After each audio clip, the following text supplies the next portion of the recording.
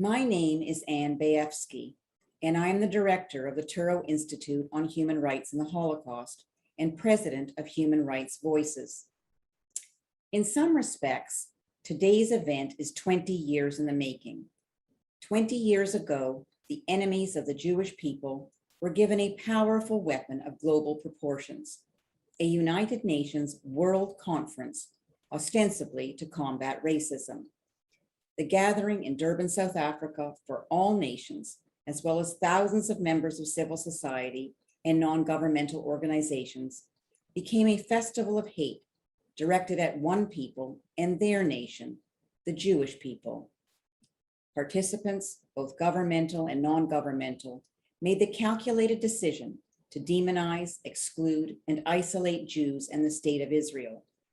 For some, it was their primary goal. For others, placated by results on different issues, such an outcome was an acceptable price to be paid, a legitimate sacrifice on the altar of multilateralism. Against all odds, however, the Durban Gambit failed. The hypocrisy of building equality rights on the inequality of the Jewish few was exposed. The United States, led by Republican African-American Secretary of State and a Democratic member of Congress who was a Holocaust survivor, understood the noxious threat to world order and to human rights and refused to legitimize it. The United States, along with Israel, walked out of the Durban Conference. And then what happened? I myself moved to New York directly from the Durban Conference on September the 9th, 2001.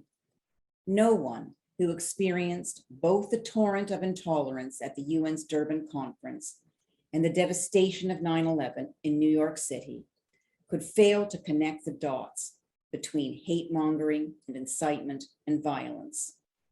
And yet, here we are, 20 years later, mourning 9/11, while the United Nations celebrates the Durban Conference and its deceitful declaration. Why? Because, in fact, this story dates back even further. It traces back to 1948, when after the modern Jewish state was established in defiance of the infernos of the Holocaust, the racists and anti-Semites regrouped. They revised human history and revamped the lexicon of human progress. Zionists became Nazis, anti-Semitism became a fiction, human wrongs became human rights, and the United Nations became a global platform for Holocaust deniers, sponsors of terrorism, bigots, and some of the most egregious human rights abusers ever. Discrediting the first Durban Conference was, therefore, not the end of the story. Led by its top human rights official in 2009, the United Nations sponsored a second Global Racism Conference to revive and reaffirm the first, and still another conference in 2011 on the 10th anniversary of the original gathering. This year, the United Nations seeks once again to reaffirm and regurgitate Durban's lethal legacy, to revitalize what was and remains a tool of destruction. Our task today, therefore, is to continue to defy the odds, to expose the deceit, the double talk, the double standards, and in particular, the discrimination. Thank you to the inspiring and courageous men and women from whom you are about to hear. Together, they have a singular message for the haters and dividers. Fight racism, not Jews.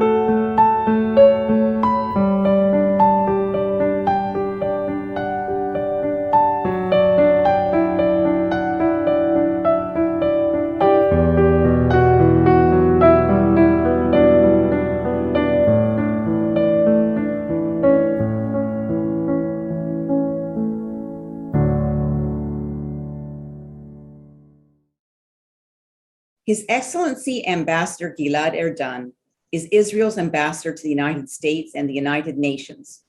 Prior to assuming his dual role, Ambassador Erdan served in the Israeli Knesset for 17 years and held several ministerial positions, including Minister of Public Security and Minister of Strategic Affairs, where he led the fight against the attempts to delegitimize the State of Israel. Ambassador Erdan has also been a prominent voice in the fight against anti-Semitism around the world and has led the diplomatic campaign both in Washington and at the UN to encourage countries to refuse to participate in the UN's commemoration of the 20th anniversary of the Durban Conference. It's a great privilege to have you with us today. Thank you for that introduction, Anne. And it's really a pleasure to be here with you today. Anti-Semitism has evolved, grown more complex, and adopted new guises. In more recent times, it is expressing itself in attempts to delegitimize the right of Israel to exist, including calls for its destruction. These words were spoken not by an Israeli diplomat or a pro-Israel organization, but by UN Secretary General Antonio Guterres, exactly 3 years ago, in September 2018. Yet this week, the UN will hold a commemoration of the 2001 World Conference Against Racism, the Durban Conference, where anti-Jewish racism adopted the guise of anti-racism, thereby making anti-Semitism not only morally legitimate, but morally required. As Holocaust survivor and US Congressman Tom Lantos, who led the US delegation to Durban, declared, "For me, having experienced the horrors of the Holocaust firsthand, this was the most sickening hate for Jews I had seen since the Nazi period." And in the words of then UN Commissioner for Human Rights, Mary Robinson, there was horrible anti-Semitism present, particularly in some of the NGO discussions. The radical anti-Semitism of the Durban NGO Forum has been well documented. The signs praising Hitler, the sale of the protocols of the Elders of Zion, the violent harassment of Jewish delegates, and the outrageous language describing Israel as an apartheid state guilty of genocide. However, while these are shocking enough and should suffice for any moral country to disassociate itself from this shameful event, it is important to highlight the more subtle anti-Semitism of the Durban Declaration and Program of Action. The DDPA was adopted by the state parties at the UN-sponsored gathering, and according to the UN, is the most authoritative and comprehensive program for combating racism. The DDPA contains a 44-paragraph long sanction listing victims of racism, racial discrimination, xenophobia, and related intolerance. The section is largely made up of broad categories: people of African and Asian descent, indigenous peoples, migrants, women, and children. In only the section on victims of racism, the DDPA states, "We are concerned about the plight of the Palestinian people under foreign occupation." While this inclusion is more subtle than the signs outside the UN Forum branding Israel an apartheid state, it does three insidious things. One, it makes clear that if the Palestinians are victims of racism, their oppressor, i.e. Israel, must be a racist regime. Two, since it is the sole national conflict to be included, it communicates that the racism against the Palestinians is the worst example of racism in a national conflict anywhere in the world. And finally, it conveys the message that if you support the goals of the DDPA, you must view the Israeli-Palestinian conflict through the lens of anti-racism. The language of the DDPA, and of course, the Festival of Anti-Semitic Hate alongside the UN Forum, were sins of commission. But there were many sins of omission or silence as well. Too many countries failed to speak out strongly. Far too many so-called human rights organizations failed to intervene or even took part in the incitement. Too many continued to play along with the farce of Durban, even as its follow-up events featured Iranian President Ahmadinejad's Holocaust denial. In failing to stand up and speak out, these countries and organizations not only encouraged the delegitimization of Israel, but legitimized violence against Jewish communities everywhere under the banner of the crusade against Israel's so-called racist regime. A direct line connects Durban and the wave of anti-Semitic incidents we have seen over the past several years, and especially this past May during Operation Guardian of the Walls. Those who stayed silent when anti-Israel activists called on Hitler to finish the job cannot pretend to be shocked when anti-Israel activists assault Jews on the streets or called to rape Jewish women. A direct line connects the legitimizing of anti-Semitic tropes at Durban to the mainstreaming of those same tropes by certain members of Congress. And a direct line connects the exclusion of Israel from the fight against racism to the attempts by BDS to exclude Jewish students from progressive spaces. Omar Barghouti himself has said that Durban was a main trigger for the BDS call. As the grandchild of Auschwitz survivors, I do not like to make comparisons to the Holocaust. I will not say that Durban was like Kristallnacht or later Nazi atrocities, but I'm reminded of a lesser-known event in Nazi history. 1 year before Kristallnacht, in November 1937, Joseph Goebbels opened the anti-Semitic exhibition, Der ewige Jude, the eternal Jew, at the library of the German Museum in Munich. This exhibit conveyed anti-Semitic messages in the most sophisticated and woke style of the era, blaming Jews for the spread of communism and the corruption of Aryan values. This exhibit, viewed by over 400,000 visitors, helped convey the message that Jew hatred wasn't just acceptable, but something that every enlightened person should adopt. In some ways, Durban was the Der ewige Jude exhibit of the new anti-Semitism.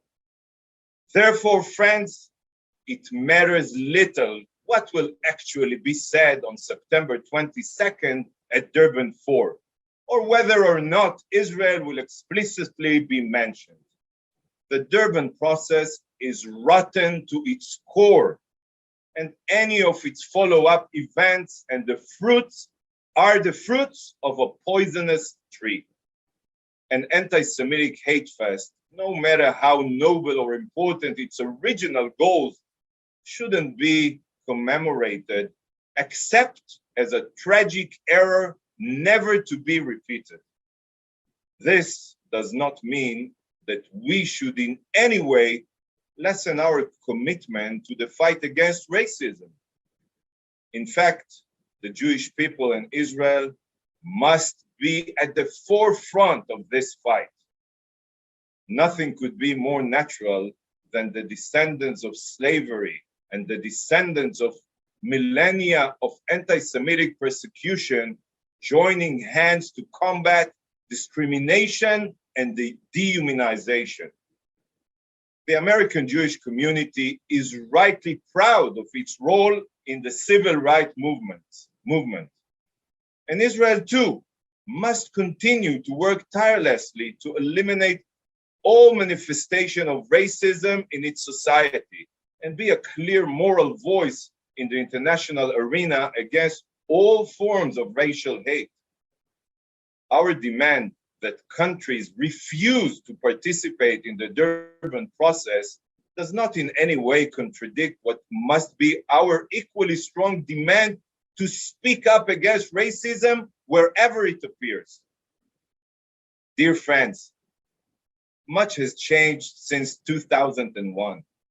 Today, the Jewish and pro-Israel community is more organized and better prepared. Groups and leaders like those who have organized and are participating in this conference are playing a key role in revealing the rotten roots and poisonous fruits of the Durban process and putting the fight against anti-Semitism on the global agenda. Tragically, it is also becoming harder and harder for political leaders to deny the direct link between anti-Zionism and anti-Semitism due to the rise in anti-Semitic attacks. Political leaders are realizing that their failure to take an active stance against this new anti-Semitism is directly endangering their local Jewish communities. As a result, we have seen an unprecedented number of states declare that they will not take part in Durban 4. I wish to take this opportunity to thank all of the countries that have chosen not to participate. I can tell you that there are additional states which have informed me that they will not take part, but prefer not to make an official declaration. While we continue to call on all states to distance themselves from Durban, we must also continue to promote proactive measures such as the adoption of the IHRA definition of anti-Semitism. Thank you to all of you who have been involved in this successful effort, which has led to IHRA's adoption by more than 30 states. It is critical that we continue to call for the adoption of IHRA, not only by governments, but by municipalities, universities, civil society, and community institutions. Accordingly, I am now leading a campaign to have the UN adopt the definition as the official definition for all UN bodies and to have the General Assembly adopt a resolution against Holocaust denial and distortion. It is also crucial that we proactively work to repair the damage done by Durban by strengthening our ties with other minority communities in the sacred fight against racism. That is why, as Israel's ambassador to the United States, I traveled to the American South together with African American leaders in order to learn firsthand about historic and contemporary challenges of racism. Dear friends, whatever happens at the UN this week, I know that I can count on you to continue to be partners in the fight against anti-Semitism in all its forms, against racism in all its forms, and for the rights, legitimacy, and security of Israel and the Jewish people. Thank you from the bottom of my heart.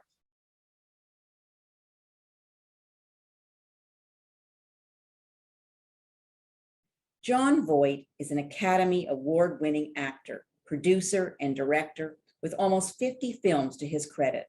Among his many honors, he is the recipient of the Academy Award for Best Actor, 2 Golden Globe Awards for Best Actor, and the Cannes Film Festival Award for Best Actor. His courageous efforts to speak out against intolerance, racism, and anti-Semitism have earned him admiration from around the world. In 2019, he was awarded the National Medal of Arts. His heartfelt social media videos confronting some of the most pressing challenges of our times garner hundreds of thousands of views. Thank you for joining us. Hi, Ann. Thank you for putting all this together. I know it's hard work. The demonization and the delegitimization of Israel are shocking to me. These phenomena reveal a profound misunderstanding and lack of knowledge about the Jewish people and about Israel. This has been a concern of mine for many years. People ask me over and over, what is this attachment you have to the Jewish people? And my answer is this: the Jewish people have given mankind the perfect tools for living. They've given us the teachings of the great Torah, which, if followed, bring us to peace, love, courage, wisdom, and justice, and all that the United Nations was founded to stand for. Zionism is philanthropy, a belief in helping others, a belief in life and freedom. It is belief in God and good. Moreover, those who fabricate the poisonous lie that Zionism is racism believe in death and killing. I visited the victims of suicide bombers in Israel. I've looked into the faces of those who've lost loved ones, witnessed the deep harm done to the children of Israel living in the path of repeated rocket fire. And I'm outraged at those who make excuses for this barbarism, who manufacture the propaganda of Palestinian victimhood, who refuse to recognize that this anti-Semitism is capable of destroying the Jewish nation. It is the duty today of all good people, of all faiths, to express outrage and demand truth be heard. And I'm so grateful, therefore, to Ann Bayefsky and these righteous warriors of truth who have stepped forward today to confront and expose this evil force. God is represented in the testimonies and the warnings of each of these people. So thank you, Ann, for asking me to be part of it. I'm very grateful for everything that you do. Much love to you, and God bless.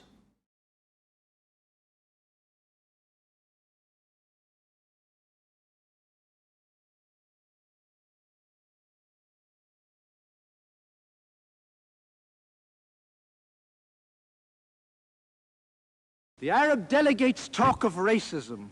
It lies not in their mouths. What has happened to the 800,000 Jews who lived for over 2,000 years in the Arab lands, who formed some of the most ancient communities long before the advent of Islam? Where are those communities? What happened to the people? What happened to their property? The Jews were once one of the most important communities in the countries of the Middle East, the leaders of thought, of commerce, of medical science. Where are they in Arab society today? You dare talk of racism when I can point with pride to the Arab ministers who have served in my government, to the Arab deputy speaker of my parliament, to Arab officers and men serving of their own volition in our defense, border and police forces, frequently commanding Jewish troops, to the hundreds of thousands of Arabs from all over the Middle East crowding the cities of Israel every year, to the thousands of Arabs from all over the Middle East coming for medical treatment to Israel, to the peaceful coexistence which has developed, to the fact that Arabic is an official language in Israel on a par with Hebrew, to the fact that it is as natural for an Arab to serve in public office in Israel as it is incongruous to think of a Jew serving in any public office in any Arab country, indeed being admitted to many of them.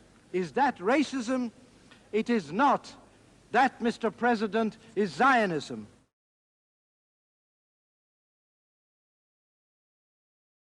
Dr. Alan Kadish is president of Touro College and Touro University.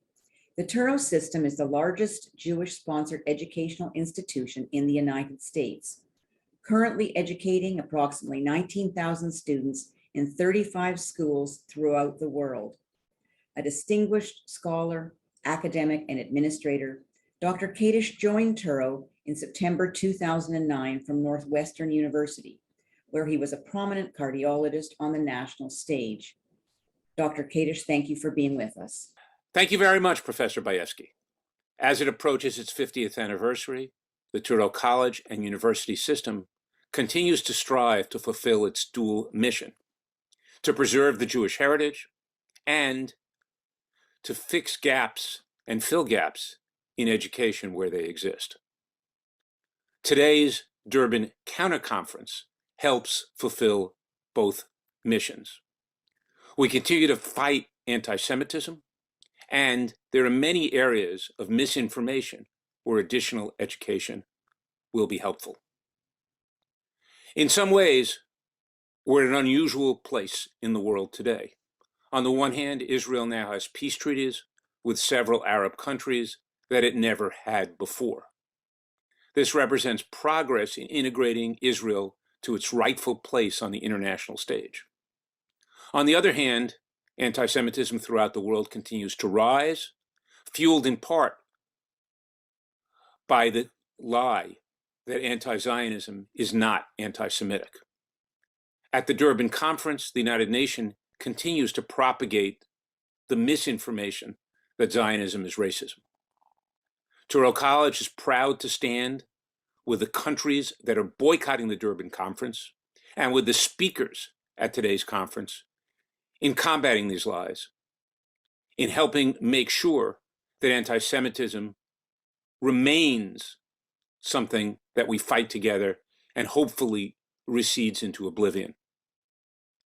I'd like to thank today's speakers, Professor Bayefsky, and all of you who are listening in the important mission to fight anti-Semitism and racism. I hope you all enjoy the conference with me. Thank you. Andrea Levin is the Executive Director and President of the Committee for Accuracy in Middle East Reporting in America, the organization she has directed for 30 years. CAMERA, the oldest and largest Middle East media monitor, has pioneered a unique mix of academic level research and public activism to combat false information about the Jewish state that distorts public policy and fuels anti-Semitism. Her columns and articles and those of her organization, which has expanded internationally to include Spanish language, Hebrew, and Arabic media, appear regularly in publications across the United States and around the world. Andrea. Thank you, and welcome to all who are joining us today to deliver a resounding, emphatic, unequivocal message of repudiation of the evils spawned by the Durban Conference and all it signifies. The luminaries speaking today are a truly remarkable gathering of the righteous, and we are deeply grateful for their voices. To Anne Bayefsky, who has devoted herself heart and soul to this event and made it all possible, enormous thanks and appreciation. CAMERA is proud to be a co-sponsor, and I want to say just a few words about why we, a media monitoring organization committed to fighting lies about Israel, are involved. We exist because we know that when the media fails to tell the full truth, the public is misled, along with policymakers, and many dangerous consequences can follow. There is no more blatantly malevolent major institution where Israel is concerned than the United Nations. And that reality is almost universally obscured in media renditions of the statements, judgments, votes, events, and policies of the institution. Were it otherwise, if the New York Times, say, which so often appends egregious caveats to the statements of various Israeli leaders, were to provide warranted caveats when citing yet another UN censure of Israel, or were it to actually investigate and honestly expose the grotesque bigotries of anti-Semitism of Durban, the public would comprehend that the UN is immoral and biased. But most of the major mainstream media are totally silent, not only about the ongoing travesty of endless hectoring of the Jewish state with false charges, but about the grotesque events of 20 years ago at Durban and the ensuing campaigns that grew from that conference and have spurred the delegitimizing of the Jewish state. Rather, those efforts to recast Israel as a racist, settler, colonial outpost have found willing, unquestioning megaphones in many of our most influential media. And here's another linkage of today's focus and camera's mission. Right now, we have a huge billboard in place opposite the newsroom of the New York Times. It reads, "Hey, Mr. Sulzberger, the New York Times apologized for burying news about Nazi anti-Semitism. Why are you burying the full truth about attacks on Jews today?" A photo of the publisher, A.G. Sulzberger, is included. Indeed, the Times has acknowledged in dramatic language its catastrophic failure to report honestly and fully on the genocide of the Jewish people in the Holocaust. Nevertheless, this powerful, agenda-setting institution proceeds to repeat its despicable past treatment of the Jews in its coverage of the Jewish state and rising anti-Semitism in America. It fails to tell the full truth about the assaults on Jews and about their assailants. It demonizes Israel time and again. In the wake of the Holocaust, the United Nations was created to stand against any recurrence of such monstrous crimes. It too, in much the same way, has abandoned its principles and obligations, becoming a forum for, quote, jackals, unquote, to assault the Jews, in the words of the wonderful late Senator Daniel Patrick Moynihan. And so, with both, we are called to act, to expose and denounce, to name and shame those who abuse their power and endanger us all, and never to desist from the fight. Thank you again to all the fighters joining us today.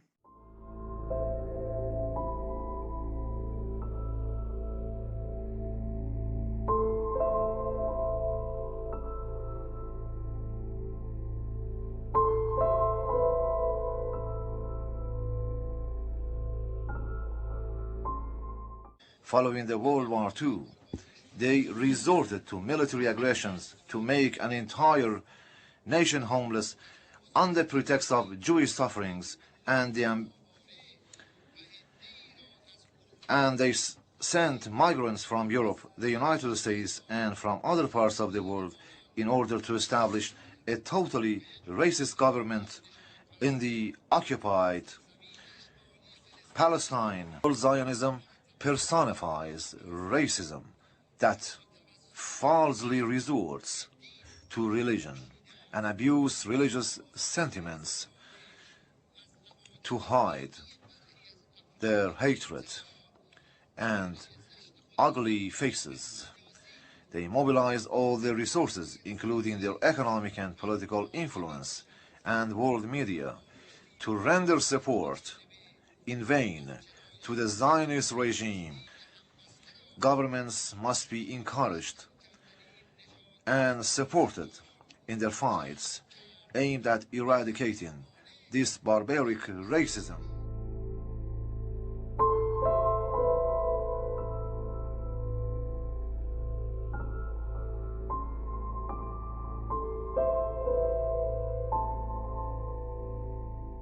Secretary Michael Pompeo served as the 70th Secretary of State of the United States, the director of the Central Intelligence Agency, and was elected to 4 terms in Congress representing Kansas's 4th District. Secretary Pompeo graduated first in his class at the United States Military Academy at West Point and served as a cavalry officer patrolling the Iron Curtain. He rose to the rank of captain and went on to graduate from Harvard Law School. As secretary, he was a world leader in combating anti-Semitism and the demonization of Israel at the United Nations and multilateral affairs. It's a privilege to have you with us today, Mr. Secretary. Thank you, President Bayefsky, for that kind introduction, and thank you to everyone gathered today who stands ready to raise their voice against the Durban deceit. In the 2 decades since the inaugural Durban Conference in 2001, the United States has urged United Nations member states to recognize the fatal flaws in the original Durban Declaration. While the stated goal of that document and the conference, which is now celebrating, is supposedly fighting racism and injustice, nothing could be further from the truth. The Durban Declaration is laced with anti-Semitism, and the goal of those who celebrate it is not racial equality, but the undermining and eventual destruction of the state of Israel. You know, the declaration was enthusiastically supported by terrorist leaders like Yasser Arafat, who rightly saw it not as a means to promote racial equality, but as a threat to Israel's existence. There is no better indication of this truth than the countries which the original Durban Declaration listed as perpetrators of racism. No, not China, not Cuba, nor any other bloody authoritarian regime was called out. Only Israel was identified as such. The Durban Conference in 2001 revived the Zionism is racism slur, outrageously claimed that Israel was an apartheid state, distorted the Holocaust, and made numerous Nazi analogies. It was the birthplace and catalyst of the boycott, divestment, and sanctions movement. These things are not things the United States or any nation which values freedom and denounces anti-Semitism should be celebrating.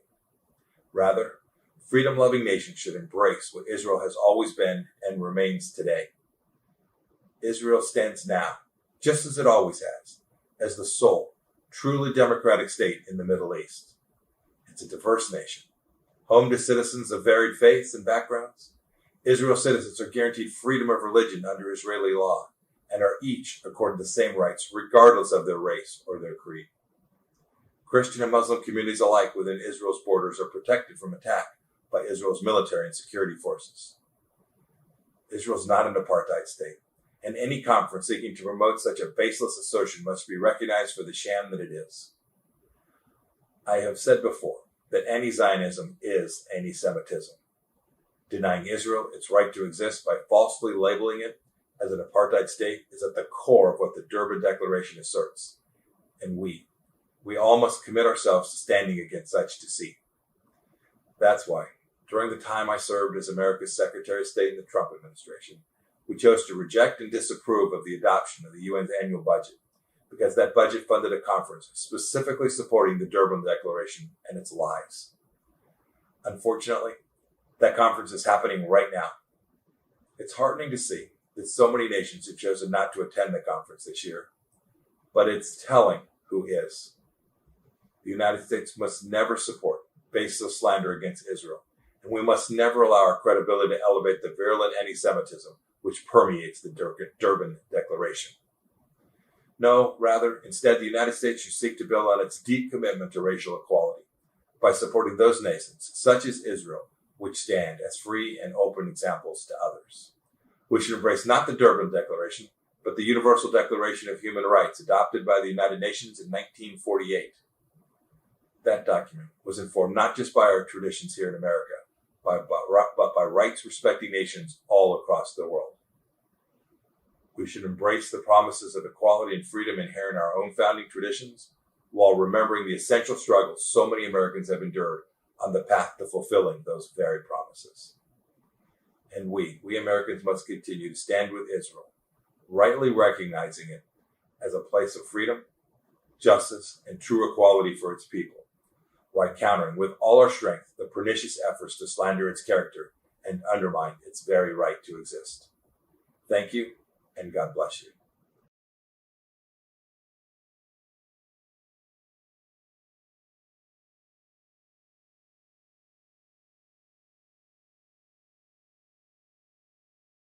The United States rises to declare before the General Assembly of the United Nations and before the world that it does not acknowledge, it will not abide by, it will never acquiesce in this infamous act.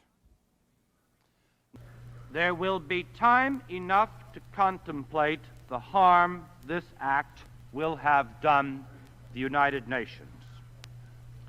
Historians will do that for us, and it is sufficient for the moment only to note one foreboding fact. A great evil has been loosed upon the world. The abomination of anti-Semitism. The abomination of anti-Semitism has been given the appearance of international sanction. The General Assembly today grants symbolic amnesty and more to the murderers of the 6 million European Jews. Evil enough in itself, but more ominous by far is the realization that now presses upon us, the realization that if there were no General Assembly, this could never have happened. As this day will live in infamy, it behooves those who sought to avert it to declare their thoughts, so that historians will know that we fought here, that we were not small in number, not this time, and that while we lost, we fought with full knowledge of what indeed would be lost. The proposition to be sanctioned by a resolution of the General Assembly is that Zionism is a form of racism and racial discrimination. Now, this is a lie, but it is a lie which the United Nations has now declared to be a truth, and so the actual truth must be restated. What we have here is a lie, a political lie of a variety well known to the 20th century and scarcely exceeded in all that annal of untruth and outrage. The lie is that Zionism is a form of racism. The overwhelmingly clear truth is that it is not. The modern Zionist movement, it was, to those persons of the Jewish religion, a Jewish form of what today is called a national liberation movement. Indeed, the idea that the Jews are a race, quote unquote, was invented not by Jews, but by those who hated Jews. For a yet more important matter is at issue, which is the integrity of that whole body of moral and legal precepts which we know as human rights. The terrible lie that has been told here today will have terrible consequences. Not only will people begin to say, indeed they have already begun to say, that the United Nations is a place where lies are told, but far more serious, grave, and perhaps irreparable harm will be done to the cause of human rights. That the damage we now do to the idea of human rights and the language of human rights could well be irreversible. If we destroy the words that were given to us by past centuries, we will not have words to replace them, for philosophy today has no such words. But there are those of us who have not forsaken these older words, still so new to much of the world, not forsaken them now, not forsaken them, not here, not anywhere, not ever. The United States of America declares that it does not acknowledge, it will not abide by, it will never acquiesce in this infamous act.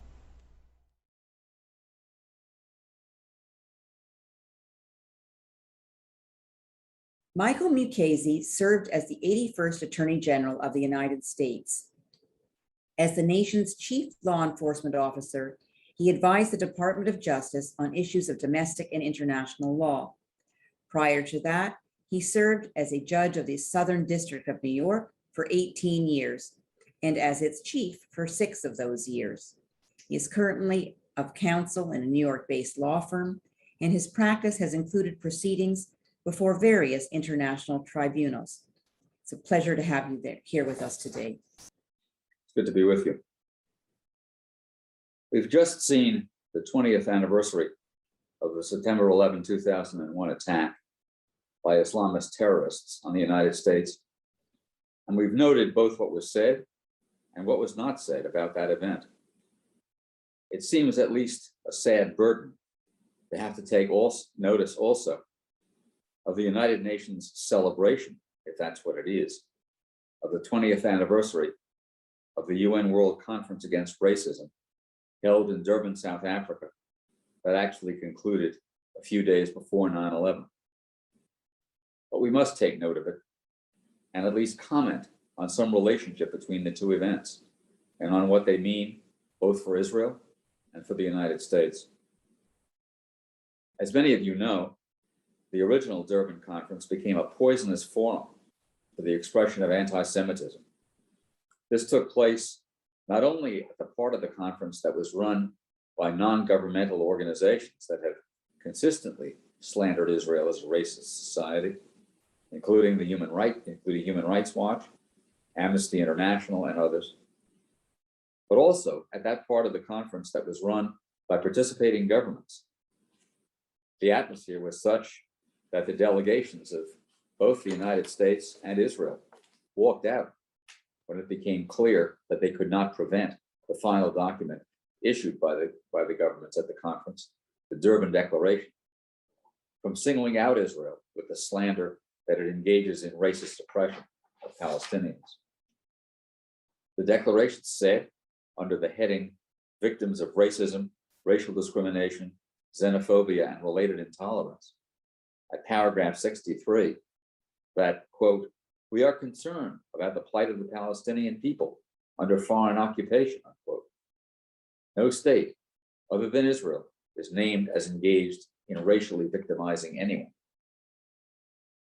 In 2011, on the 10th anniversary of the Durban Conference, an attempt was made, coinciding with the convening of the General Assembly in September of that year, to resuscitate the Durban Declaration, and this time more than a dozen countries, including the United States, England, and France, the three democracies that hold permanent seats on the Security Council, refused to participate.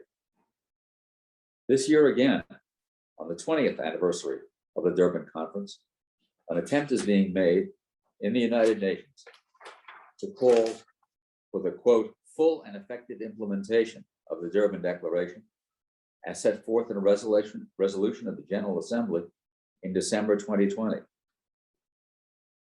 The resolution that was adopted by the General Assembly in December says that quote, "the meeting will adopt a short and concise political declaration aimed at mobilizing political will at the national, regional, and international levels for the full and effective implementation of the Durban Declaration and Program of Action and its follow-up processes." In other words, the outcome, according to this resolution, is already set. There may be a discussion, but there will be a political declaration issued supporting the Durban Declaration. This year again, the United States, the UK, and France are among the several countries that will not participate in this commemoration of the Durban Conference. That is, I suppose, the good news. However, this year's event and the non-participation of the United States and other democracies do not exist in a vacuum. For one thing, one is tempted to ask, how come the Durban Declaration is such a hearty perennial at the United Nations as to emerge like the locusts regularly and at long intervals? For one thing, the UN has consistently funded non-governmental organizations that promote BDS, boycott, divestment, and sanctions directed at a member state, Israel, and have close ties to the terrorist organizations PFLP, the Popular Front for the Liberation of Palestine, and Hamas, to the tune of about $40 million from 2016 to 2020 alone. Indeed, the United Nations itself has become a favorite venue for the promotion of anti-Semitism. Although early Zionists believed that the establishment of a state for Jews would end anti-Semitism, in part because it would provide a refuge, the United Nations has turned that belief on its head by making Israel itself the focus of anti-Semitism. In addition, the past few years have seen outright genocide committed by at least one member state, China, against its Uyghur Muslim population, with no UN resolution condemning that behavior, despite the energetic efforts supposedly to condemn racism that surround the 20th anniversary of the Durban Conference. Yet another piece of evidence, if one were needed, that the point of all this isn't to condemn racism and discrimination, but rather to condemn Israel. For a third, and perhaps more ominous thing, although the United States has refused to participate in the Durban commemoration, it has re-engaged more broadly with the United Nations bodies that focus on condemning and isolating Israel for supposedly oppressive and racially motivated actions, and has made statements to its representative that at least call into question how far the United States is in fact distancing itself from the Durban Declaration and from the commemoration itself. Thus, in February, Secretary of State Blinken announced that the Biden administration intends to rejoin the ironically named UN Human Rights Council, whose members include such human rights paragons as China, Cuba, Russia, Somalia, and Venezuela, and whose output has consisted substantially of baseless accusations and condemnations of Israel, while downplaying the conduct of countries that systematically oppress minorities within their borders, such as China, or their citizens at large, such as Iran. In March, the United States representative to the Human Rights Council delivered a statement for which the United States had lobbied to get the support of more than 150 nation states, a statement that spoke of, quote, recalling the 20th anniversary of the adoption of the Durban Declaration and Program of Action, unquote. Now, because the Durban Declaration singled out Israel for attack, obviously Israel could not sign the statement that the United States had promoted. So apart from the message delivered by the statement itself, it had the effect of isolating Israel, which could not sign it. It is in fact obvious, but sometimes the obvious has to be made specific as well, that the maneuvering that surrounds the commemoration of the Durban Conference and the constant drumbeat of criticism of Israel that emanates from the UN Human Rights Council are of a piece. They are part of an ongoing campaign to delegitimize Israel, the only Jewish state in the world. This has included attempts to deny the historic connection between the Jewish people and the land of Israel, and to portray the establishment of Israel as essentially a consolation prize to make up for the Holocaust, which many anti-Semites still deny or minimize, rather than a recognition of the historic connection between the Jewish people and the land of Israel going back thousands of years. Indeed, these efforts have gone so far as to condone the destruction of archaeological evidence of that connection and to deny the validity of the objective evidence that has survived. I suggested at the beginning of these remarks that there's a connection between the 20th anniversary of the September 11 attack on the United States and the attempt by the UN to reinvigorate Durban pronouncements of 20 years ago. It's been said that Jews are the canary in the coal mine, in the sense that what happens to Jews gives warning to everybody else of what's in store for them. The malign influence of Durban threatens our own pluralistic society in the United States. We've already seen calls in the Human Rights Council and elsewhere for an investigation into racism in the United States. Now, we certainly have our faults and we have our problematic history in this country. But the notion that we should be investigated by nations that commit genocide or practice slavery or both simply ought not to be suffered by the country whose citizens still enjoy the highest level of freedom and prosperity in the history of the world. The time for not only Israel, but also the United States to stand against this is now. And the United States, as the host and major funding source for the UN, is in a position to do something about it. That's something, just to step up and call out the pronouncements of Durban and the like for what they are, and to provide no support, political or financial, to the bodies that issue them. Thank you very much.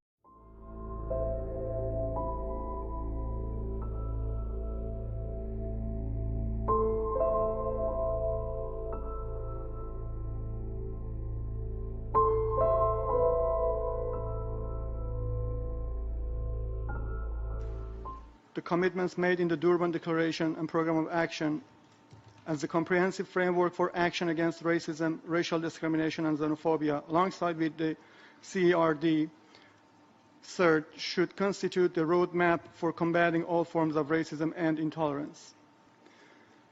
Mr. Chairman, it is a matter of serious concern that Israel, as the only apartheid regime of the 21st century, unabatedly continues to violate all basic human rights of Palestinians.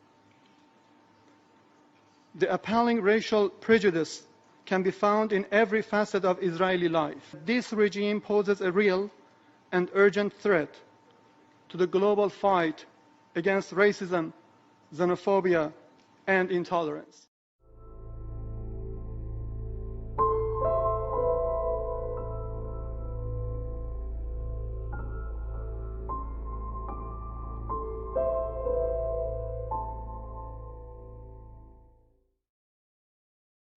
Professor Ruth Wisse is Professor Emeritus at Harvard University, where she taught for 21 years.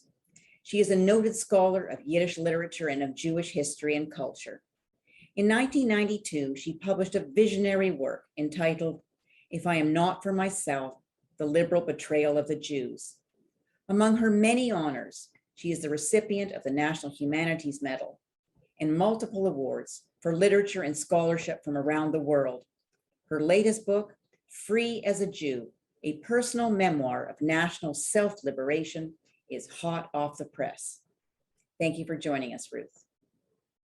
It's a pleasure to be here.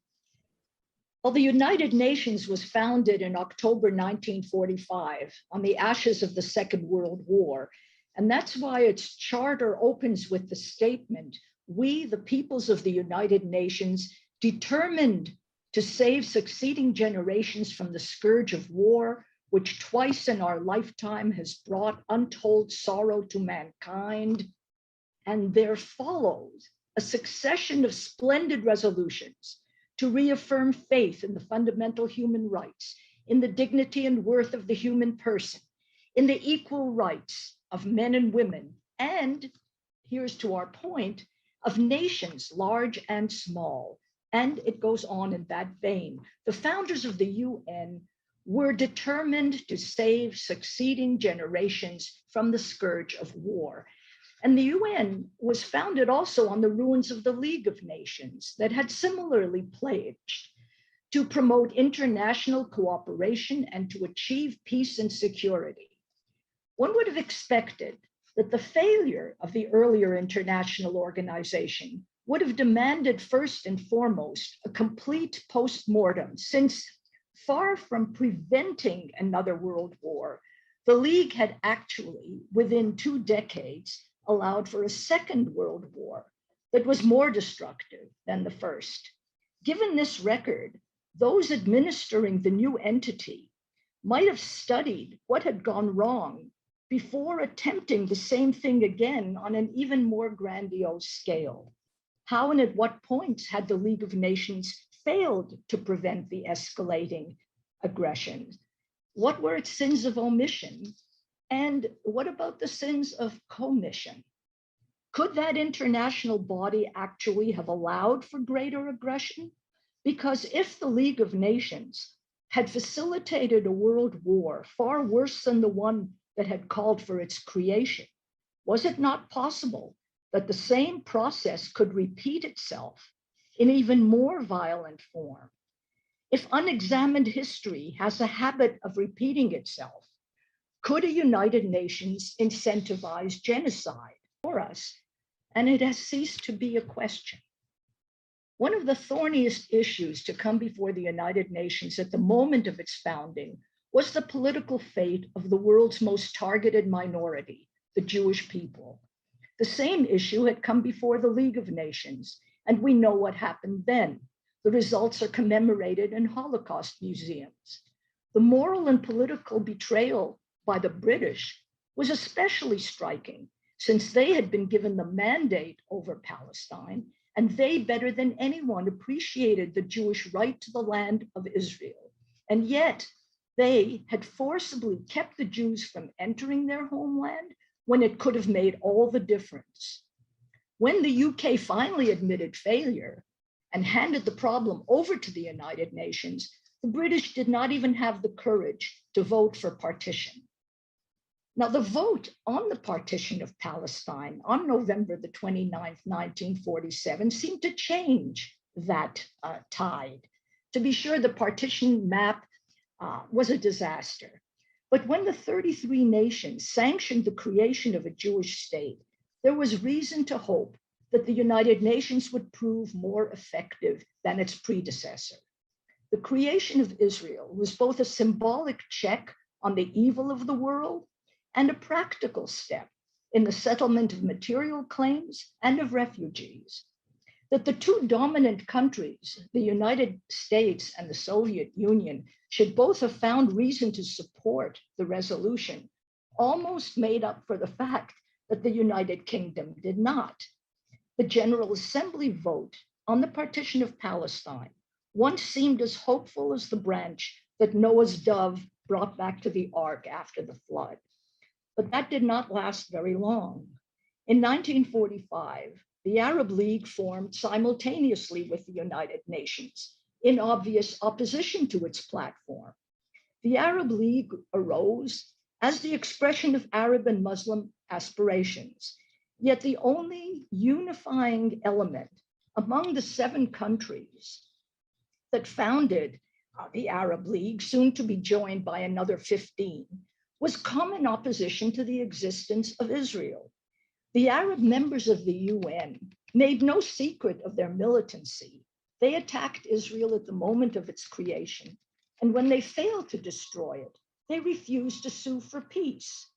The of millions of subjects and tens of thousands of square miles and exportable sources of energy and their political clout gave them the most preposterous odds of any previous conflict in history. So where was the UN's commitment to the equal rights of nations, large and small? How could Arab rejectionist countries that refuse to coexist with a fellow country be allowed to remain members in good standing of an international organization pledged to prevent the scourge of war?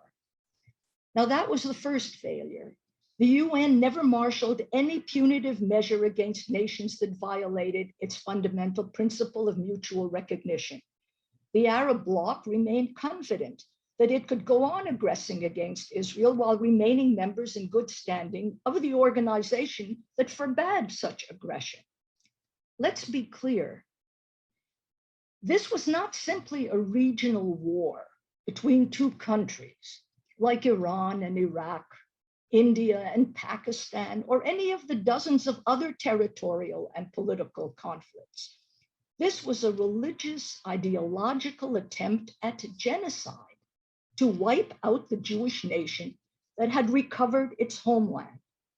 The Jews wanted only the acceptance that was owed them and guaranteed them by the UN.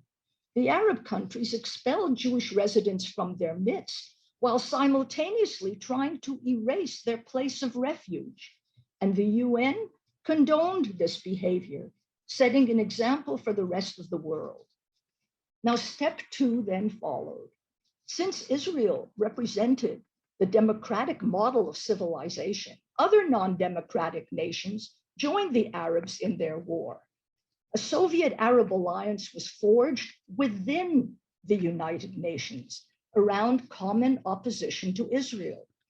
This actually replicated the situation in Europe beginning in the 1920s, when Hitler and the Nazis used anti-Semitism as the common denominator to win over and dominate countries of Europe. Only now, opponents of the Jewish state had a huge advantage over Nazism in Europe, anti-Zionism claimed the UN as its forum. In 1975, the Arab and Soviet blocs passed a resolution at the United Nations reversing the principles on which it was founded. This was Resolution 3379, defining Zionism as racism. Again, let's be clear, by 1975, racism had overtaken imperialism and colonialism as liberalism's greatest term of condemnation. If Israel was now the only country accused of racism for the sin of its existence, then the resolution was a new warrant for genocide.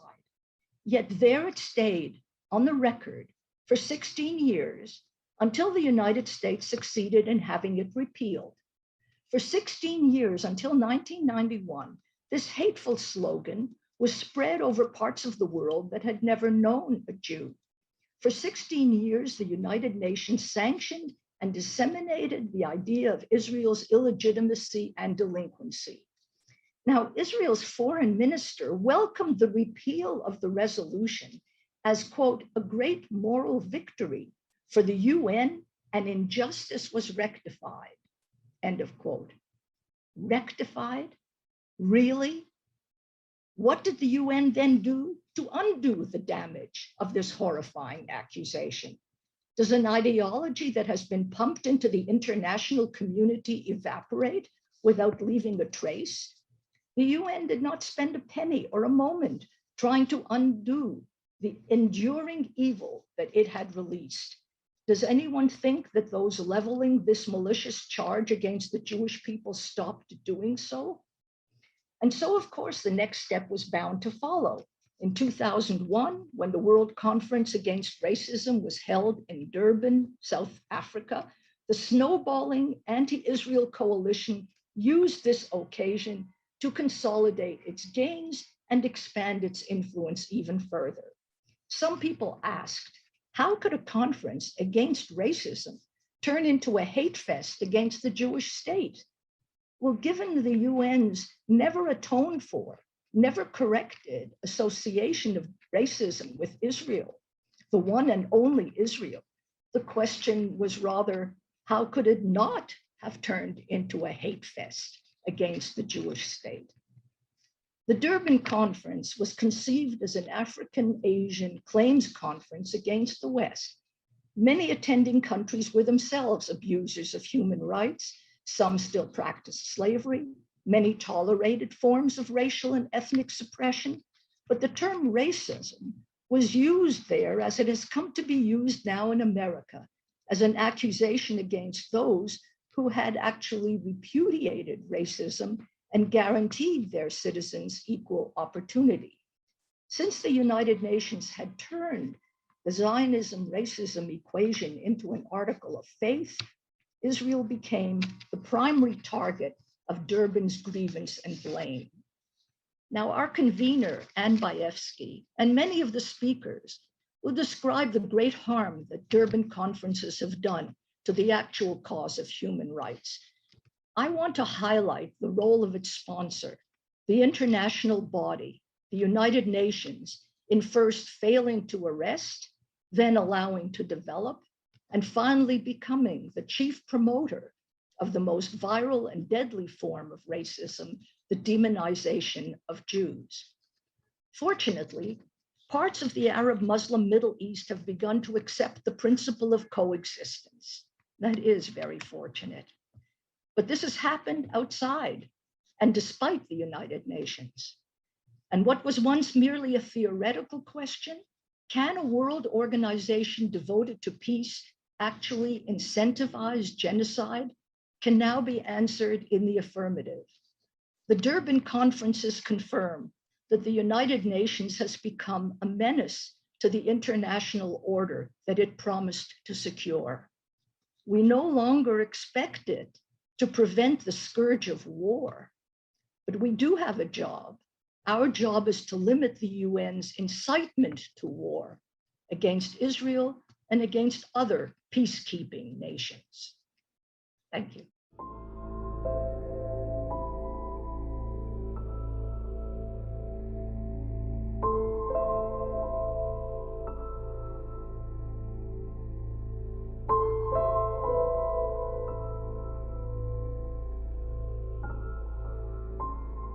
The Syrian Arab Republic firmly condemns the attempts by Israel, an occupying force, to stop the collective identity of the Palestinian people. We condemn this illegal practice that goes against all values of freedom, democracy, and humanity. It's a law that shows a clear message to the international community, namely that the occupying state is an apartheid state.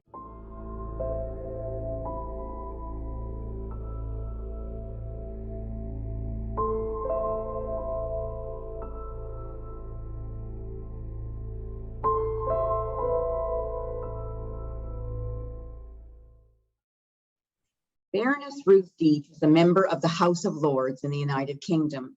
She was appointed a life peer in 2005 and sits as a crossbench legislator. She was the principal of St. Anne's College, Oxford for 13 years and chair of the Bar Standards Board from 2009 to 2015.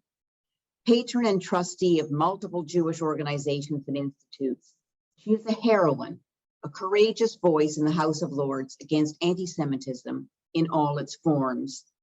Her father escaped the Nazis while other members of her family perished in the Holocaust. Thank you so much for being with us today, Ruth. Thank you. I'm so pleased to be with you all today on this very special occasion. There are some cities that have no fame other than the tragedy they witnessed. Chernobyl, Auschwitz come to mind. Durban, 2001, has become a byword for the worst international behavior, and the city itself will forever be thus labeled for exposing the real racists in our world. I'm glad to say that the United Kingdom will not participate in the upcoming conference, albeit that it took quite a few weeks of persuading before the decision was made. It could not be more apt that we are meeting right after the Afghanistan debacle and betrayal. The hopes that some of us have in relation to British policies towards Israel and the Middle East have been undermined by recent actions of the American administration that affect Israel but are echoed in the United Kingdom. The abandonment of Afghanistan, in which the UK says it has no option but to comply. The return to funding UNRWA and the Palestinians, which Britain has never stopped, despite the overwhelming evidence of the hate handed on generation by generation in the way that Palestinian children are taught to obliterate Israel. The UK has not shown the moral muscle it should have done in the United Nations Human Rights Council, to which the US is returning, and the appeasement of Iran, which the UK is now emboldened to continue. We need to continue to press the United Kingdom to move its embassy to Jerusalem, the capital of Israel, and to use its representation on the body that funds UNRWA to get it to stop propagating hate literature. I'm very concerned that Israel will be pressured into acceding to a new Iran deal, not worth the paper it is written on. What Israel has learned from the last few months, what Jews and other persecuted minorities have learned, is that there is no one to defend them except themselves. That promises made by big powers are no longer to be relied on. That the peace and humanitarian missions of the UN and international bodies are either ineffective or skewed by partisan interests. That there is no moral compass in international affairs. How long will it be before Taliban Afghanistan takes its place in the General Assembly and on human rights committees? We've learned there is no real care in those international bodies for racist and misogynist behavior, no universal condemnation of barbarism and departure from the rule of law and the laws of warfare, no universal welcome for minorities who are refugees. Only fear of brutality and fear of relativism is stalking the world right now. It is a world frightened to call out the terrible recent history of Islamists, the regimes of Saudi Arabia and other neighboring countries that subdue women, the kidnapping of children in Africa by Islamists, the terror waged by individual and group Islamist activities in Europe, the blanketing out of dissenting voices on religious matters, the trashing of education by delivering it in a way that bolsters hate and death fantasies as done by the United Nations Relief and Works Agency and the Palestinian Authority in Gaza and the West Bank. It is a world where richer countries keep handing over taxpayers' hard-earned money to worthless regimes that we know will not pass the resource to those who need it, but will allow it to end up in the pockets of the rulers. It is a world that has at its center an international criminal court that criminalizes the innocent and listens to the guilty, as when it rules that Israel should be investigated for war crimes. It is a world that condemns an army that does its utmost to act morally and legally when provoked, but turns a blind eye or even praises terrorist and pointless activity from those who play the charade of underdog. That is the legacy of Durban 2001, and that is why it needs to be put to an end this year. Given that the United Nations, and in particular the Human Rights Council, serve as a cover and a distraction from the real racists and misogynists, and in order to deflect the claims for reparation for colonialism and slavery, many states are prepared to buy silence on this in return for focusing the issue of racism on Israel, the only state singled out in the original Durban Declaration as a colonialist oppressor. The Durban Declaration, which is said to be implemented in full at Durban 4 as its aim, recognized the slave trade as a source of modern racism and urged the consideration of reparations. From this flows the highlighting of the issues of slavery and its profits, colonialism, genocide, and ill treatment of Black people today. It is a delicate matter to withdraw from Durban, but still to maintain a stance on settling these matters.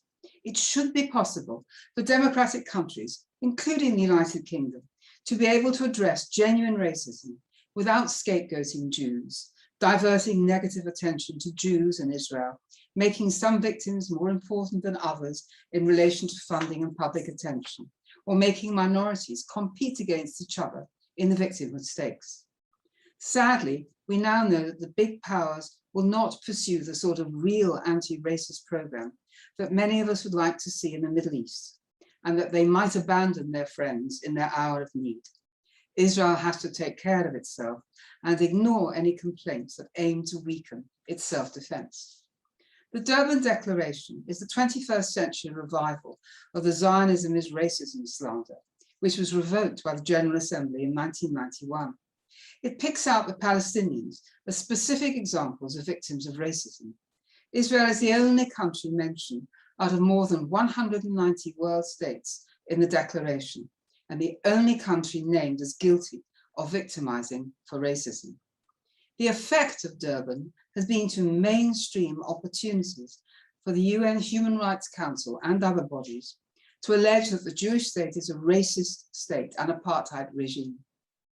In international fora, other minorities compete for recognition as the most oppressed, whereas there is no mention of anti-Semitism except recognition of its increase.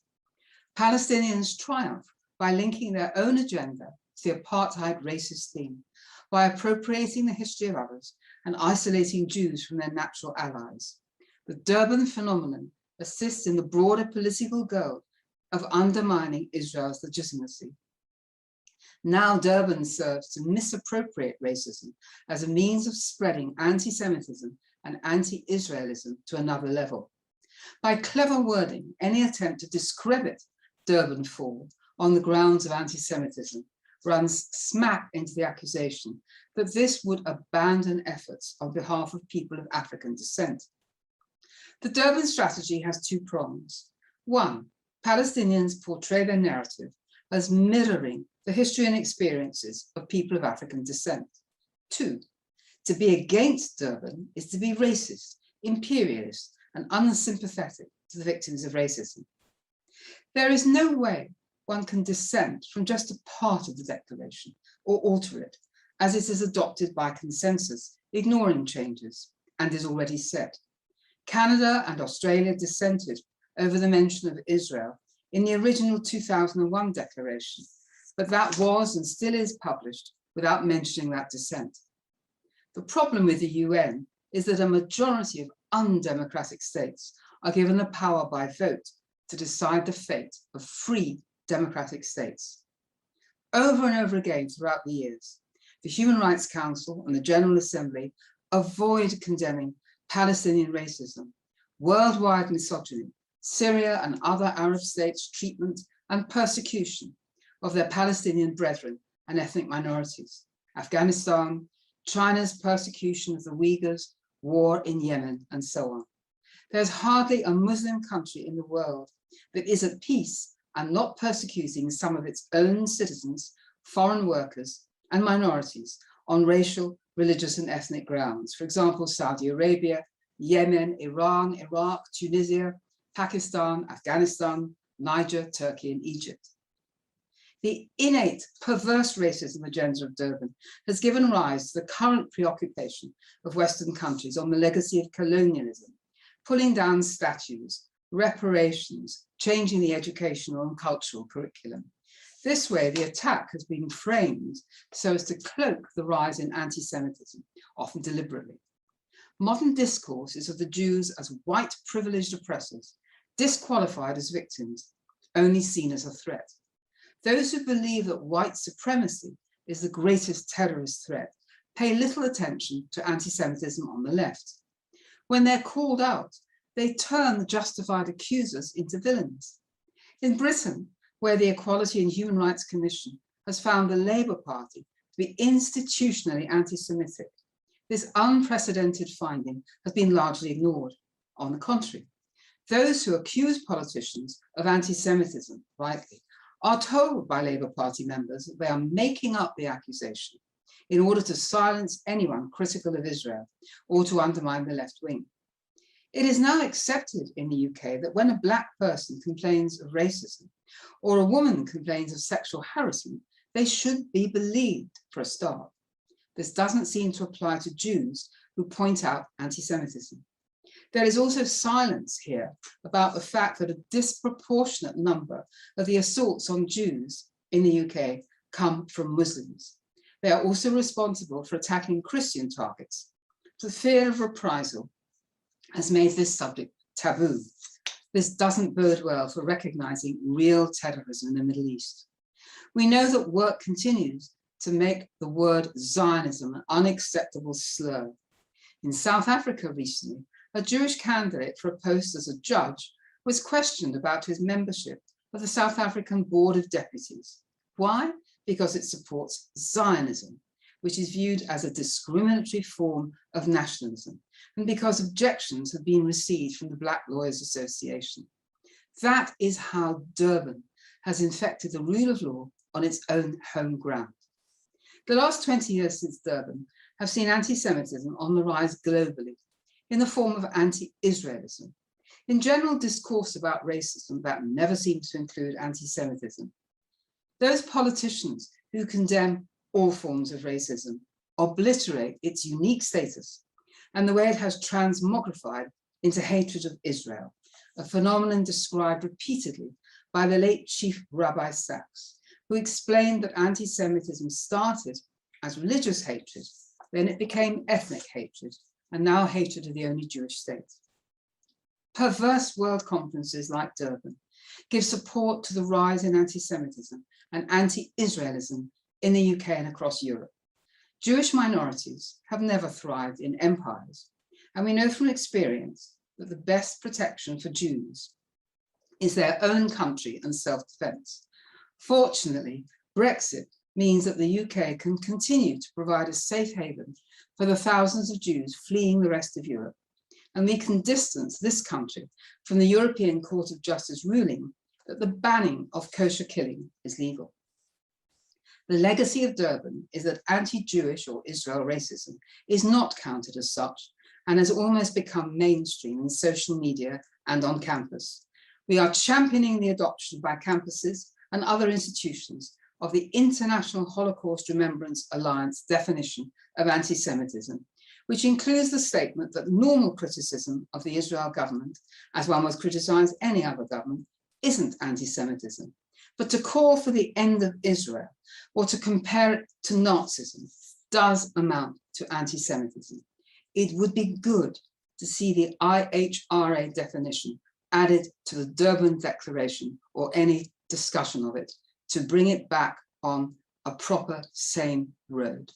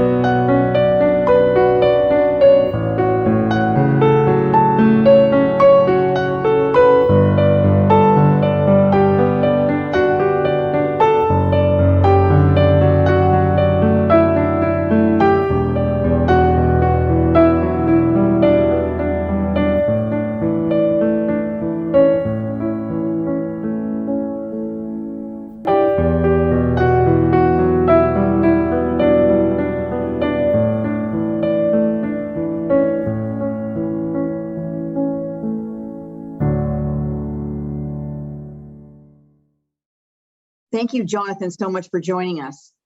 Jonathan Tobin is the editor-in-chief of the Jewish News Syndicate, JNS.org, with a focus on American politics and the U.S.-Israel relationship.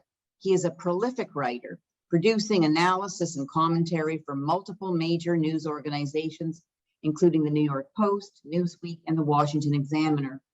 He is a frequent guest commentator on television and lectures at college campuses across America. He has been named a leading columnist for various Jewish publications and others on multiple occasions. Thank you so much and welcome, Jonathan, for coming to join us today. Thank you, Anne. It's an honor to be able to take part in this important conference, which is on a subject that I think deserves all the attention we can give it. 20 years ago, the egregious proceedings of the Durban Conference illustrated how the international community, and in particular the United Nations, had legitimized anti-Semitism.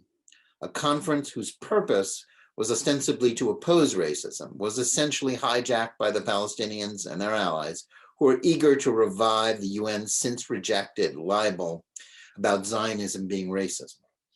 In an international community in which diversity and various expressions of national identity and self-determination were celebrated, only the Jews were told that the movement dedicated to their rights and self-determination was illegitimate.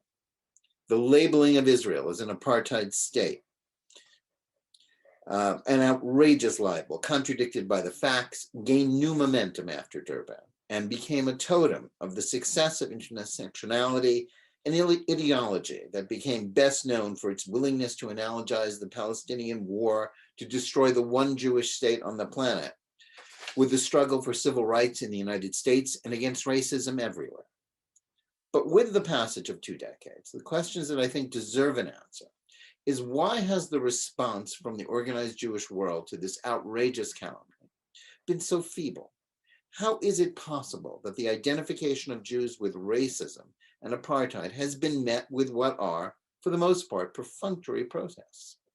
How is it that the Jewish world has confronted the apartheid Israel lie that Durban helped put on the ideological map with the sort of complacence and minimal activist response that has essentially given it a pass?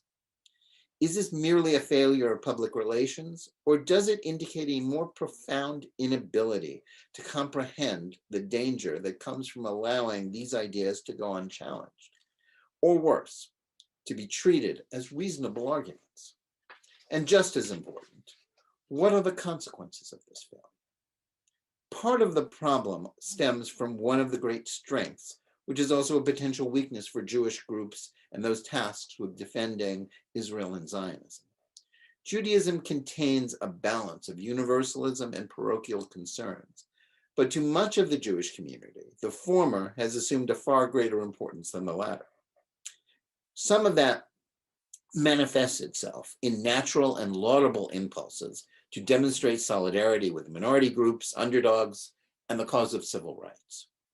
But it has also led to a willingness to turn a blind eye to trends that are associated with such causes, but which are actually toxic to the public square and Jewish security.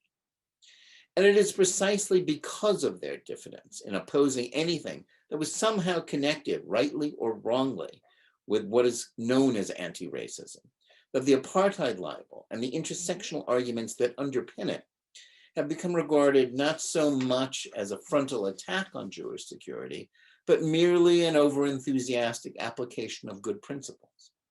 This willingness to not merely downplay the justice of Zionism and the injustice of the war being waged against Jewish self-determination, but to regard anti-Zionism as a legitimate point of view that deserved a hearing, despite its inherently prejudicial nature, has continued to undermine the response, not just to the spirit of Durban and the apartheid Israel lie, but to the ongoing assault on Israel in various UN forums and academic and political venues where intersectionalism has found a foothold.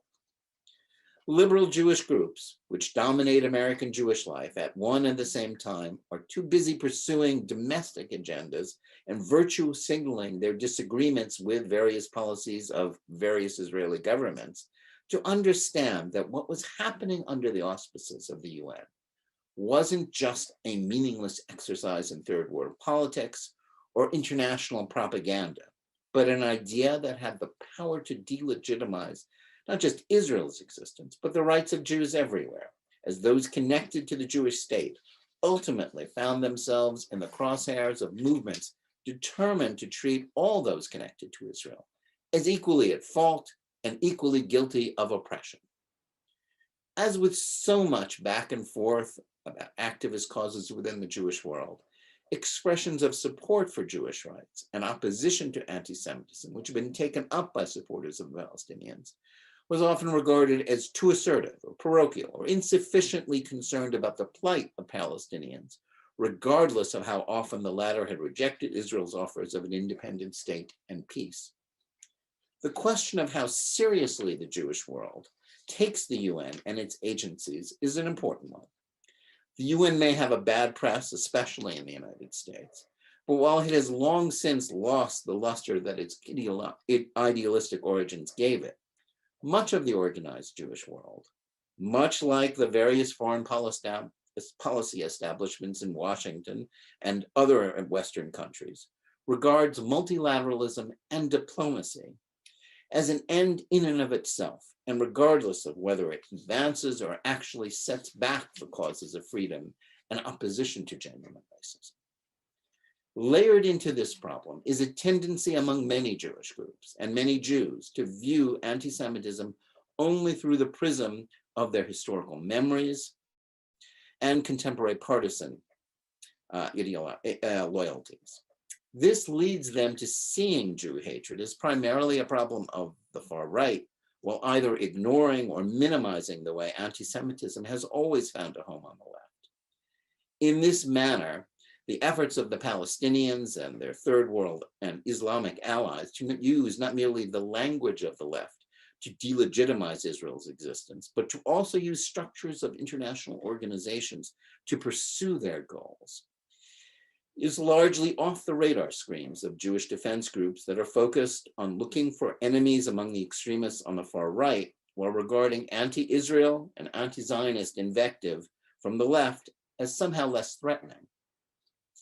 To point out the peril to Israel from the way the left and international bodies have legitimized the libels of Zionism as racism is not to deny that anti-Semitism also exists on the right and that it can pose a genuine danger there. But the almost exclusive focus on the right, motivated in part by the partisan priorities of some of those tasked with fighting anti-Semitism, has led to a degree of complacence about the spirit of Durban, the anti-Semitism of the UN, and intersectionalism that caused it to metastasize in the last decade, almost without the anti-Semitism monitors noticing or raising enough of a protest about it. It's also true that Israeli diplomacy has largely abandoned the field of international organizations, both because its diplomats focus on other things and because the Jewish state has become inured to the influence of the UN that they know is dead set against it. The consequences of this failure are readily apparent in 2021. Other than a few small groups which have courageously taken up this task, the organized Jewish world largely failed to recognize that allowing these slanders to become entrenched in international discourse can have a catastrophic impact on Jewish security. This is partly a matter of underestimating the influence of the UN and its agencies, but the manner in which intersection ideology has taken hold of academia and, like most toxic ideas that begin on college campuses, then migrated to the public square, the delegitimization of Jewish nationalism, in which anti-Semitism has created a reality in which anti-Semitism has created a permission slip from intellectuals, activists, and opinion influencers in the media in a way that I believe would have been unimaginable, indeed unthinkable, more than 2 decades ago. But to acknowledge this failure is not to admit that the forces behind these toxic ideas cannot be defeated, or that the ultimate delegitimization of Zionism, Israel, and its supporters is an inevitability in a media environment in which fashionable opinion has embraced intersectionality.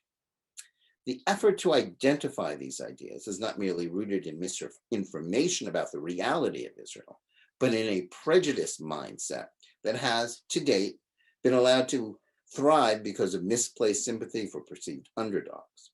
But it would be mistaken to assume that simply because canards about Israel and Zionism have been adopted by the organs of the left and international institutions, that this means that the West will inevitably follow down the same path that the UN has trod since Durban. A dedicated effort to expose these tropes of Jew hatred to the scrutiny of the world has never really been attempted either by the organized Jewish world or sympathetic countries, or at least not yet in a manner that has made it much of an impact.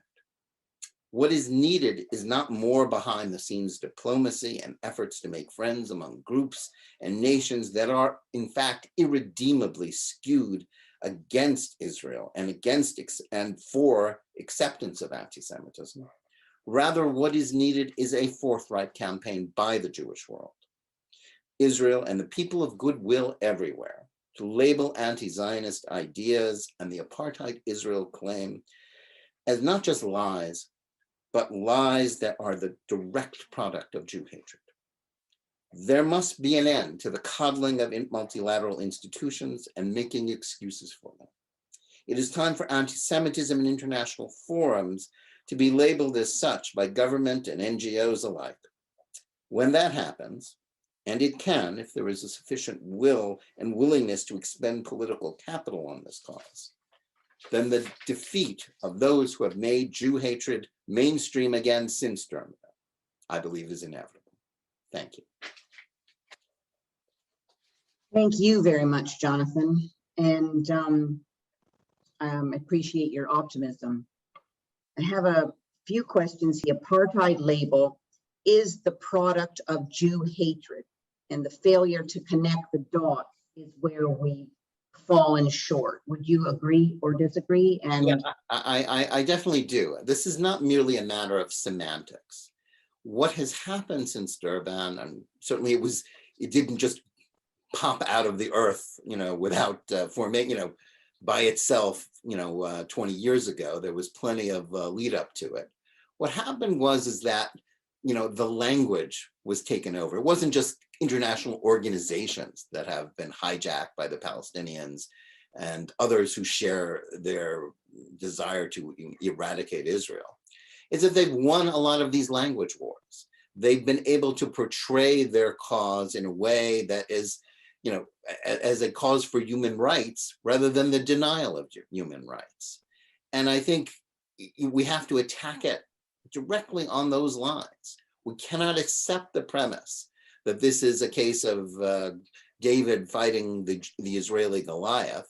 We have to understand that what is at stake here is the legitimization of a form of hate and of deliberately twisting language and ideas in order to deny rights to Jews that frankly no one would think of denying to any other people. And that is, I think, is the key to understanding not only what has happened, but how it can be fought. And you also pointed out seems to have been a reluctance to label anti-Semitism as anti-Semitism, a reluctance that is evident in the United States as well as Israel. Why do you think that there is that reluctance, and what can we do to overcome it? Well, when you phrase things, one of the reactions of debates about these sorts of issues from some people is inevitably to say, stop calling everything anti-Semitism, and you're being too extreme. You're trying to demonize legitimate criticism of Israel, but that's a snare, and in fact, it's false. This is about something very direct, but confronting it requires us to start out with some very difficult conclusions about who's on the other side and what their motives are. We in the West, and especially Jews in the West, we like everybody else, we like to project our own values, our own goals, even on those who are completely opposed to us, because we want to think that every issue can be solved. That's a very American thing. It's a very Jewish thing.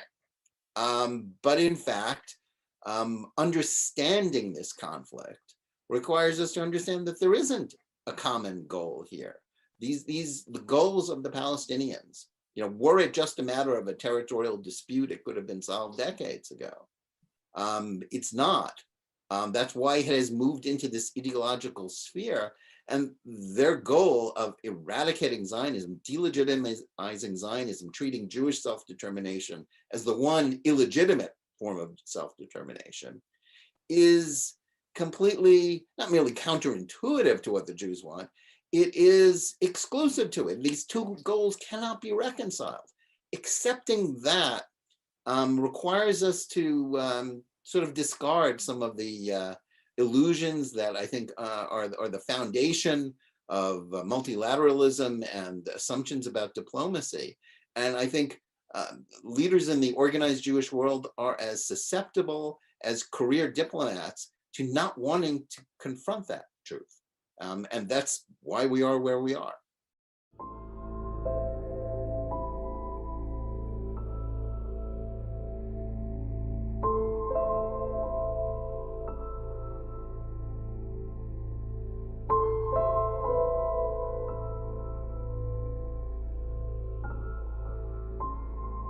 The Islamic Republic of Iran also expresses its concerns over racism, racial discrimination, and apartheid against Muslims and Christians in the occupied Palestine, and needs to be urgently addressed by international community.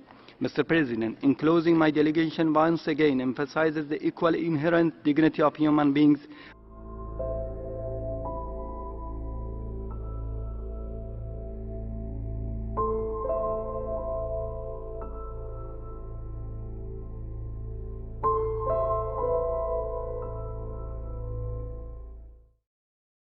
Professor Gil Troy is Distinguished Scholar in North American History at McGill University, Canada, currently residing in Jerusalem. He is an award-winning American presidential historian. He was recently named one of the top 100 people positively influencing Jewish life. His book, Moynihan's Moment, America's Fight Against Zionism as Racism, describes the decline in the UN stature and the spread of anti-Zionism. His 2019 book, The Zionist Ideas, Visions for the Jewish Homeland, Then, Now, Tomorrow, was a National Jewish Book Award finalist. Thank you very much, Gil, for joining us.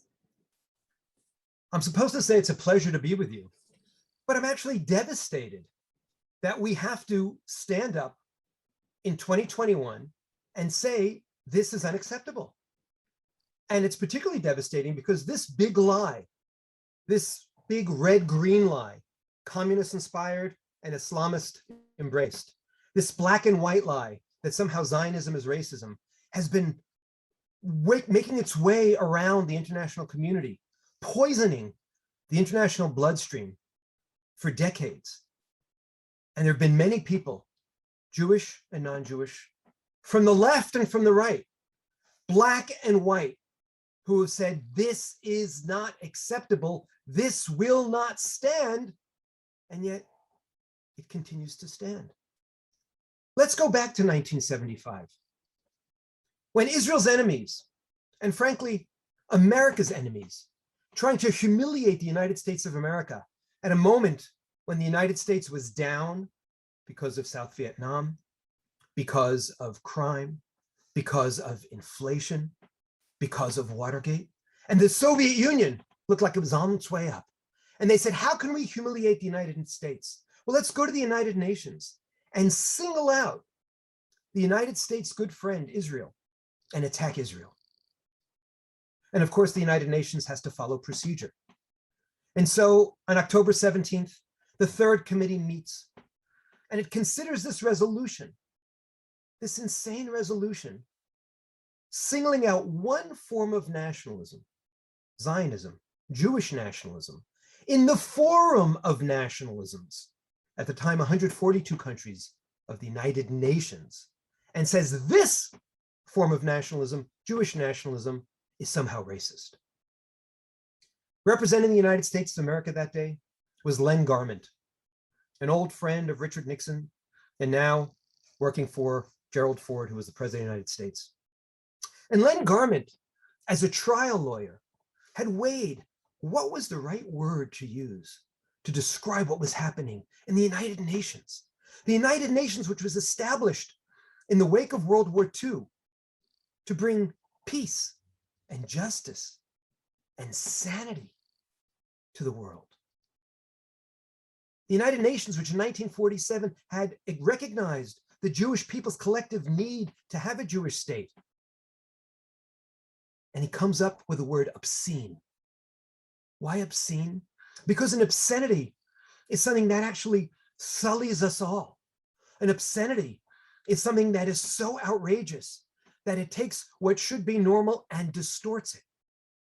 And so Len Garment gets up as the representative to the third committee and says, this is obscene.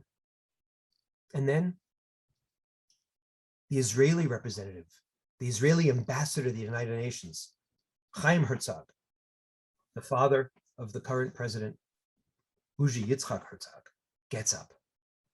And he says, we shall not forget, and we shall never forgive. But he also points out, as Len Garment had, that this isn't just an attack on the Jewish people, but this is an attack on the United Nations and its core ideals and its founding visions.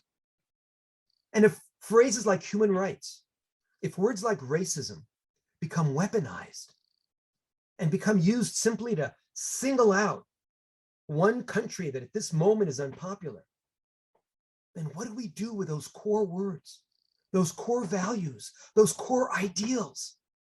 They become sullied. That's why it's obscene, and that's why it's unforgivable. But inevitably, the fix was in, and the delegates vote to pass this obscene resolution on to the General Assembly. And the delegates break out in mocking applause.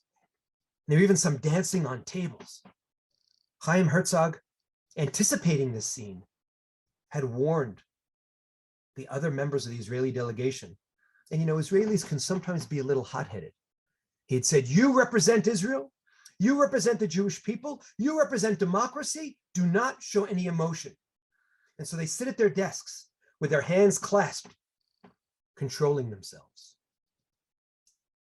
But from across the room, a 6'5" academic, tousled hair, in a beautiful suit, stands up, the American ambassador to the United Nations, Daniel Patrick Moynihan, a tough kid who grew up in the streets of New York, but had gone on to become a Harvard professor and had gone on to become an advisor to John Kennedy, to Lyndon Johnson, to Richard Nixon, to Gerald Ford, in a display of the kind of bipartisanship we desperately need. And Moynihan stretches, stands tall at 6'5", crosses the room, hugs his buddy, Chaim Herzog, and loudly mutters, "Fuck 'em." The New York Times reports that he embraced the Israeli ambassador. And when Moynihan would tell the story, he would say, "I uttered an Anglo-Saxonism that cannot be reprinted." And then Herzog and Moynihan left the United Nations arm in arm, and his two Irishmen, Herzog had actually been born in Ireland when his father had been chief rabbi of Ireland. The two of them went off to the closest Irish bar and had a drink or two or three to toast democracy, to toast the Jewish people, to toast the relationship between the United States of America, which was going to resist this obscene assault on democracy, this obscene assault on decency. And I'm so very proud that at this moment in time, the United States has once again shown its friendship for Israel and boycotted this outrageous event. So that goes back to 1975. And then for 16 years, Daniel Patrick Moynihan works hard once he enters the Senate as a liberal Democratic senator from New York. He works in a bipartisan display, first with Ronald Reagan, and then with George H.W. Bush, and with a coalition of congressmen from left to right, religious, non-religious, black and white, to get that resolution rescinded. The General Assembly usually doesn't rescind resolutions. But in 1991, they did pass a law saying that this resolution, this obscene resolution, is no longer operative. And nevertheless, 10 years later, in 2001, in Durban in South Africa, in a conference against racism, rather than dealing with the serious issues around racism throughout the globe, too many delegates came there to single out one country, Israel, to single out one form of nationalism, Jewish nationalism, Zionism, and focus all their ire, all their outrage on Israel, on Zionism, on the Jewish people. In 1975, Daniel Patrick Moynihan, on November 10th, 1975, when I actually came to the well of the United Nations General Assembly, had stood up and said, "The United States does not acknowledge, it will not abide by, it will never acquiesce in this infamous act." The phrase infamous act, of course, echoing Franklin Roosevelt and Pearl Harbor, because this really was a surprise attack, an attack on the Jewish people, an attack on democracy, attack on decency, attack on the UN itself. And so it's obvious why the United States and the United Kingdom and Canada and other countries stood up against it. But we're left with a historical mystery. Why did it take off? Why did it hold? Why did it survive that rhetorical onslaught of Moynihan and Herzog in 1975? How did it outlast the resolution being rescinded in 1991? How did it resurrect itself so strong in 2001? And there are two parts to the answer. One is that there has been a systematic campaign to single out one country, one form of nationalism, Israel, Jewish nationalism, and make Israel a pariah state, and make Jewish nationalism, Zionism, unkosher. And I'm sorry to say that it's building on centuries of Jew hatred, of anti-Semitism, both in the Christian world and in the Muslim world. The Christian world largely left anti-Semitism behind. Too many parts of the Muslim world didn't, and in fact gave it renewed life with the establishment of the State of Israel. And we see that anti-Semitism, Jew hatred, is not only the longest hatred, as the great Robert Wistrich, the great historian Robert Wistrich called it, but it's also the most plastic hatred. It's flexible. It's fungible. It's artificial. And it's sometimes lethal. And so when you want to find out who are the ultimate communists or the ultimate capitalists, the people who are too rich and the people who are too poor, the people who stand out too much and the people who fit in too much, you single out the Jew. And that was done for centuries in medieval Europe, in enlightened Europe, in the Muslim world, in the Arab countries. And in today's world, Israel has become the collective Jew, and the plastic hatred, the most plastic hatred, gloms onto it. And so if you hate racism, you say, Zionism is racism. You hate imperialism, you say, Israel is imperialist. You hate colonialism, you blame Israel. All these words lose their meaning when they're simply thrown at Israel. And so today, we have to gather and we have to say, this shall not stand. We will not acknowledge, we will not abide by, we will not acquiesce in this infamous act. And we have to do what I call a jujitsu, J-E-W. If they're going to turn Zionism into a dirty word, I'm going to re-embrace Zionism. And so I stand here today and I say, I am a Zionist. I am a Zionist because I am a Jew. And as a Jew, I understand that Judaism is a religion, but the Jewish people are a nation. And we are that unique mix of religion and nation. And you cannot single out one aspect of our integrated identity. And Zionists bring it together. And I say I am a Zionist because I am a proud liberal nationalist.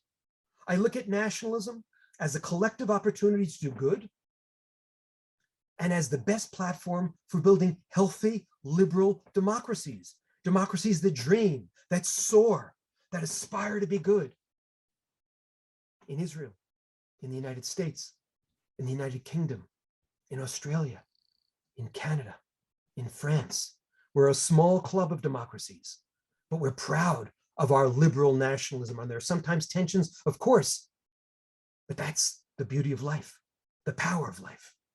And I say, I am a Zionist because I am a Democrat, and I acknowledge the need for every individual to express themselves democratically.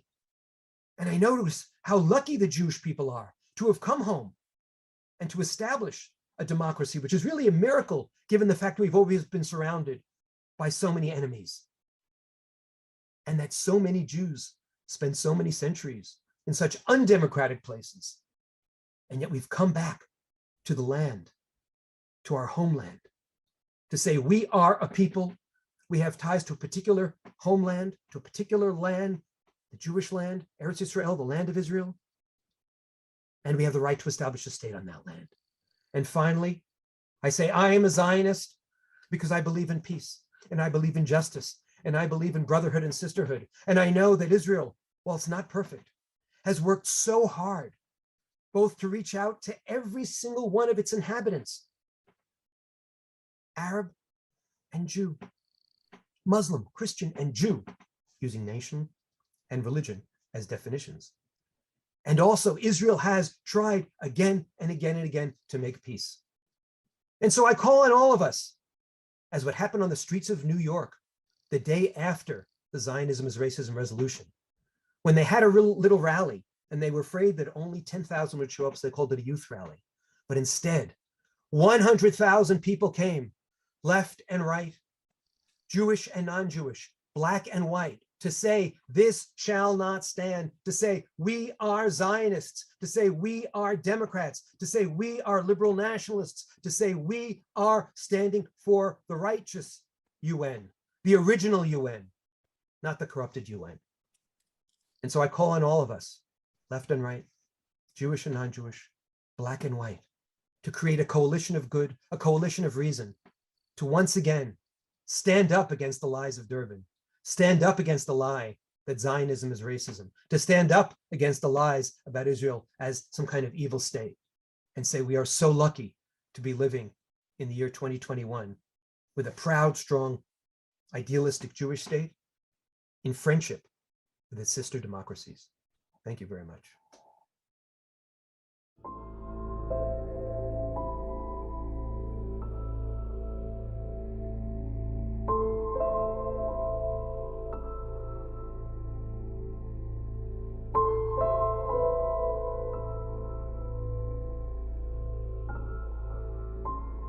We attach great importance to the holding of Durban Review Conference in 2009.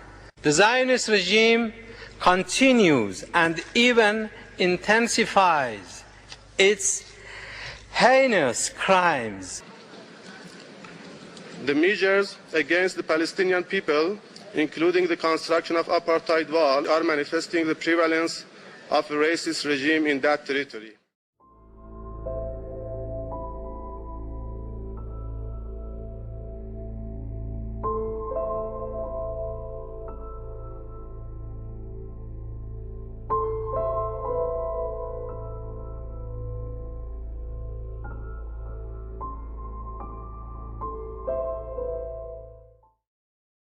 Noah Shufutinsky is a recent graduate of the George Washington University, where he earned his BA in Judaic Studies.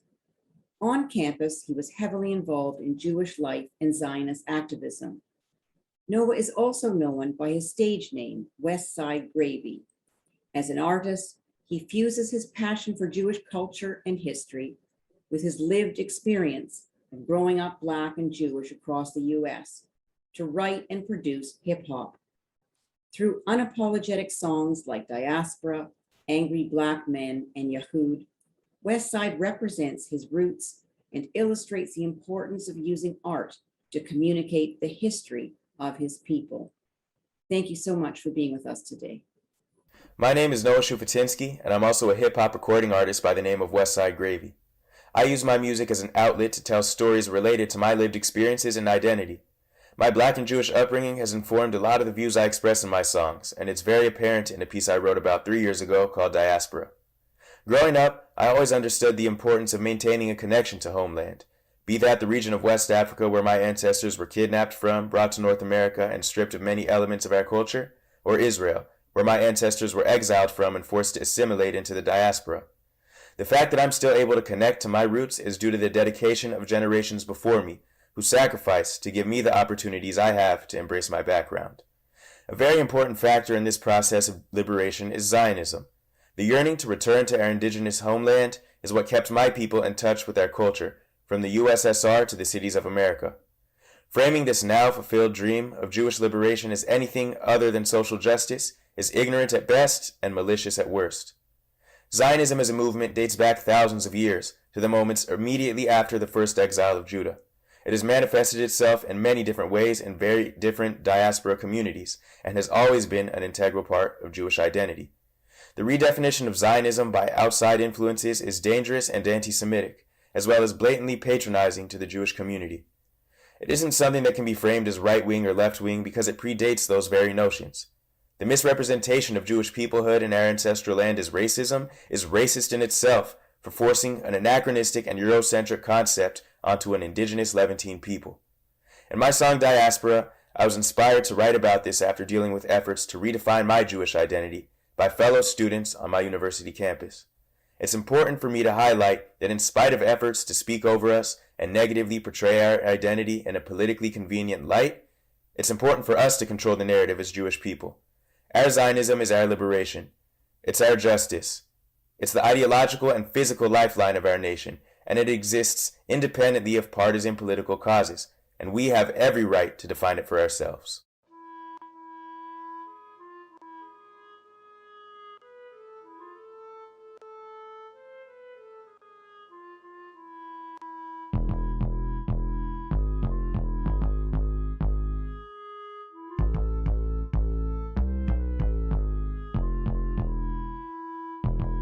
Proud part of the diaspora. We ain't gon' play the victim. They get mad every time we're standing up.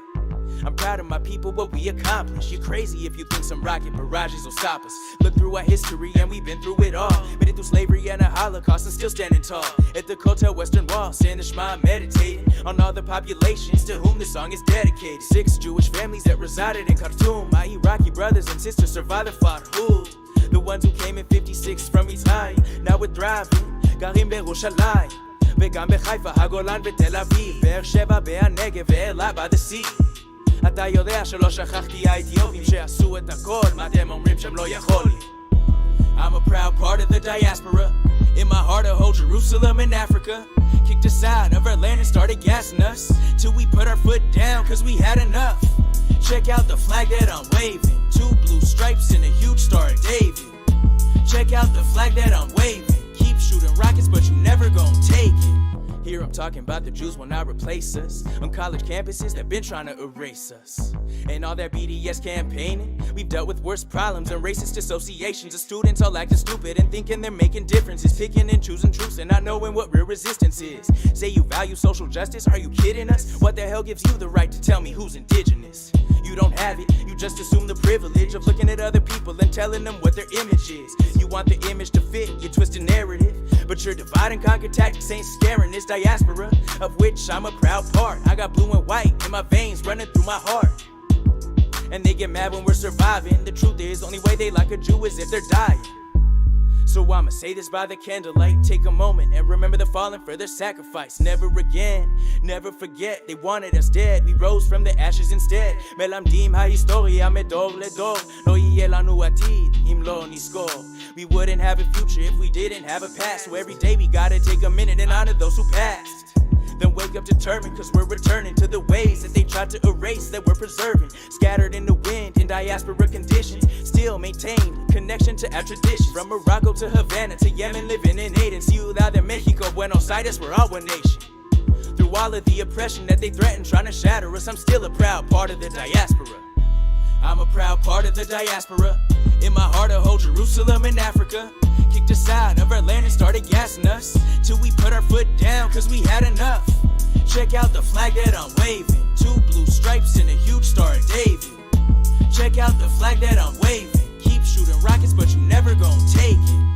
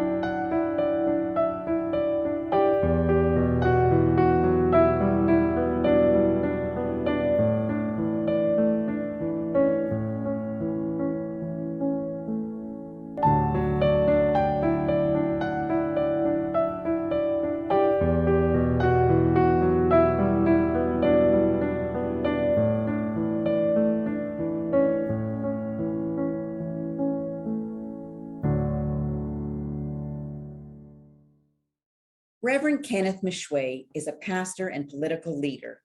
He is a member of parliament serving as the leader of the African Christian Democratic Party of South Africa. He is one of South Africa's longest serving MPs and has been in office since 1994. He has been re-elected 5 times. He currently serves as a member of the Portfolio Committee on International Relations and Cooperation. Reverend Meshoe has been at the forefront of efforts to reject BDS, despite its having been endorsed by South Africa's ruling political party. He holds an honorary doctorate from Bethel College. It's a great privilege to have you with us today. Thank you very much, Professor N. Bayefsky, for inviting me to participate in this vitally important conference on modern day anti-Semitism. I appreciate the opportunity to counter a global assault on the legitimacy of Israel under the guise of opposing racism. I consider myself to be privileged even to counter what the conference that has been organized by the United Nations to celebrate what they call the 20th anniversary of the Anti-Racism World Conference that was held in Durban in 2001. And I consider that as nothing but an anti-Semitic conference. Now we know that Israel has many friends and enemies all over the world, but I stand here today and I speak as a friend of Israel that want to tell the truth about what I know, not only about Israel, but what I know about apartheid. When people talk about apartheid, many of them talk from the influence they got from people who hate Israel, people who have swallowed the propaganda and the lies that are spread all over the world by the BDS movement.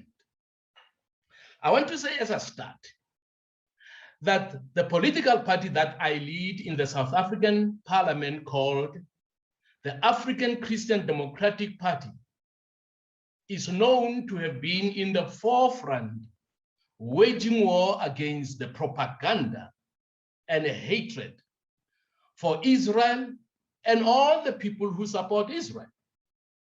The anti-Zionist groups, such as the BDS movement, have managed to convince many in the world that South Africa is, that Israel is an apartheid state. Now, I have challenged many of these propagandists to go with me to Israel and show me places where apartheid is practiced in that country. And they have always refused to come with me because they know deep down in their hearts that Israel is not an apartheid state, but it is the only democratic state in the Middle East, and that those who are saying it is an apartheid state are not honest with themselves. That's why in South Africa, the ruling party a few years ago made an appeal to the nation saying, please don't go to Israel. And the reason they made that appeal was that there were a number of people, including their own members, who were invited to Israel, and what they saw there changed their minds. They came back saying, we were in Israel, we have not seen an apartheid there. That is why they went to the extent of pleading with people not to go to Israel, because then their lives were exposed. Now, another community-based organization or an NGO that I've been leading since its establishment in June 2013 is called DAISY International. And this DAISY International has also been debunking the claims of Israel being an apartheid state. For those who are not familiar with this DAISY, it is an acronym. D stands for defend, E embrace, I invest, S support, and I Israel. So both the African Christian Democratic Party and DAISY International have been defending the right of Israel to exist within safe and secure borders with the internationally recognized right to self-defense.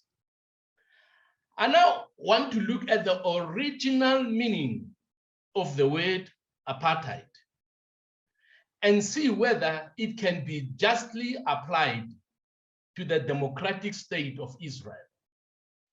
What is apartheid? Apartheid is an Afrikaans word. Afrikaans is the language that was used by a white minority government, and they originally come from the Netherlands. The language is called Afrikaans. So apartheid is an Afrikaans word, meaning a system of segregation or discrimination based on racial grounds. This apartheid was a system of racial segregation in my country that was enforced through legislation by the ruling National Party government from 1948 to 1994 when we got our democracy.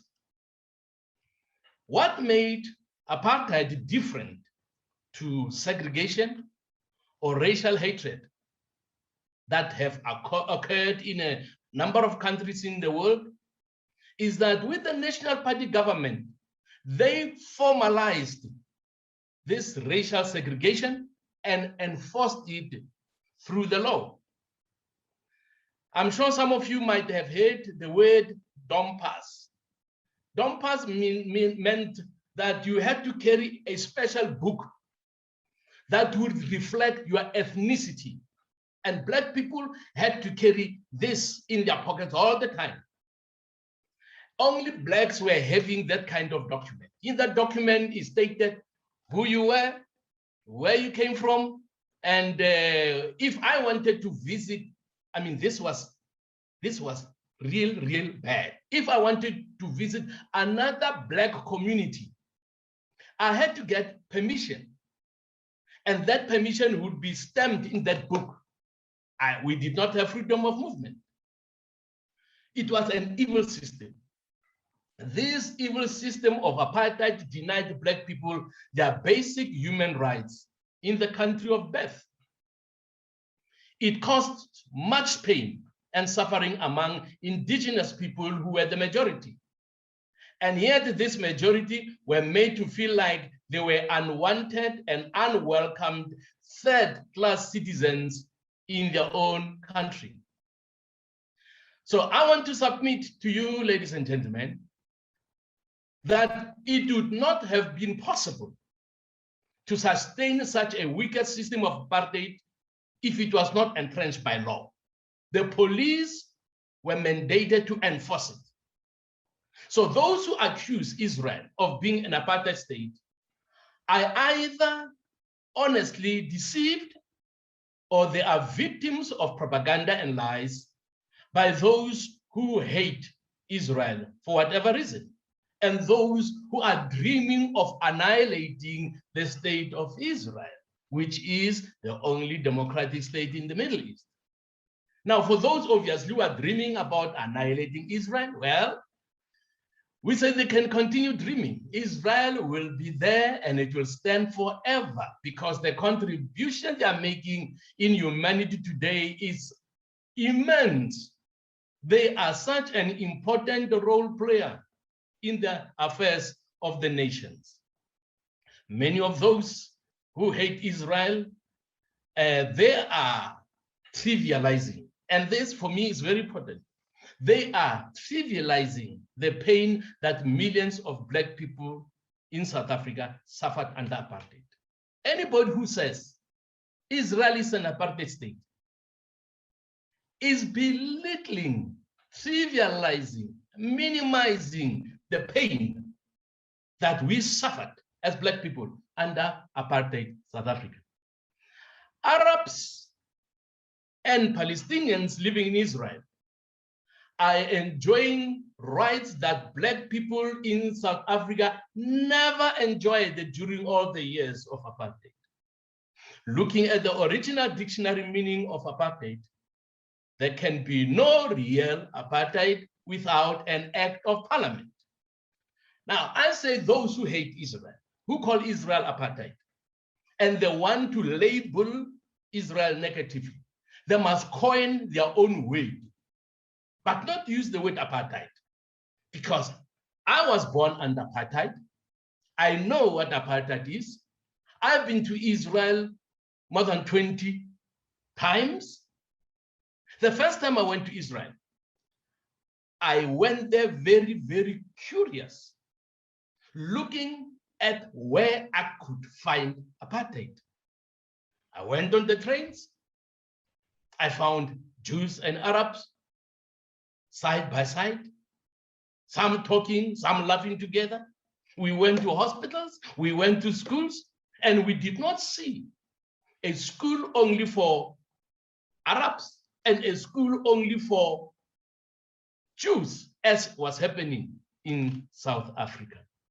Now, the South African Parliament passed many laws to entrench apartheid in the country. During my many visits to the Knesset, I asked some members of the Knesset, particularly those in the opposition, if there were any laws in their statute books that entrenched racial segregation.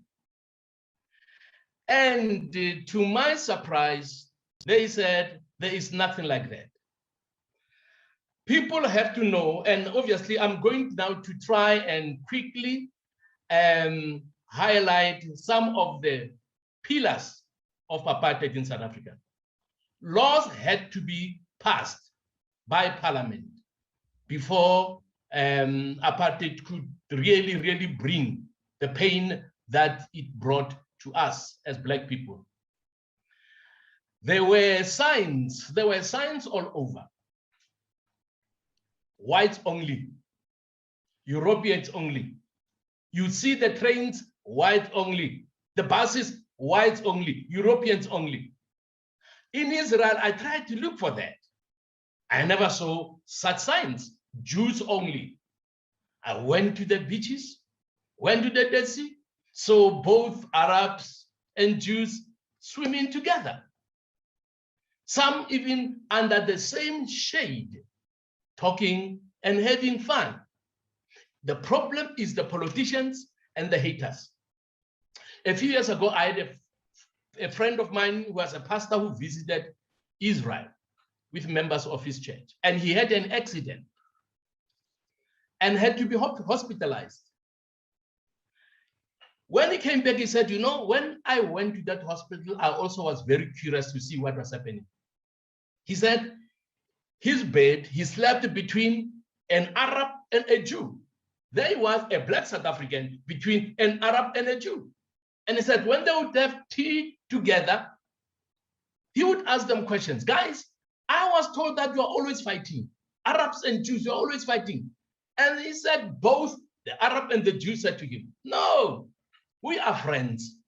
We live in peace. We want peace. The problem is the politicians. So ladies and gentlemen, it is those who hate, those rather than sow peace in the land, they sow hatred who are causing problems. So as I close, because I realize my time is going to be up soon, I must emphasize, Israel is not an apartheid state. There were 10 pillars that made apartheid in South Africa to be so wicked and evil. You had the Prohibition of Mixed Marriages Act, Act number 55 of 1949. You have the Immorality Amendment Act, Act number 21 of 1950. You know, I could go on and on. The Immorality Act Amendment Bill, or Amendment Act spoke about you would be jailed if as a Black man, you'd sleep or have sex with a white woman. It was a crime. You could not marry a person you liked. You loved, it was a crime. You'd be arrested and imprisoned. So these are some of the things that we have had under apartheid that you don't have in Israel. Okay? You have a Group Areas Act number 41 of 1950. Black people were put in areas called townships. People would, if white people, for example, would like an area that was inhabited by black people, they would remove them by force so that those white people could live in that area. You could not live with them. By law, you could not. So such things don't happen in Israel. You have neighbors who belong to different groups. So ladies and gentlemen, let us demystify and let us reject this lie that Israel is an apartheid state. For us who have visited Israel, Israel is a democratic state, the only democratic state in the Middle East. So may the Lord continue to bless the people of Israel as they stand for their rights and continue refusing to hate those who love them. Let's beat the hatred with love. Thank you very much.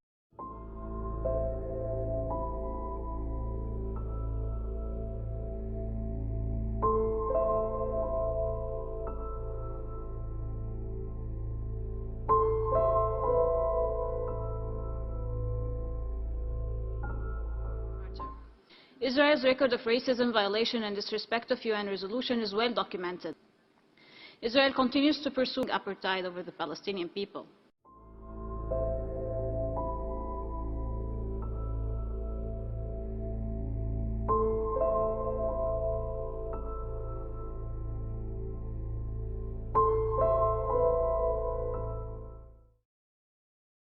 Yoseph Haddad is an Arab-Israeli activist and journalist. At 18, he volunteered in the IDF and served in the Golani Brigade, where he completed a commander's course, receiving an award for excellence. He was severely injured in a battle during the Second Lebanon War. In 2018, he established the organization Together Vouch for Each Other, a group of young Israeli Arabs, Christians, Muslims, Bedouin, and Druze. Yoseph has been named one of the top most influential online voices in the Israeli-Palestinian Arab conflict. He is a TEDx speaker and a regular commentator on television networks in English, Hebrew, and Arabic. Thank you very much for joining us, Yoseph. Thank you very much for having me. So, first of all, allow me please to introduce myself. Yoseph Haddad is my name, or should we say it in the correct way, Yoseph Haddad. I'm an Israeli Arab born in Nazareth, the largest Arabic city in Israel. One of the questions that I always been asked is how or why I'm doing what I'm doing today.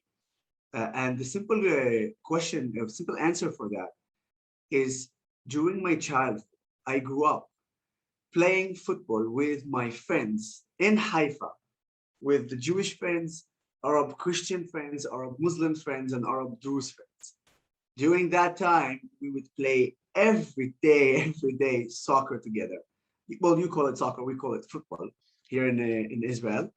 And actually the most amazing thing is we didn't really care. We didn't really care that this guy is an Arab and this guy is a Jew. We saw ourselves as just friends who are playing football together, enjoying the time.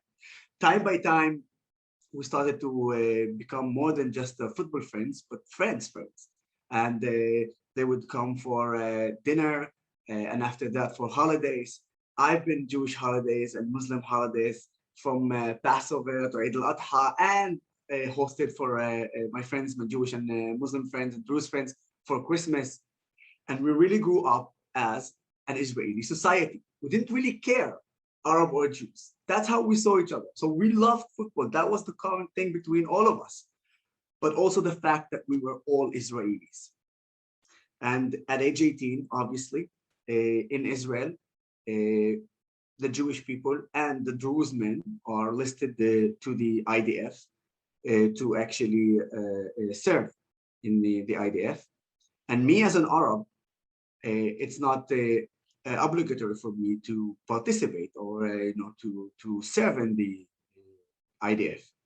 and ask myself a simple question: why I'm not obligated to serve in the IDF? And obviously, as I said, I know the answer. I'm an Arab, so I don't have to serve. But eventually, if we look at it, the IDF, it stands for Israeli Defense Force. It's not the JDF. It's not a Jewish Defense Force.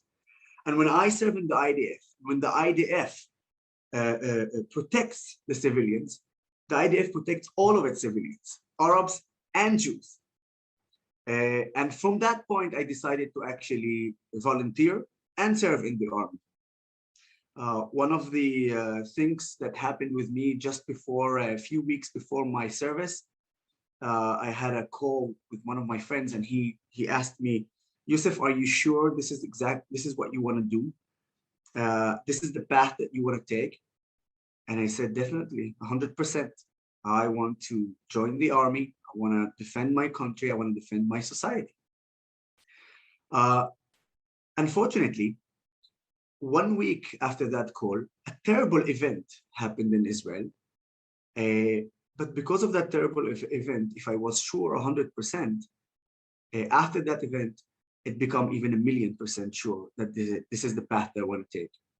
And it's because on the 4th of October, I started my service on the 16th of November, 2003. On the 4th of October, 2003, a female Palestinian suicide bomber went in the restaurant, Maxim restaurant in Haifa, and she blew up the restaurant. Ended up killing 21 civilians, Arab and Jews. At that moment, you realize that terrorism doesn't really care between if you're Arab or a Jew. As long as you're in Israel, as long as you're Israeli, you are a target to terrorism. That's how I started my journey in the army. 1 year later, I became a commander. And I want to put it, we say on the table, yes, me as an Arab, commander over Jewish soldiers in the IDF. I actually commanded them, and they must obey everything I say. And I'm saying it like this because I want everyone to understand that when we're talking about Israel being an apartheid country, not a lot of people understand and know the fact is that an Arab not only can be in the Israeli Defense Force, but actually can be a commander in the Israeli Defense Force. And he can command not other Arabs, but other Jews as well. So this is very important for me to pass this message. Until today, some of my soldiers that I had back then call me and ask for my well and respect me. And this is something for me, huge honor. And I was blessed to have it in my service. Jumping forward to just about 3 months before I finished my service, the Second Lebanon broke out, and I participated in that war. Unfortunately, I lost 3 of my commanders, 7 of my friends, and 2 of my soldiers, and I myself was injured very badly. It was actually the 10th of August 2006.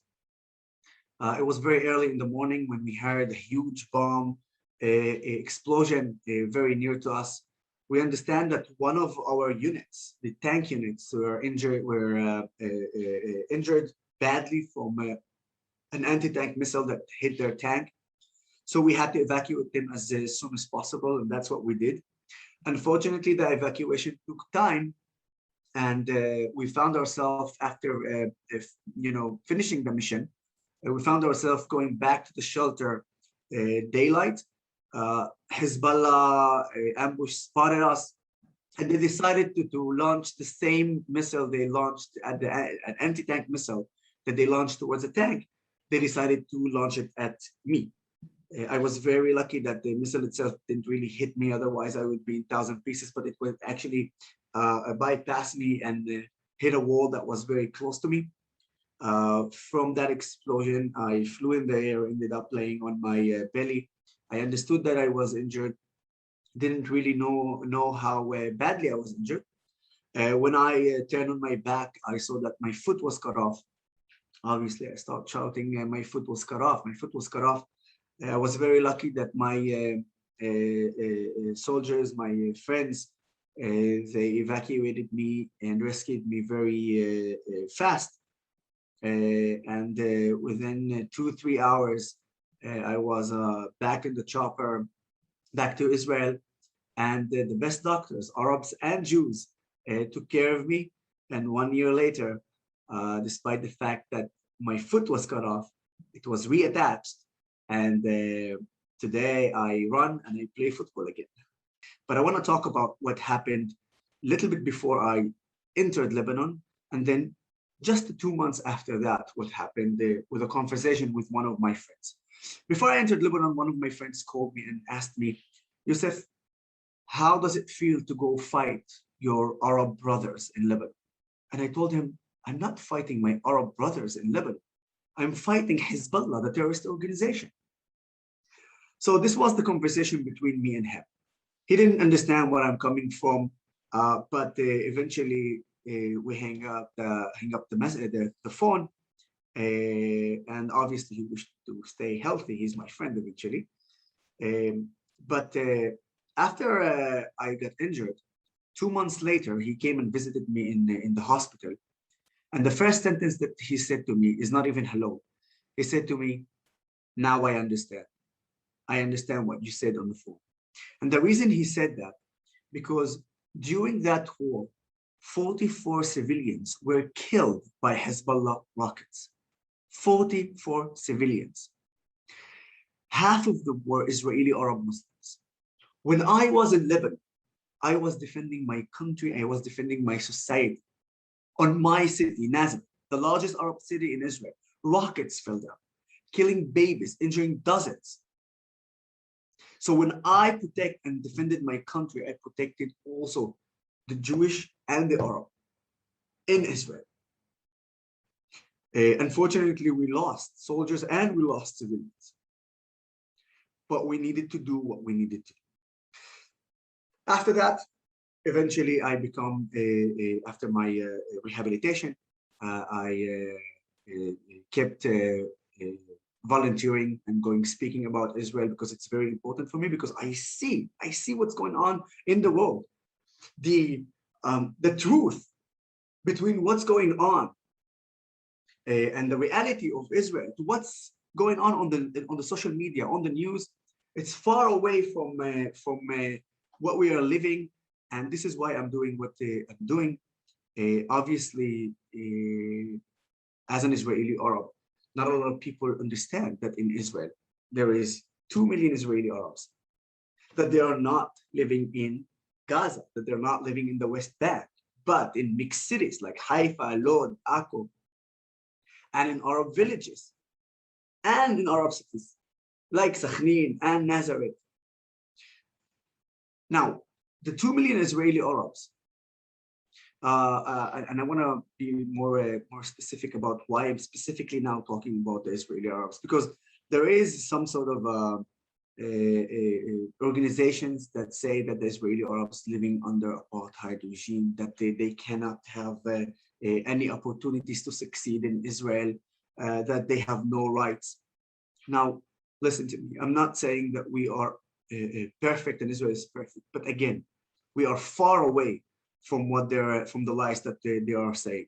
And in fact, the best example, I always speak about myself, because eventually I managed to succeed. I managed to arrive to every position that I want as a commander in the IDF, as a CEO in a marketing research company, as a CEO in an organization that works to bridge gaps between Arabs and Jews and bring the Arab society closer to the Israeli society. I think one of the most amazing things here, that if you want to succeed, you have the tools and you can do it here in Israel.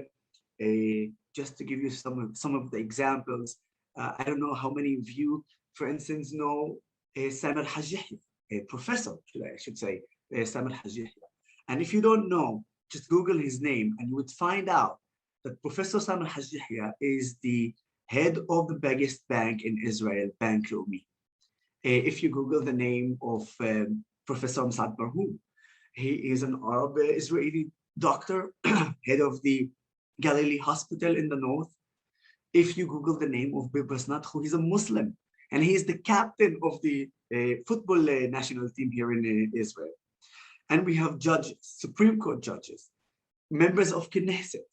Some of the members of the Knesset actually speaking against Israel. Within the walls of the Israeli parliament, they speak against Israel, and they're allowed. We just heard recently about how the corrupted Palestinian Authority killed a vlogger that spoke against the Palestinian Authority. While here in Israel, a member of Knesset, or a member of Knesset, can speak freely about against Israel. This is the democracy. This is the actual only real democracy in the Middle East. And if we're talking about the only democracy in the Middle East, just a few days ago, I heard that 50% of the new doctors in Israel are coming from the Israeli Arab society, despite the fact that we are only 20% of the population. But you know what? While the Israeli Arab society is succeeding here, there's a Palestinian society in Lebanon where they're not allowed to practice medicine. They're not allowed to practice law. They cannot be engineers. Yes, in Lebanon today, Palestinians cannot become what he wants. He's not allowed. We're speaking about Israel being an apartheid country, while Israel, again, the only democracy here in the Middle East. Nobody speaks about how it's going on in the Arab countries around us.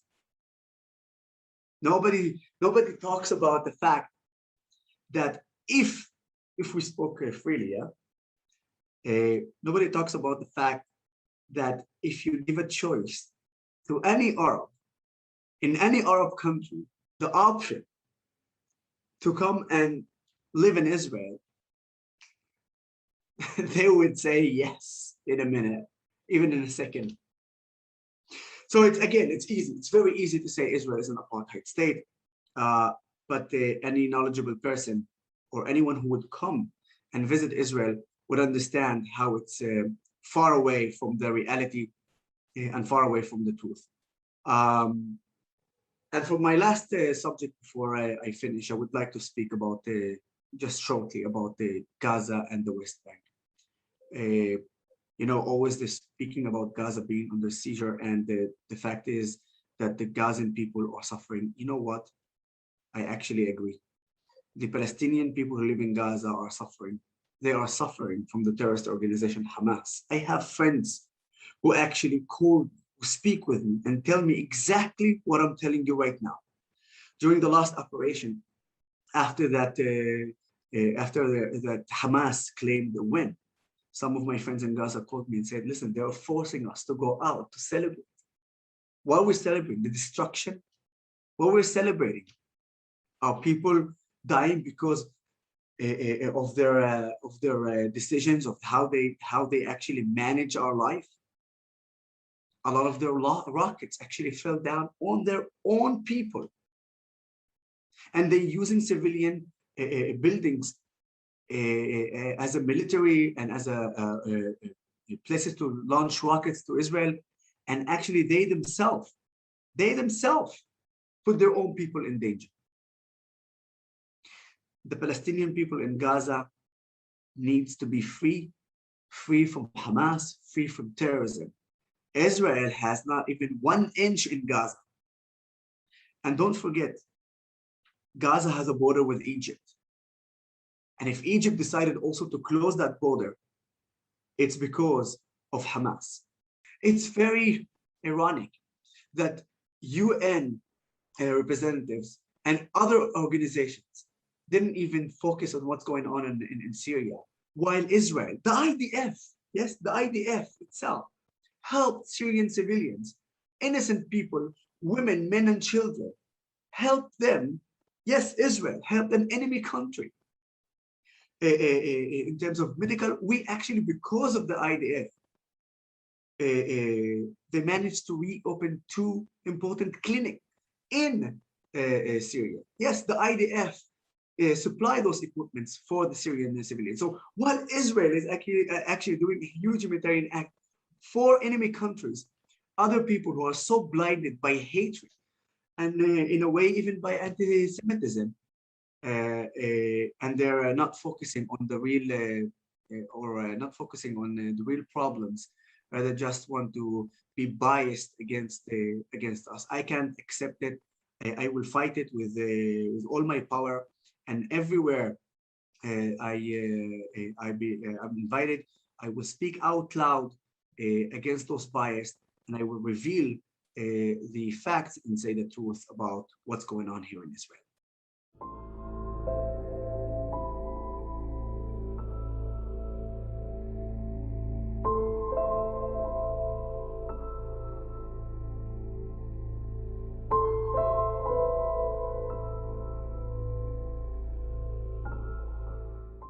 Since its creation, Israel's occupying power employs an intricate set of policies and practices with the aim of creating and maintaining a colonial occupation and a Jewish demographic majority in the entirety of historic Palestine, turns a de facto apartheid regime into a de jure reality for all the historic of Palestine.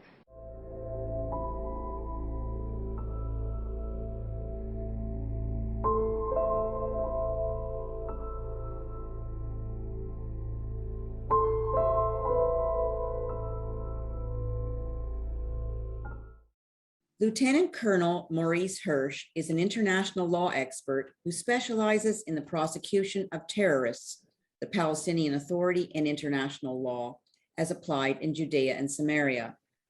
In the course of his 19-year military service, Hirsch served in a number of senior positions, including head of legal advice to the Navy, Air Force, Ground Forces, and Home Front, and ultimately as the head of the military prosecution for Judea and Samaria. Since retiring from the IDF, he now acts as head of legal strategies for the NGO Palestinian Media Watch. Thank you so much for being with us here today.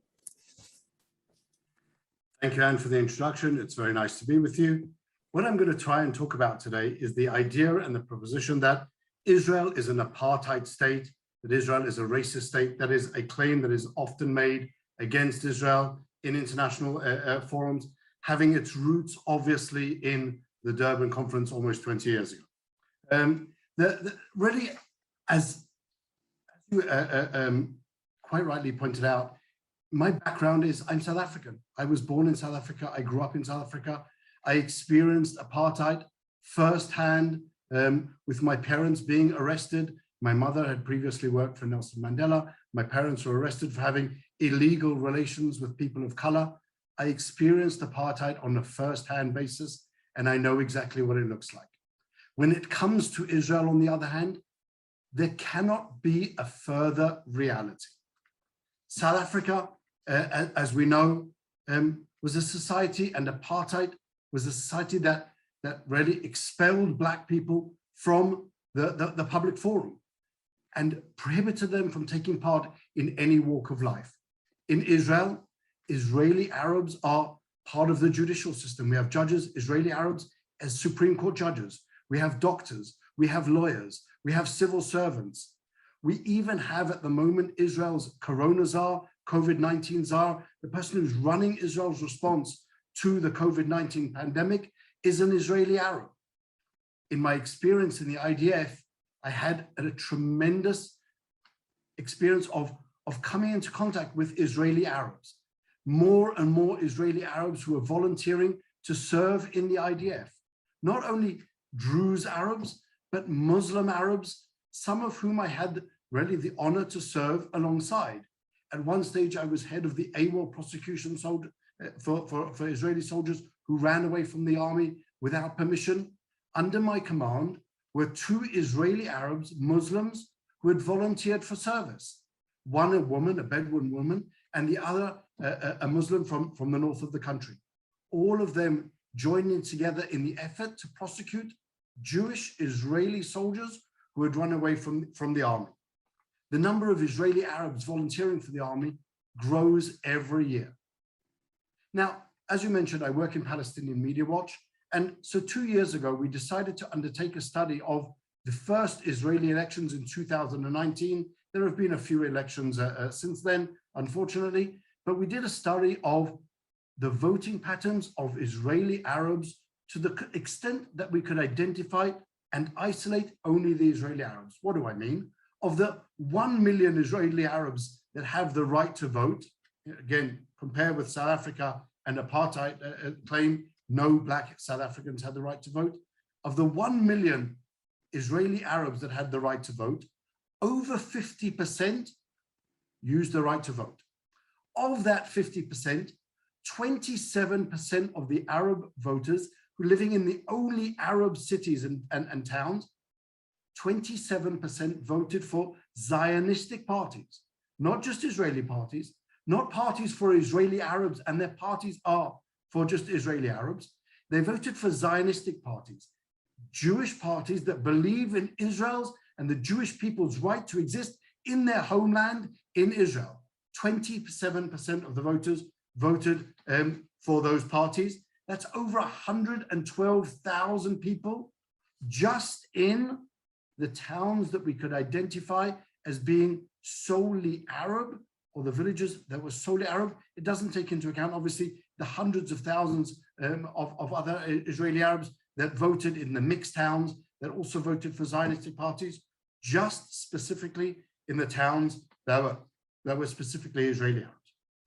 Now, when we're talking about Israel and our relations with our neighbors and the Palestinian Authority in particular, you couldn't find a more clear diametric opposite.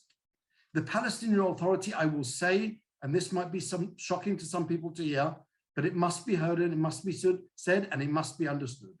The Palestinian Authority is today the source of, I would imagine and venture, probably 90 to 95% of all the anti-Jewish, anti-Semitic claims being made around the world. Now let's start first and foremost with the clearest thing, the clearest comparison.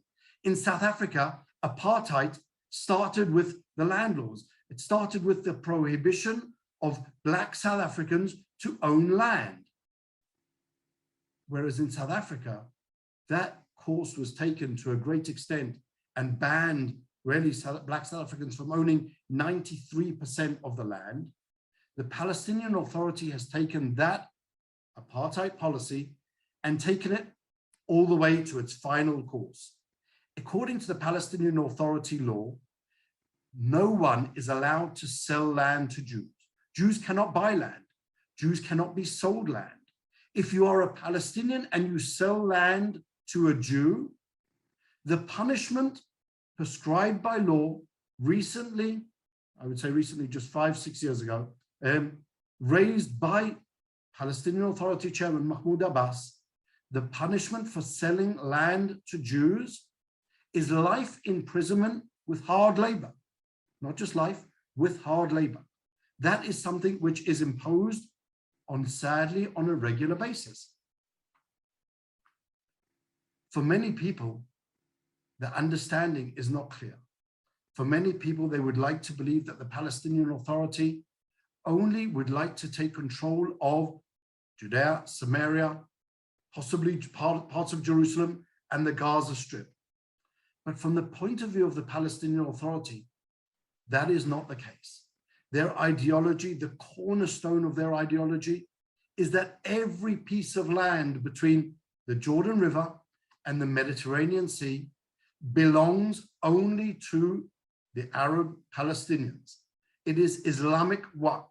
This is not only Hamas, the terrorist organization that promotes that ideology, but also speakers of the so-called moderate Palestinian Authority that promote that idea. The idea that Jews may not live in any part of Israel, definitely not in Judea and Samaria. In Judea and Samaria, they're referred to as illegal settlers. So let me just give you an example of what we're talking about. Jews have lived in the town of Hebron in Judea for 3,000 years. When you wander around the Jewish town of the Jewish settlement in Hebron, you go to the central synagogue there. This is a synagogue that was built in 1540. It's been around for almost 500 years. The Jews were ethnically cleansed from Hebron starting first in 1929. Just a few days ago, we marked the anniversary of the 1929 massacre, where Arabs rose up and slaughtered 67 members of the community in Hebron. What was the excuse given by the Palestinian Authority many years later for the massacre? That Jews read their Psalms in a provocative manner.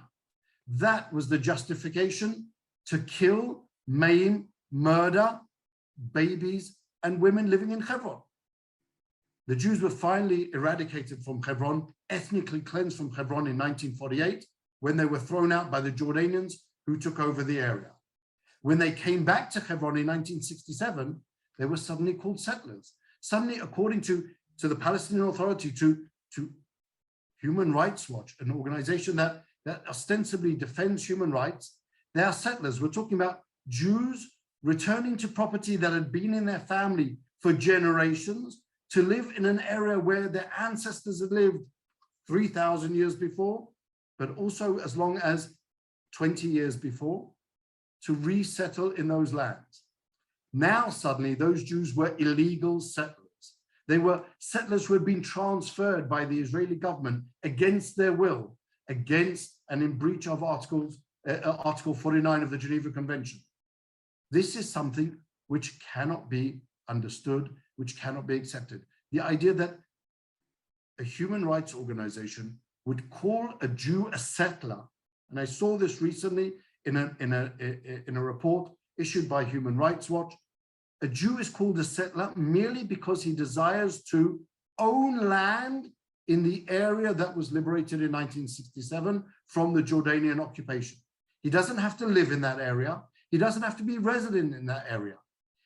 His only desire is to repossess the land which he owned in the first place and his ancestors owned. For them, it's sufficient for him to be a settler. For the Palestinian Authority, it's sufficient to send the people who would be involved in that type of a transaction to a life sentence in prison. For the Palestinian Authority, every day there are thousands of maps all over in every walk of life, presenting Palestine as the entire area from, you've heard it 1,000 times, the source of the claim, from the river to the sea, Palestine will be free. This isn't a haphazard claim.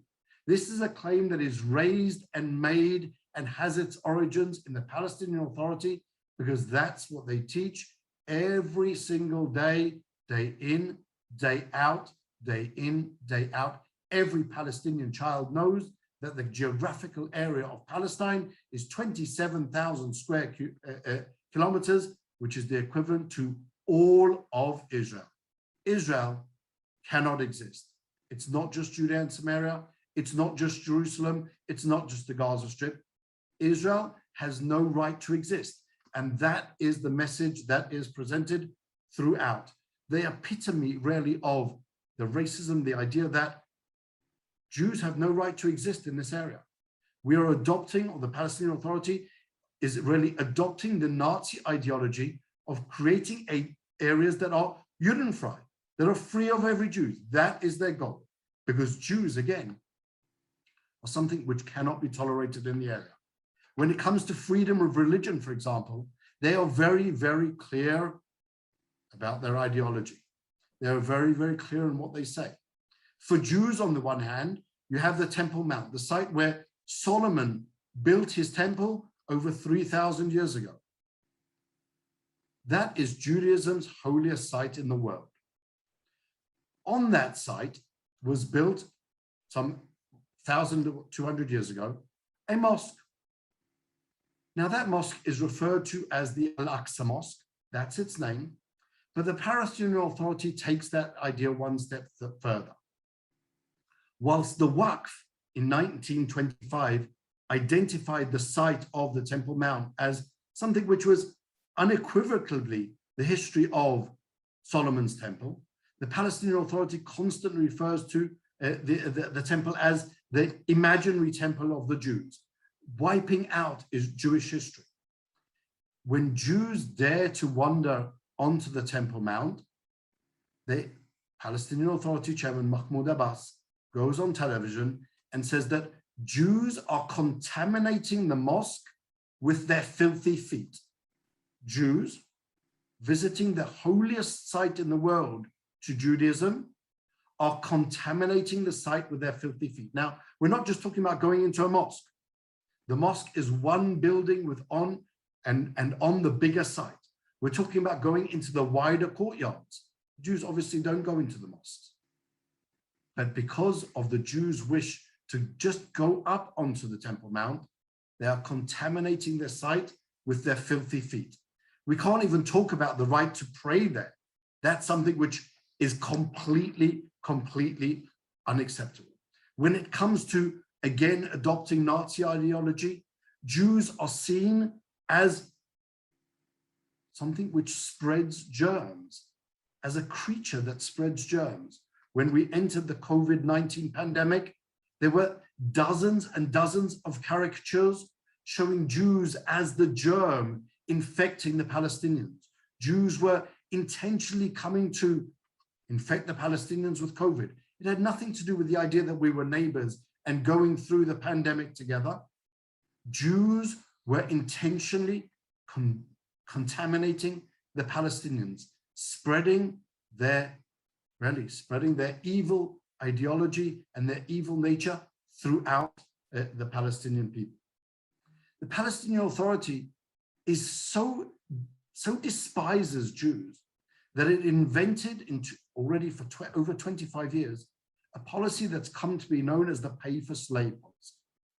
The Palestinian Authority literally has a law which mandates the payment of salaries to terrorist prisoners. The longer your sentence, the longer time you spend in jail, the higher your salary grows. So if you're a mass murderer and you've now spent 20 years in jail, you are entitled to a salary that's equivalent to that of a minister in the Palestinian government. Not only a salary while you're in prison, once you're released, you're entitled automatically to a position in the Palestinian Authority. That position has one condition, that if you're called to work, you actually have to come. But otherwise, you can just sit at home and enjoy your salary. The only reason you receive the payment is because you were involved in terrorism, that you potentially murdered Jews, that you tried to murder Jews. That is the only condition for receiving the payments. Just in this period of time, while we're discussing the idea of pay for slave, we cannot imagine the idea of a 16-year-old boy, the murderer of Ari Fould. Some people may know the name. Ari Fould was shopping in a supermarket just about 3 years ago. A murderer, Khalil Jabarin, 16 years old, came up behind him with a massive butcher's knife and stabbed him, fatally wounding him, and Ari died at the scene. That was just about three years ago. And for that, Khalil Jabarin is about to receive a pay rise of almost 33%, a pay rise just for having spent 3 years now in jail. When he reaches 5 years in jail, he'll receive another pay rise of 100%. And so over time, that salary will go up. You cannot say this is a welfare payment. Jabarin did not support his family. Both of his parents work. They support themselves. He was 16-year-old. He has brothers. He has sisters. Nothing of the house, of the running of the house, was dependent on Khalil Jabarin. The payment that he receives from the Palestinian Authority is merely as a reward for his acts of terrorism.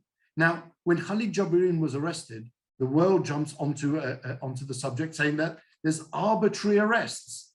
UNICEF on the one hand, Human Rights Watch on the other hand, all claim that Israel arbitrarily arrests Palestinian minors. For many years, I dealt with that subject while I was in the army, and now I'm continuing to deal with that subject. Khalil Jabarin was arrested. For organizations like UNICEF, his prosecution in the military courts is nothing shorter than a war crime. But what do you suggest you do with Khalil Jabarin, the 16-year-old who just murdered Ari Fould? What do you do with Murad Adais, who murdered Daphne Meir, a nurse, one of these angels working amongst us? The Palestinian Authority tries to claim, and many organizations try to adopt that claim, that these terrorists are prisoners of war. They try to really impose the Third Geneva Convention on these terrorists, claiming that they're entitled to the rights of real soldiers fighting other real soldiers. But that's not the truth. We're talking about terrorists attacking civilians, murdering babies, murdering women, the murderers of the Fogel family, 2 civilians, mother, father, and their children, including baby Hadass, 6 months old, decapitated by a 17-year-old terrorist and his 19-year-old cousin. These are not prisoners of war. The claims that Israel then carries out medical experiments on these prisoners. Again, that idea of constantly equating Israel and its practices to the Nazis and their practices to what happened in Auschwitz. What the Nazis did to the Jews, claim the Palestinian Authority, the Jews are now doing to the Palestinians. They don't mention in any way, shape, or form, for example, that the Palestinian terrorist prisoners received COVID vaccinations from Israel, in many cases, before the families of the victims that they murdered, because they were a higher level of risk, and therefore they received the vaccines. The families weren't at such a risk, and therefore were not entitled to the vaccine. When you compare Israel to the Palestinian Authority, you see that Israel is a society into which the Arab population is integrated and has growing integration every single day. We recently had riots from some of the Israeli Arabs, but that was really the exception to the rule. Every day you see more and more Israeli Arabs taking up senior positions and just regular positions in Israeli society. By contrast, every single day you see the messaging of the Palestinian Authority, which is very, very clear. Jews have no right to exist in Judea and Samaria. Jews are the source of all evil. Jews spread germs. The conclusion of what I would like to argue is that whilst in Israel, Israeli Arabs are integrating more and more every day into Israeli society, holding senior positions, holding regular positions in every single walk of life, as doctors, as lawyers, as judges, even in the IDF. By contrast, the Palestinian Authority on a daily basis is promoting an idea that denies Israel's right to exist, that demands that Israel be eradicated from the map, that Palestine, from the river to the sea, be freed from every Israeli presence. That is the epitome of the racism that we're expressing, that they're expressing and that we're seeing. Nothing in Israel has any comparison.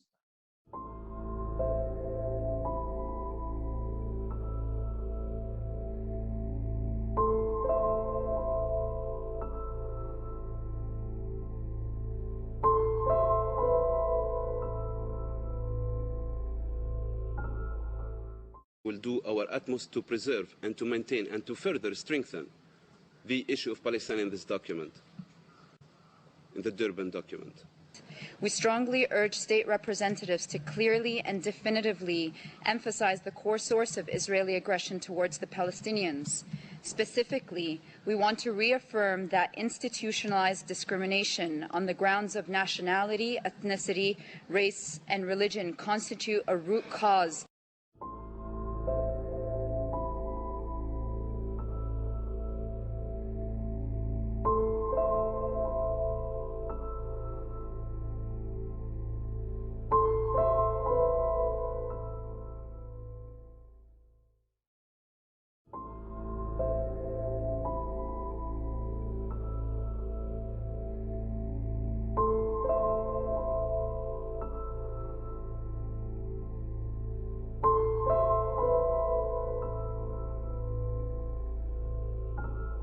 Let us not forget that the DTPA also expressed its concern regarding the plight of the Palestinian people under foreign occupation.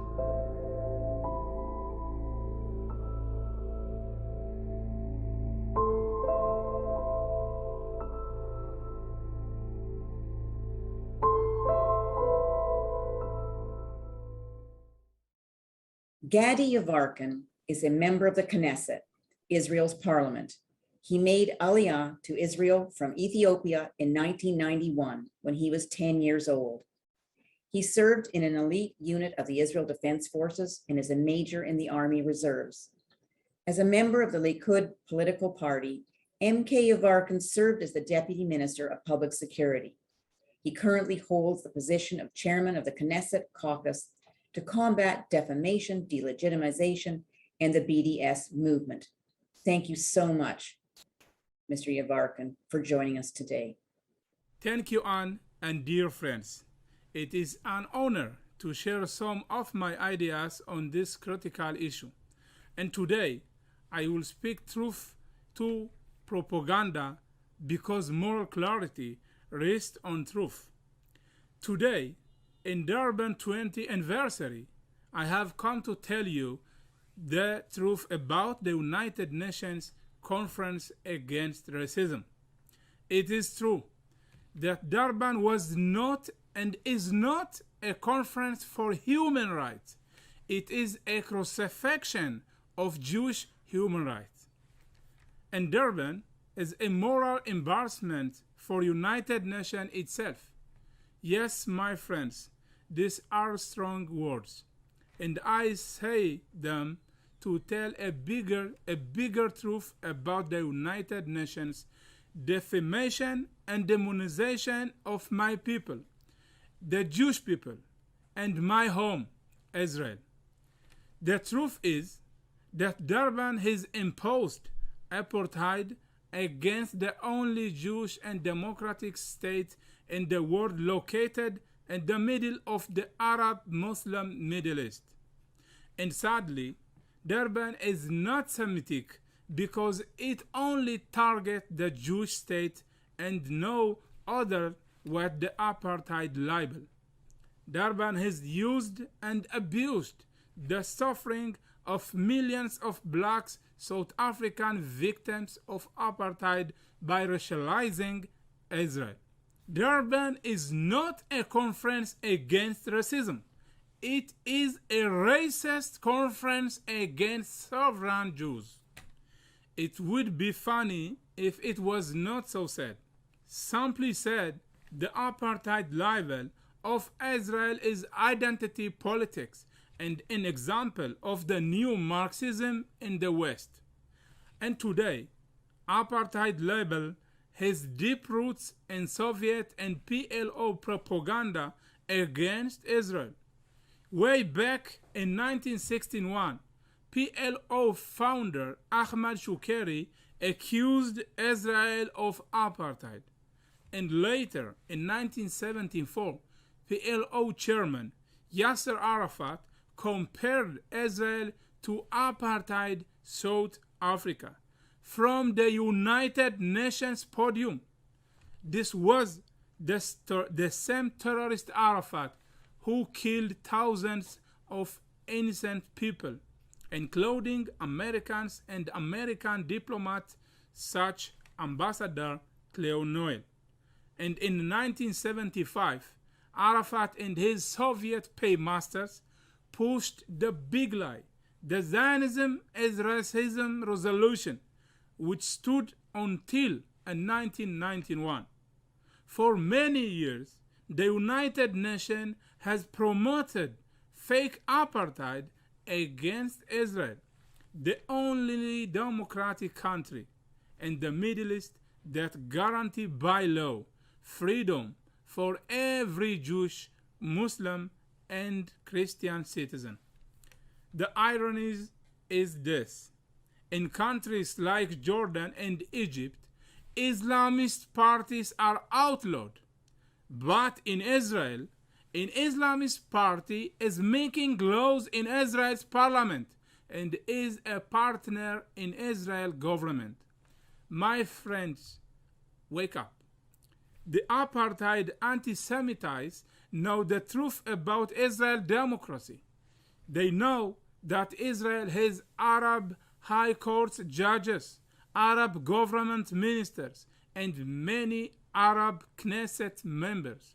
Right now, Ebitstam Marana, an Arab woman member of Knesset, is the deputy head of the the Foreign Affairs and Defense Committee of the Knesset. They also know that Arabs make up about 25% of Israel's doctors and nurses. And here is the irony. Palestinian leaders and their families who label Israel with apartheid receive medical treatment in Israel. Just ask the families of Saib Arikat, Mahmoud Abbas, and even Hamas leader Ismail Haniyeh. So we know what fake apartheid is. Let's talk about real apartheid. Palestinian gender apartheid forces young Palestinians to escape the PA and seek refuge in Tel Aviv. Palestinian economic apartheid dooms Palestinians to death for selling land to Jews. Palestinian religious apartheid has forced Christians to flee their homes in Bethlehem and Gaza. There is apartheid everywhere in the Middle East, except for Israel. But do you know what's funny? Groups like Human Rights Watch and their fans, like Ben and Jerry, cannot tell the difference between real apartheid and fake apartheid. In the West Bank, 99% of Palestinian Arabs in Judea and Samaria live under accords, which were guaranteed by the United Nations itself. And since Oslo, the Palestinians have rejected 6 offers for peace. How blind can the United Nations be to history, to Israel's legal rights and geography?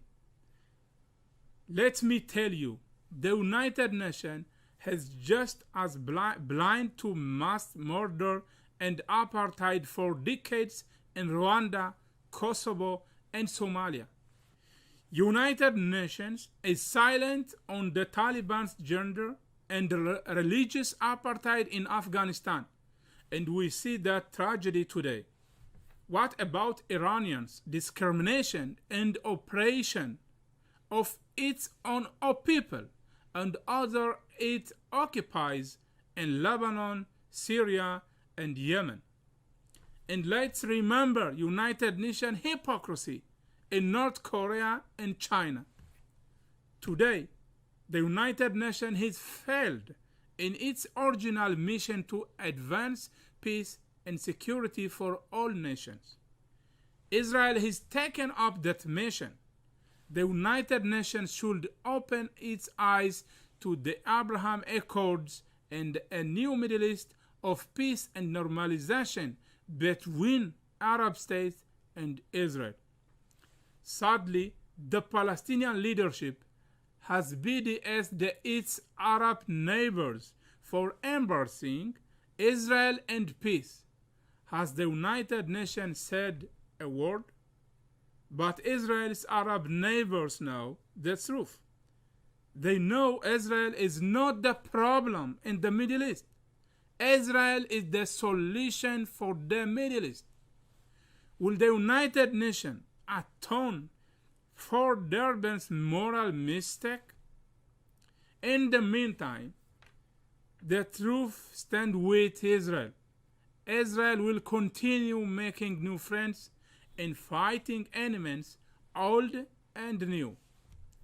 I sense blessing of peace from Jerusalem, the capital of the Jewish nation. Thank you very much, and God bless you. Am Israel Chai.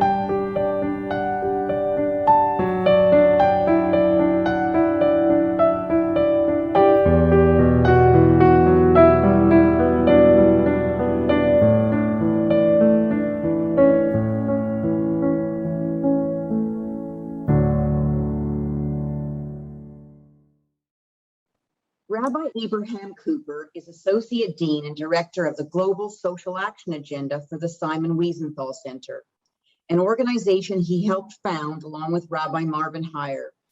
He is active defending the rights of the Jewish people, combating terrorism, and promoting multi-faith relations worldwide. He works with Gulf Arab leaders and attended the UAE Bahrain-Israel Accord ceremony at the White House. Newsweek, Daily Beast lists Rabbi Cooper, along with Rabbi Hier, in the top 10 of the 50 most influential rabbis in the United States. Thank you so much for being with us here today. Thank you, Anne. It's a pleasure to be with you, even though we're talking about one of the most painful topics and experiences that you and I and other Jewish leaders experienced back in 2000. So thank you for the opportunity to take time to reflect on the Durban debacle. And unfortunately, 20 years later, because of the machinations of many of the same forces, we now have to fight against the Durban 4. Looking back in 2000, we were already struggling with the Intifada. Jews in France had a brand new phenomenon of the firebombing of synagogues in the ring surrounding Paris. In some cases, synagogues were attacked, same synagogue was attacked more than once.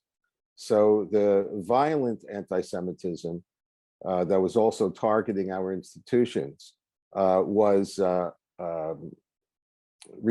resurgent.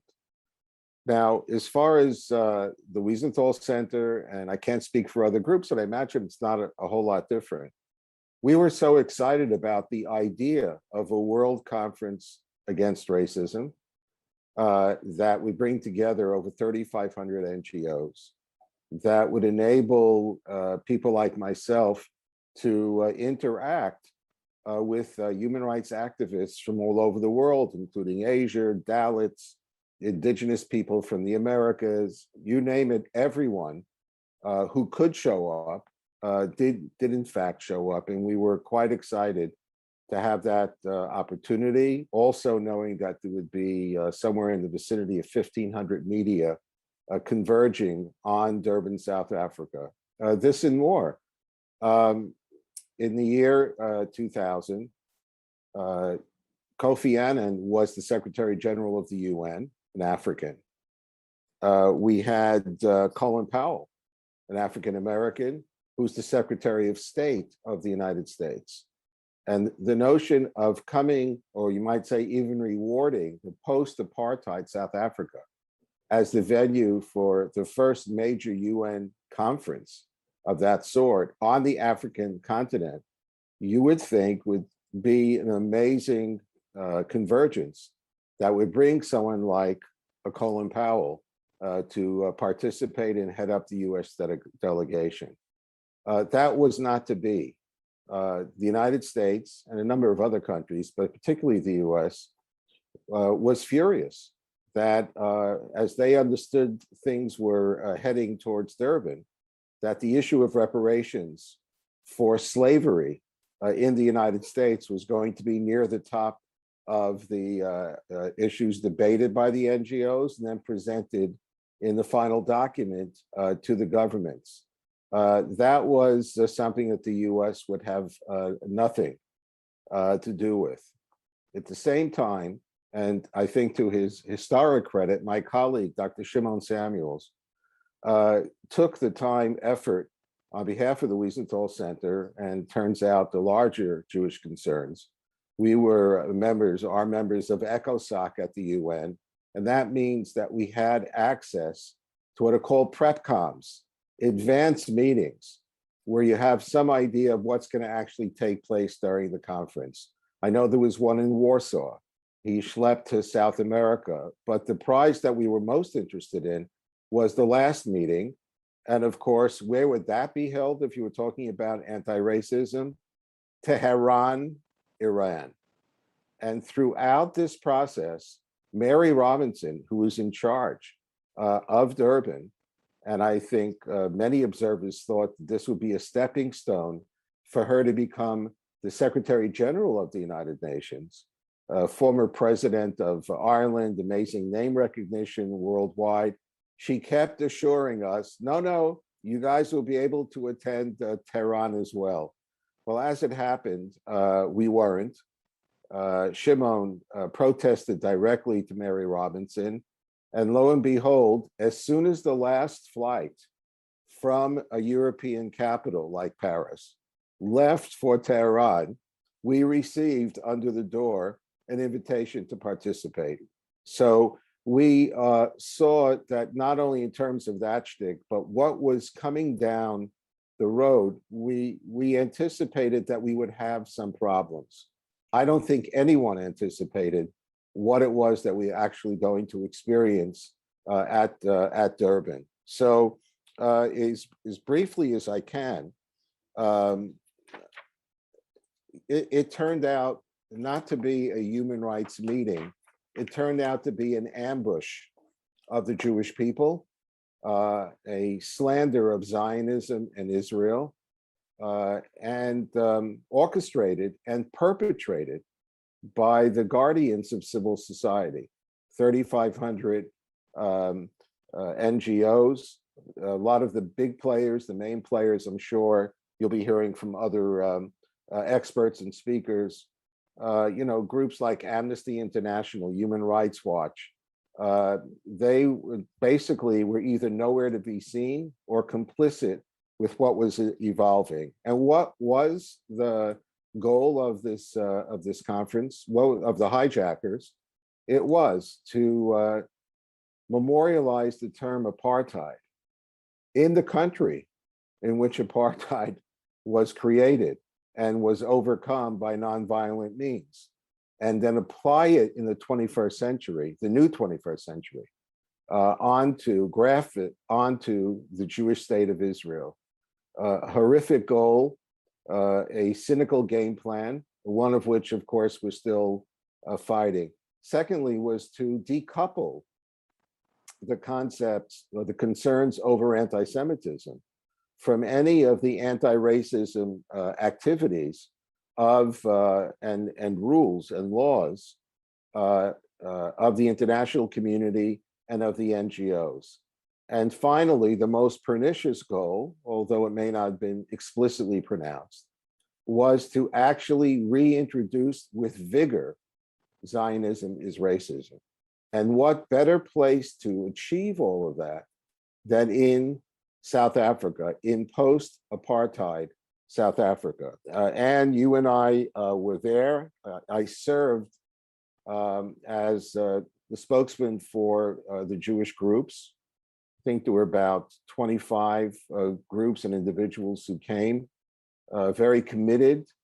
And in the middle of this whole mess, we called for a press conference. One of the reasons was different NGOs were allowed to put out their exhibitions for the other delegates and the media to see. And I wonder if you remember, and for those of you in the audience might recall, that the Lawyers Union of Egypt mounted this display of political cartoons that would have brought tears of joy to Goebbels and would have certainly made the pages of Der Stürmer. Every Jew, every Israeli leader was depicted as an animal. It's called animalization. And the screeds that were embedded there, the anti-Semitic emotions that were on display, this was not presented as an expose, but as a confirmation as to why this NGO and many others saw the Jewish people, saw Israel and Zionism as outside the realm of legitimacy. Our protest to the organizers that this exhibition and others violated the rules fell on deaf ears. When we called our press conference if you remember, the pitch of the rugby stadium in Durban, there were a few of us there. It was already been a tough week. There had been physical confrontations, there'd been verbal abuse, but we almost weren't prepared for a phalanx of Iranian women clad in black who rushed the press conference, tried to overturn the lectern, and try to destroy our one unified interaction with the media. I think there are two more experiences that really jump out. Friday morning, Erev Shabbat, many of us were going to go over and make our final arrangements to be at the Jewish Community Center. Any of us who was there, the Ir Miklat, the one place that we ran to each night, first of all, to get a kosher meal, and secondly, sometimes literally to cry on each other's shoulders and to sit down and to see what could still be done to counterattack and salvage the situation, was about 2 kilometers, just a couple of blocks from where Durban took place. And we would all walk over there for lunch or dinner, or some people would work there for hours. On Friday morning, the chief of police of Durban came over to me and said, look, you have to tell your people, and I have to beg you, do not try to go from the stadium to the Jewish Community Center. And I said, well, why not? We've been doing it all week. So come with, we went up to a high spot in the stadium, and we saw, he showed me, some of the 20,000 protesters who were brought in by trade unions by train to have a protest whose title was Zionism is Racism, with banner afloat, Hitler was right, with people giving out free copies of the Protocols of Zion and Mein Kampf. It was an absolutely horrific experience, and the police commander just said, I'm sorry, I cannot guarantee the safety of the members of the Jewish delegation right now. Please, if you can, have them stay in place until this passes. All of this took place under the banner of the United Nations, under the lead of the World Uniting Against Racism and Hate, and a law actually pulled off and orchestrated by our supposed comrades in the world of non-government organizations and human rights activism. It was a really crushing blow. And then finally, insofar as those first few days, the other event that sticks out is the Saturday night meeting to review, I think it was 2,500 pages at least, the final document as put together by the NGOs, which was supposed to be handed over to Mary Robinson, who would then present it at the governmental conference that was going to take place the second week. This document was and is an absolute disaster, a slander against our people, and really 20 years later, you can go back and say that's where the current narrative against attacking Israel, Zionism, and Jewish people, of apartheid Israel, that's where all of this was first memorialized under the auspices of the guardians of the international community. One specific incident, and again, I hope those who were there, who were part of the conference, and those who are going to see this later on, will remember the key moment. By that time, many groups had left, understandably so. We stayed to monitor what was going on. And during the course of those few days, we did have opportunities to present on different topics, on tolerance, on defense of Israel, and especially on anti-Semitism. The Jewish groups worked mightily to actually get one paragraph in that massive tome that actually identified the problem of anti-Semitism and specifically condemned the attacks on Jewish synagogues in France. When they came to that section, The chair asked, there were about, what, 2,000 people under this massive tent, and there were mics around the audience. Does anyone have any comment on section 25? A woman stepped forward to the microphone. I saw her badge. She was from Nazareth, Israel, an Israeli Arab who was a delegate from the World Council of Churches. She held up the document and said, I see here that there's reference to anti-Semitism and attacks on synagogues. We're here at a world conference against racism. What does this have to do, any of this stuff have to do with racism? I move to strike, meaning to take it out from the final document.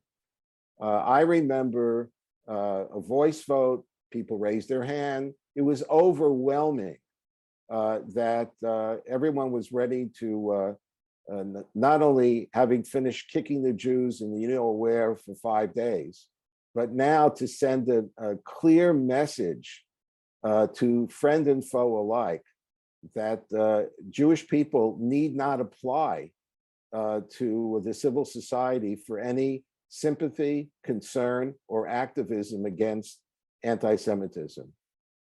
There were about 30 of us scattered among the 2,000 people there that evening.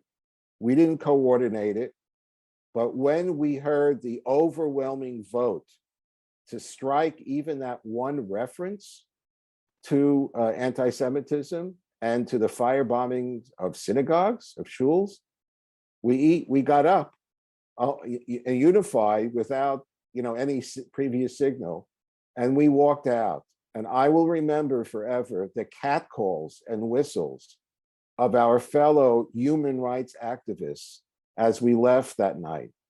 Those are my memories of the first week, and I hope it helps set the stage for a spirited discussion and presentation. And I just want to commend you, Anne, and other activists who've worked very, very hard to force some of the leading nations of the world to boycott Durban 4.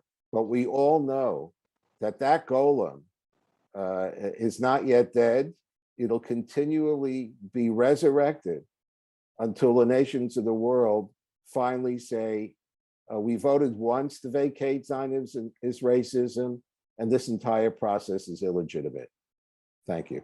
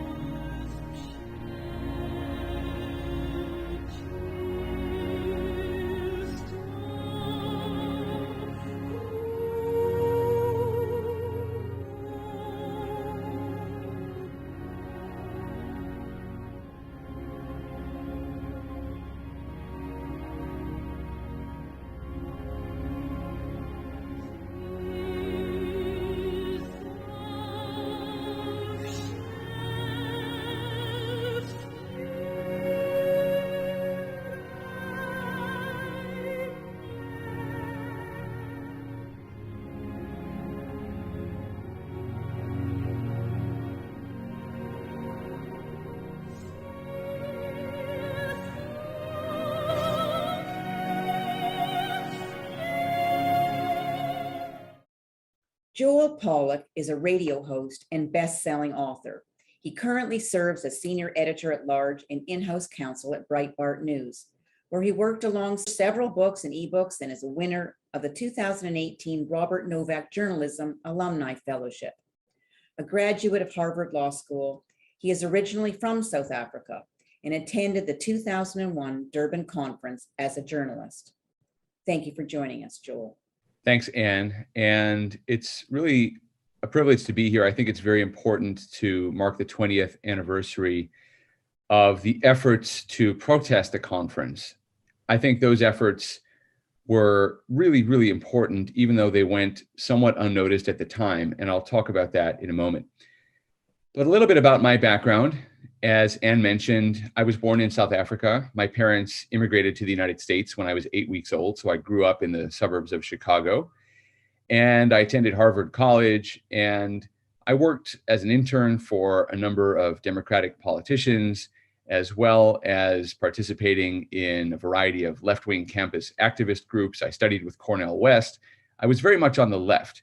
And when I finished college, I won a Rotary Foundation ambassadorial scholarship, and I chose to go back to South Africa and explore the country where my family had roots. My family was never particularly political, although I did have a couple of cousins who were members of the underground African National Congress when it was the anti-apartheid movement.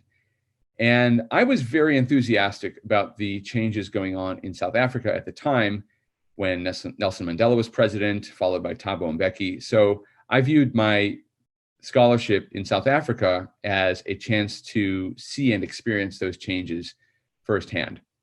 But prior to that, I actually spent 6 months in Israel studying at a religious seminary.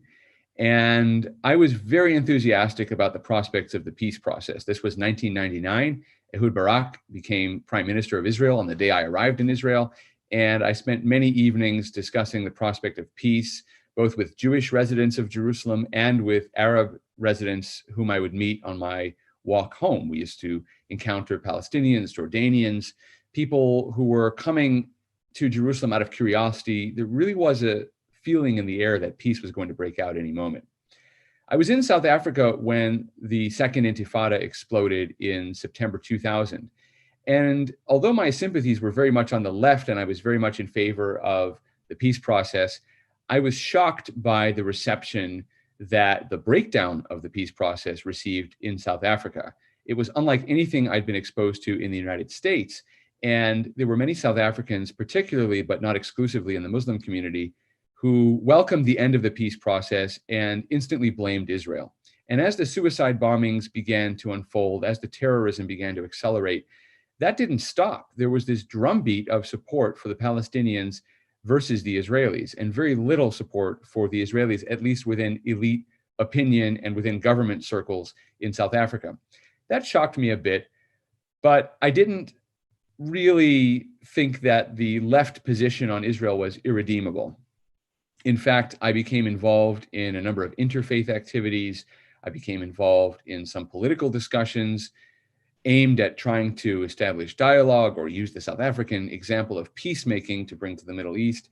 And at one stage, I even moved into a house that I shared with a Muslim family. I was boarding with a Muslim family. And although at the time I wasn't openly Orthodox, I was observant. They knew I was Jewish. I went to services every Friday night and so forth. So I was really, really intensely involved in efforts to reach out to the other side of the argument and understand it. At that time, I also finished my studies and started to work as a writer, as a freelance journalist. I began to seek work. And one of the first publications to hire me was a left-wing publication called Color Lines. I was a freelancer, so I wasn't on the payroll, but they paid me to write articles about South Africa, and I was assigned to cover the 2001 UN Conference Against Racism in Durban. And there was actually a delegation from Color Lines that came out to the conference. The American left had a very strong interest in the racism conference for a specific reason and for a general reason. The specific reason was the issue of reparations, which has continued to come up on the left in American politics. And there was some idea of getting reparations out of this conference. The other general area of interest was in South Africa. People wanted to see the new South Africa. People wanted to experience it in this context. Remember, of course, the early conferences against racism in the 1980s had been called partly to rally support against the opponents in South Africa, in Durban, was meant to send a signal that South Africa had arrived, and it was meant to showcase South Africa's transformation. All of this was hijacked by the effort to turn the racism conference into an anti-Israel forum. And the writing was already on the wall. There was a preliminary meeting in Tehran and so forth. But I went to the conference fresh out of having had these experiences of speaking with Muslim communities, with religious leaders, participating in interfaith dialogue. And I approached my assignment to cover the conference in that spirit. When I arrived in Durban, I was shocked by what I saw. And what had happened was the Jewish community organizations had pulled out of the conference. Many had wanted to participate because of discussions about anti-Semitism as a form of racism. But they pulled out when they saw the agenda of the conference was going to be about Israel, and in a specifically demonizing way, to the point where Israel was being singled out in what you can call an anti-Semitic way. So Jewish organizations were pulling out. What happened was the NGO forum, which preceded the conference, was dominated by protests by anti-Israel groups. And those protests crossed the boundary into anti-Semitic language and rhetoric. I'll never forget, there was a booth there that was run by an Egyptian cartoonist, and he was churning out cartoons that could have come from Nazi publications in Germany in the 1930s. They depicted stereotypical Jews doing horrible things, and these were eventually condemned by Mary Robinson, who was the UN High Commissioner for Human Rights, once they were brought to her attention. But these were circulating freely within the conference. And nobody was condemning them. Nobody was singling them out. It actually took Jewish activists, I believe, to get these to Mary Robinson, where she eventually said something about them. But this was just one aspect of the anti-Semitism that I saw there. Every day in the middle of a square that had been set up for people to hold demonstrations, there were these intense confrontations between the anti-Israel demonstrators, who in some cases were carrying anti-Semitic signs, distributing anti-Semitic literature, confrontations between that loud and vociferous group and a very small group of pro-Israel student activists who had decided to stay at the conference when the Jewish community institutions had pulled out. And these young activists, with incredible bravery, stood up to a crowd that was easily 10 times the size of the pro-Israel crowd. And they did so peacefully in the best tradition of nonviolent protest. At one stage, they bought buckets of flowers and they tried handing flowers to the anti-Israel demonstrators. These were angrily refused in most cases. And they created these visuals of the confrontation that reminded the world, at least those who wished to see, and there were newswire photographs of these confrontations, they reminded the world that there were two sides to the issue. Otherwise, the narrative coming out of Durban was intended to be entirely that Israel was the new apartheid state, but worse than that, that Jews, through their sentimental attachment to Israel, were aiding and abetting apartheid.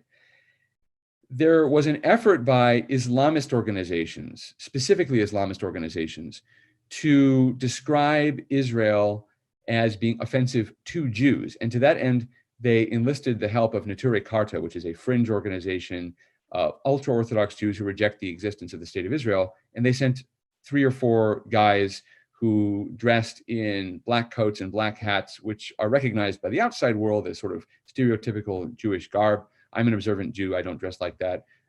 There are other Jews who do it. It doesn't necessarily mean anything about your political views, but they brought these Jews in to attack and demonize Israel. And they made sure that these guys were in front of every anti-Israel demonstration. The international media loved it. They photographed these stereotypical Jewish characters in front of signs saying things like, "Real Jews reject Israel." And that became part of the narrative. The young Jewish activists, who included a contingent from Israel that also had some Ethiopian Jews among them, they were the only force creating alternative visual imagery. And I covered that and I watched that, and I was stunned by these confrontations. I was impressed by the bravery of the Jewish activists. But what really settled it for me, and keep in mind, I'm still on the left, so I'm trying to process how this could possibly be happening, were 2 events. One was when there was a specific discussion about anti-Semitism, a breakout meeting about anti-Semitism that was broken up by anti-Israel demonstrators. They would not even allow a discussion of anti-Semitism that had nothing to do with Israel. So the people who hated Israel would not allow hatred against Jews to be discussed. They broke up that meeting. Now, eventually there were some side conversations that continued afterward, but they stopped any discussion of anti-Semitism. The other thing that happened was that there was a very large demonstration on the Friday of the NGO forum, which I think may have been the first day of the actual conference of the participants of the nations that came to the conference. Maybe it was the day before, but in any event, it was at the end of the NGO portion. That Friday, there was a demonstration in Durban outside the conference of 15,000 anti-Israel demonstrators. And they were absolutely vitriolic in their hatred of Israel. They carried pictures or depictions of the Star of David dripping with blood, for example. I was standing along the parade route, taking photographs and taking it all in, trying to write about it. And a man walked up to me holding a book with a swastika on the cover. And he was trying to make the case that Israel is the new Nazi Germany, but literally distributing swastikas alongside this march. Now, I'm a person at the time on the left involved in interfaith dialogue, believing sincerely in the resumption of the peace process at some stage. I'm living with a Muslim family at the time. I had a sincere belief that through dialogue, we could get somewhere, that we could reach some kind of understanding. And I stood on the side of this parade and I watched the 15,000 angry people walk by, yelling death to Israel, Allahu Akbar, and that sort of thing, with crowds of local activists, Black South Africans who really didn't have a direct connection to the Middle East, but who had been, in a sense, recruited to the cause, and these phony rabbis who were marched in the front of all this. And I'm watching this massive crowd go by and thinking, there's no way I can ever have a dialogue with all of these people. The world of people who hate Israel is so massive that there is no room for dialogue. They do not want a dialogue with someone like me. They just don't want it. They don't want to talk about anti-Semitism. They don't want to respect Jews' right to exist as Jews, even absent any discussion of Israel. And it was completely shocking to me. Another shocking thing that happened around the same time was I was sitting with my American colleagues from Color Lines, from the Left Wing magazine, and I pointed to one of the posters that had a Star of David dripping with blood. And I was trying to point out that I found this anti-Semitic.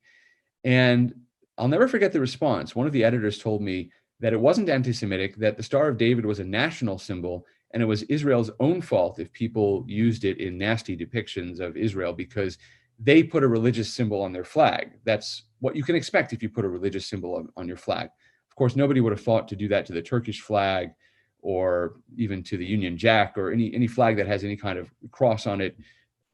This was specifically an anti-Semitic symbol, and my colleagues from the United States couldn't see that. That wasn't true of every American. One thing I did take a lot of heart in was the fact that when some of the Jewish activists arrived with boxes of T-shirts saying, stop hate, not Jews, or something to that effect, telling people to distinguish, or stop racism, not Jews, something distinguishing between the various messages at the conference, but expressing support for Jews, a number of Black American activists took the T-shirts very happily. They agreed with that message. There was enough of a familiarity with some of the African American activists at the conference with Israel's cause, with the reason for an Israel. There was enough empathy. There was some crossover there between pro-Israel activists from all over the world and a small number of African American activists who really felt that their issues were being sidelined by this anti-Israel, anti-Semitic hatred, and they wanted to show solidarity with Jews and with Israel. So that was quite touching to me and quite moving at the time. But I remember just being completely shocked by the experience. And that Friday night, the very small Durban Jewish community held a Shabbat dinner, a Sabbath evening dinner, for the people who were still in town after the Jewish organizations pulled out. And I remember being at that dinner, and there were several tables of people who had stood up to this hatred all week long, who had risked their physical safety, who had subjected themselves to all kinds of abuse and placed themselves in harm's way, and who were confronted, as I was, with the sudden realization that people whom you liked and respected and admired in other contexts hated you, or at least were completely silent when it came to others hating you and wouldn't defend you. And there was this atmosphere of camaraderie, but almost like we had survived a battle. It was like nothing I'd ever experienced before, and really nothing I've experienced since. So what happened to me after that conference was I really began to see that there was no interest in dialogue on the left, that at bottom, this was about erasing Israel, and not just erasing Israel, but being willing to erase Jews, essentially. You couldn't discuss anti-Semitism within the framework of the Conference Against Racism. Jews were excluded from this conversation entirely. Now, it took me some time still to wrestle with some of my own political views, and I was still involved in dialogues and that sort of thing. But the effort that went out of that conference, the boycott, divestment, sanction that proceeded and was founded based on this false Israel apartheid analogy, was something that the activists had hoped to take forward in a very dramatic way after the conference. The only thing that really slowed them down was the fact that September 11th happened about a week later. And September 11th brought home to many people who were otherwise uninterested just how serious the threat of terrorism was, that it wasn't just something that happened to Israelis or Jews because somehow they deserved it for living there or being there or supporting Israel. The case for fighting terror suddenly became very real, very visceral to a lot of people. But what I discovered over time was that there was very little interest in dialogue toward a peaceful two-state solution, that the dominant theme on the left, even people who believed they themselves meant well, the dominant theme was erasure of Israel and indifference at best to the fate of Jews. And the one question that always unravels my friends or classmates, I first discovered this at law school more than a decade ago, but the question that unravels the arguments of pro-Palestinian advocates who are well-meaning, let's say, who don't have any other connection to the conflict, people who are not Arab, Muslim, Jewish, Israeli, whatever, people who just believe this is about social justice. I would ask colleagues and friends, what kind of Palestinian state do you want to build? Is it a state that bans racial discrimination? Is it a state that bans religious discrimination? Is it a state where Jews can live and practice the Jewish faith freely? And they can't answer that question, even if they might say that's something they want to see. They know that there's no force within Palestinian society or politics that's advocating that at all or exemplifying it in any way. And that's what I saw in Durban in 2001, that there just was no concern whatsoever for Jews within the framework of this discussion. And it began for me a long process of questioning some of my views on the left, and I became much more conservative over time.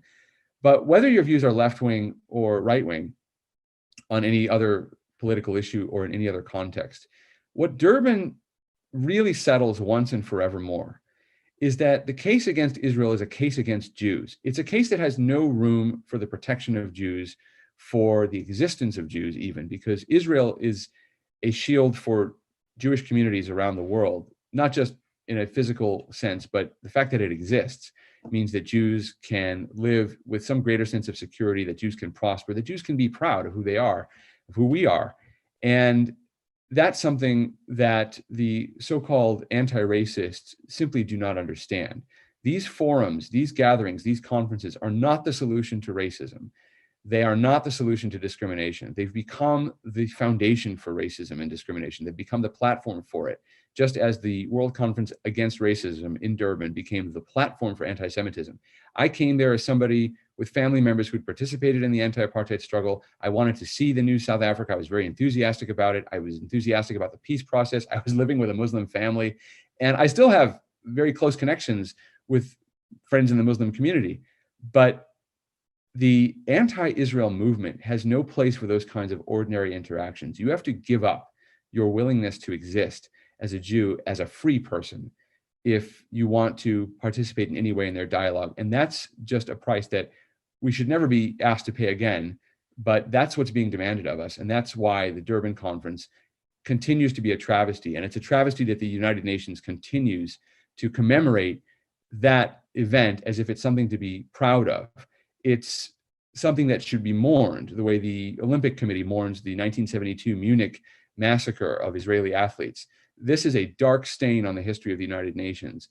And to the extent that we commemorate Durban, we should commemorate the bravery of the activists who actually stood up against anti-Semitic hatred, who stood for real solutions to racism, the people who came there with good intentions, the people who with bravery opposed some of this horrible rhetoric that was being circulated and condoned by the United Nations. That's what we should celebrate, the bravery of the people in that room on Friday night and the solidarity of some of the African-American activists who stood with us.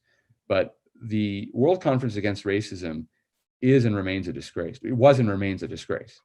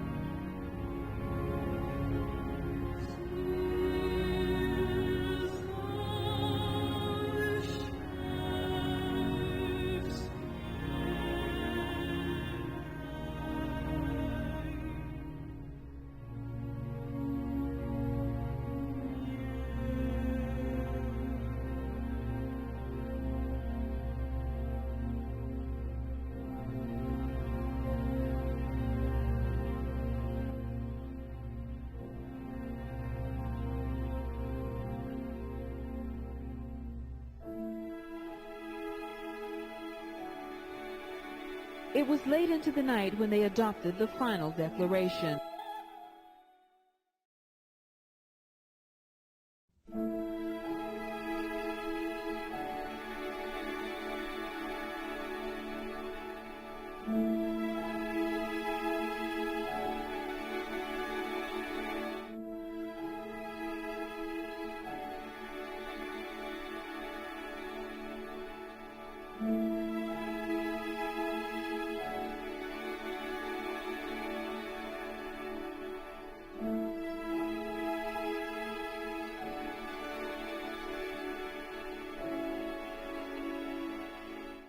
He wouldn't condemn the NGO statement. We are not going to denounce their documents. On the contrary, we appreciate their work.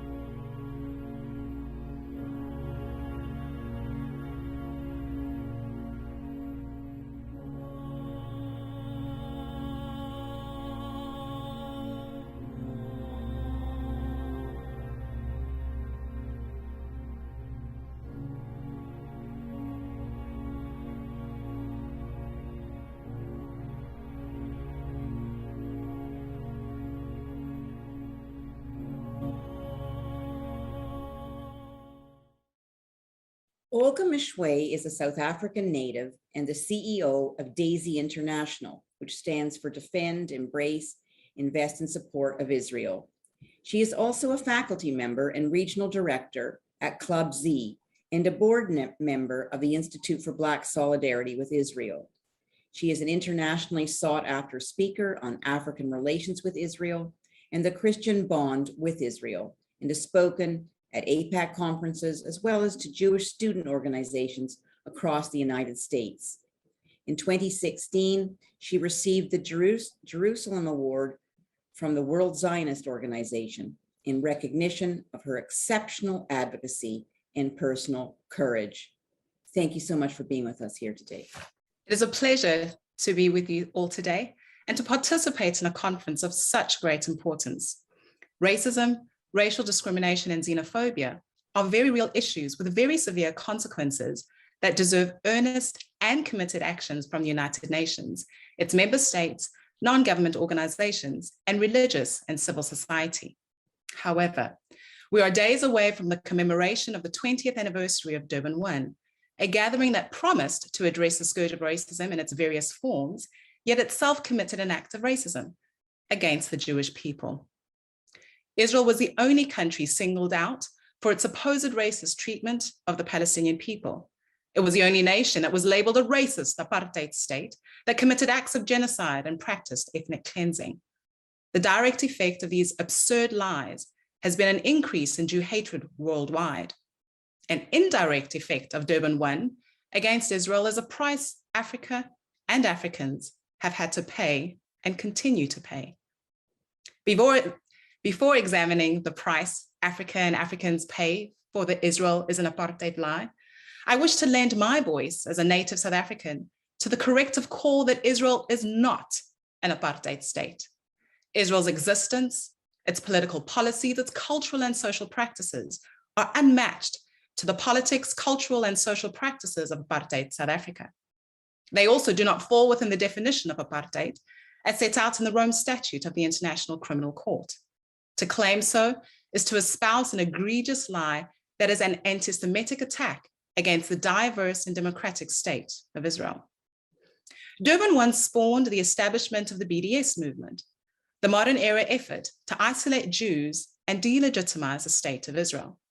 And like the aim of the boycott and sanction efforts against apartheid South Africa, which sought the dismantling of an evil racist system, BDS unapologetically seeks as its ultimate goal the destruction of the state of Israel. BDS and other related efforts of hate against Israel and the Jewish people have succeeded in their efforts with the support of African nations participating in fraudulent pro-human rights gatherings by world bodies and institutions. I'm yet to read of what the BDS has done to improve the lives of Africans who support it. To the contrary, BDS antagonizes the constitutionally enshrined rights of South Africans. The organization regularly calls for South Africans not to travel to Israel. It led a campaign to block much needed assistance to a drought crisis in South Africa, and it attacks support for Israel in accordance with people's religious beliefs. Earlier this year, Israel was rightfully awarded observer status at the African Union. Arab leaders have led the protest by African voices in denouncing this move. But I ask, why should the Palestinian Authority enjoy observer status, but a country that has done more for African nations and the African people be denied the same privilege? It was Israel and not the Palestinian Authority or even the Arab League that worked with African nations, helping them to develop their infrastructure, building roads, hospitals, schools, and so much more when these nations gained their independence from colonial powers. But oh, goes the lie, Israel must be isolated from the global community due to its crimes against humanity. African nations are expected to, and have indeed made peace and established diplomatic and trade relations with nations that colonized us, enslaved our people, and slaughtered us like animals. Israel, who we are told to shun, has committed no such atrocities against Africans. Durban 1 enabled and Durban 4 will strengthen a program of action that has emboldened actions which have the stench of apartheid-style behavior towards Black people. Africans cannot independently do as they wish, cannot believe as they wish, cannot associate with whom they wish, and cannot speak as they wish. As a proud daughter of the African continent, a daughter who longs to see the belated upliftment of her people, I respectfully ask African leaders, what has the BDS movement done for you people? How has lending support for Jew hatred progressed the needs of the continent? We have propped up the morally and legally corrupt notions that Israel is guilty of racism, colonization, and genocide. To what benefit? What has the payoff for Africans been? The United Nations' obsessive focus with Israel has resulted in Africa not receiving the attention or help in addressing the palpable dangers facing the continent. Terrorist groups in Africa are growing in both reach and effectiveness. According to the most recent terrorism index, 7 of the 10 highest countries are on the African continent. During 2020, of the 5 countries to experience the biggest falls in their index rating worldwide, 4 were in Africa. Only 2 African countries improved their risk rating. Africa is now the eye of the global terrorism storm, Boko Haram has kidnapped our girls, and Al-Shabaab has killed our youth at universities. The Fulani herdsmen are slaughtering our Nigerian Christian brothers and sisters, and an emerging ISIS-inspired organization is leading a terrorist insurgence in Southern Africa. The center of gravity for Islamic State has now reportedly moved from the Middle East to Africa. This should give us all great pause for concern. This should be an agenda item from and form the center of any world conference dealing with human rights.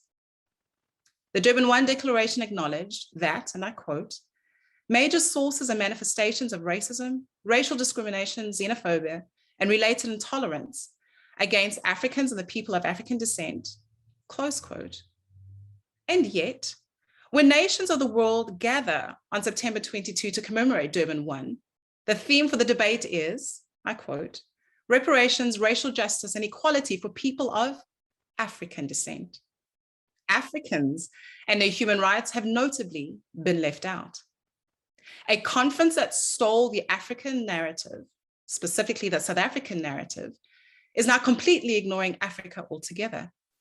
African issues are being sacrificed on the altar of feigned concern for human rights abuses in the Middle East. Who will speak up on behalf of the over 1 million Africans enslaved this very day? Innocent Africans are literally paying with their lives and their freedom for the United Nations anti-Semitic stance against Israel. Mauritania was elected to sit on the United Nations Human Rights Commission in 2019, despite its record of human rights abuses, including slavery. Libya and Nigeria have also been given seats on this commission despite their human rights atrocities. South African President Cyril Ramaphosa is scheduled to speak at Durban 4. Mr. President, I implore you not to speak at the upcoming conference, which seeks to further legitimize a fallacy at the expense of the African people.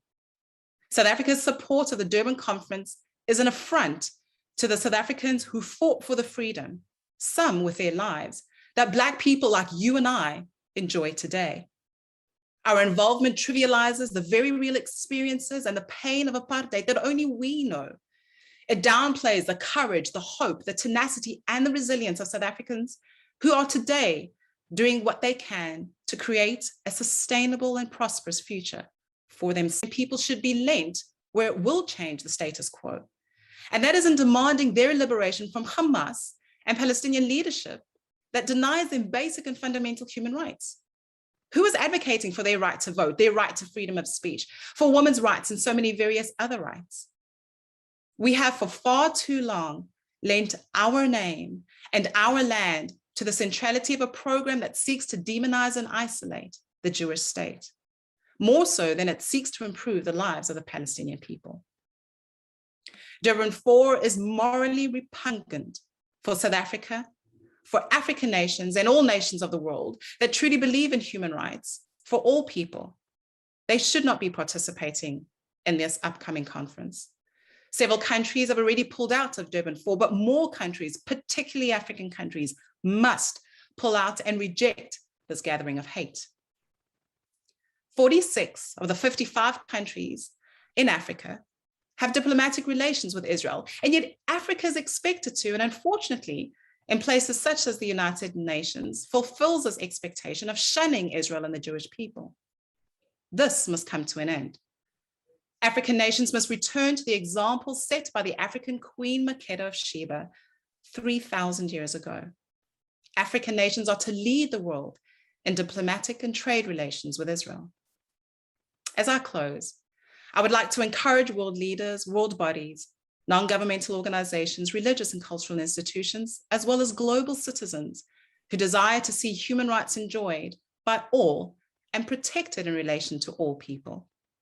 May we follow the words of the prophet Isaiah, who said, "Learn to do good, seek justice, defend the fatherless, plead for the widow, and rebuke the oppressor."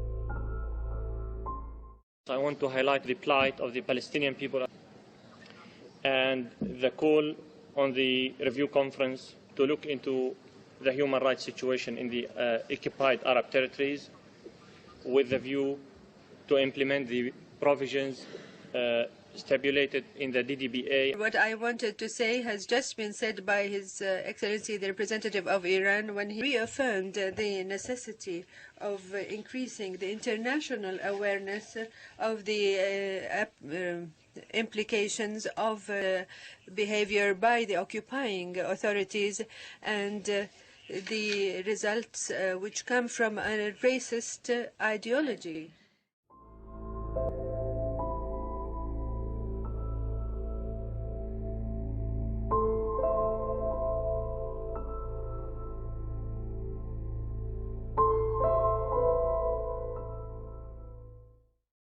Pastor Dumasani Washington is the founder and CEO of the Institute for Black Solidarity with Israel and the former diversity outreach coordinator for the over 10 million member Christians United for Israel.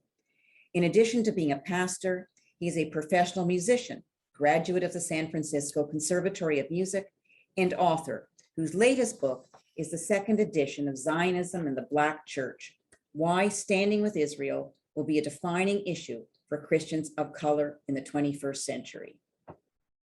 Thank you so much for joining us. So I'm going to just share some of this topic, from this view, based not just on the book that I've written, Zionism and the Black Church, but on a broad view. Was we often say with the Institute for Black Solidarity with Israel, we don't claim to speak for the Black community. We claim to be a voice in the Black community that stands with Israel, that stands in solidarity with the Jewish people, and that recognizes that Zionism is not only the liberation struggle of the Jewish people, it is a universal call. It has inspired so many throughout the decades, including the Black community, when it comes to self-determination, when it comes to establishing peace and safety and security for our people. The 2001 Durban conference that was ostensibly against racism, unfortunately, we all know, was anything but. And it was another rallying cry for Israel haters and anti-Semites to come together and denounce the one and only Jewish state yet again. We know that from the reestablishment of the state of Israel in 1948, that 2001 was not by any stretch the first time that Israel's enemies, and even unfortunately some international actors, came together to denounce and to demean and demonize Israel. But this marked a different chapter that spawned what we know now as the global boycott, divestment, and sanctions movement against Israel, pitting Israel fraudulently as an apartheid state and using the oft-claimed wrong and false charges of genocide against the Arab Palestinian people and all of these other things that are applied to Israel. Not only they're not true, but they've had devastating consequences when it comes to how the world's attention is taken away from where there are genocide practices, where there are apartheid practices, especially in that same region of the world. We know that it's true, again, internationally, that while the United Nations and other quote unquote human rights bodies have spent time either passing resolutions or otherwise condemning Israel, there have been human rights atrocities that have happened and that continue to happen that are being ignored. We know about the Libyan slave trade, where over 1 million Africans are sold into slavery, and virtually nothing has been done about that, not to mention the other Africans that are enslaved throughout North Africa and the Middle East. And this is aiming true for the United States. What we've had, unfortunately, with the global boycott, divestment, and sanctions issue is other organizations here in the States that have latched on to that same anti-Israel, anti-Semitic campaign and have championed BDS in many different ways. And it has manifested on our college campuses, in our city councils in different ways. And I'll kind of expound on that. Unfortunately, again, one of the most notable ways that this has happened is by groups that claim to be concerned not only about human rights, not only about civil rights, but particularly about Black lives and Black human rights in the United States. And none other has been more known and visible over the past several years than Black Lives Matter. It was formed in 2013 after the acquittal of the man who killed Trayvon Martin in Florida, and gained national and international prominence the next year, 2014, after the killing of Mike Brown in Ferguson. And it was in those demonstrations that we first saw the hashtag and the slogan from Ferguson to Palestine. It took some people aback because they were trying to understand why a group that was fighting for the dignity of Black lives in the United States, how did it come to link arms with an anti-Israel movement and call itself pro-Palestinian, which it isn't even pro-Palestinian in terms of the lies, because it says nothing about the human rights abuses that are inflicted on the Palestinian people every day by Hamas, by Fatah, by Islamic Jihad, and by the Palestinian Authority. No, it was singularly focused on demonizing Israel. And why do we connect that to the BDS and the Durban I conference? Well, the rhetoric is almost identical. You could go to the Movement for Black Lives website and you'll see the same things, that Israel's called an apartheid state. Israel's is accused of committing genocide against the Palestinians. The problem, obviously, as you know, Anne, when it comes to rhetoric, is that you keep repeating it over and over and over again, and it becomes seared in the consciousness of the people. After a while, if there's nothing pushing back, there's nothing that's giving truth, there's nothing that's actually challenging the lies, these things are not just accepted, they become taught as they're taught now. You have the critical ethnic studies curriculum that has been made law for all of California state universities, and it too accuses Israel of these same atrocities, and it encourages its students to boycott Israel. This has been a very, very controversial thing, and some of that same curriculum has made it into the primary grades as well. And some of the other states have been inspired by this, and they've been adopting their own versions of this. Again, what is at the foundation of these wrong-headed ideas? It has much to do with what happened at the Durban conference, that once Israel was, in Israel's enemies' minds, successfully attached with the word apartheid and with the words genocide. Once that happened, and it happened with the approval of the United Nations and its seal, well, that for many people, particularly if they're not aware of the reality on the ground, became gospel. And it is championed as a social justice, as a human rights issue, that somehow, if you have human rights credibility, if you have any type of morality about you, unfortunately, what has been placed forth in pop culture is that you will then automatically be anti-Zionist, anti-Israel. Those things have been connected together.